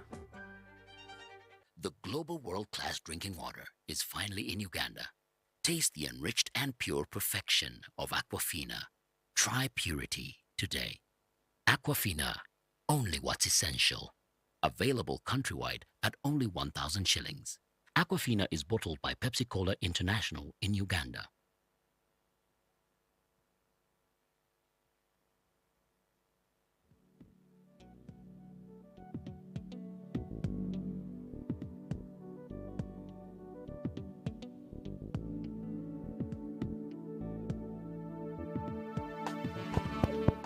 Members, lunch is being served at the Pool Restaurant. Please pass by the registration desk to pick your lunch coupon. Lunch is served at the Poolside Restaurant. Have you Lunch ever is served by wondered the what Poolside. successful people Pass have by in to common? pick your lunch coupon as you step out. They all got a solid foundation. They built this foundation by pursuing their passion. They found the right place to develop this passion. And they pursued these passions in a practical, interactive, hands-on way. With courses in law, science and technology, business and management, and social sciences at conveniently located campuses, Cavendish University is the ideal place to build your foundation and to start your career.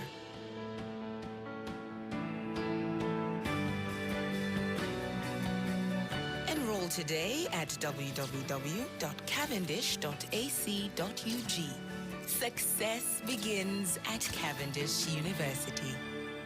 Introducing Airtel Extreme Wi-Fi, an unlimited high-speed fixed broadband service to connect your business or home anywhere in Uganda. Connect several devices at a go and enjoy shared yet seamless connectivity on any of these preferred packages. To request this service for your home or business, call 125 toll-free or send an email to business@ug.airtel.com.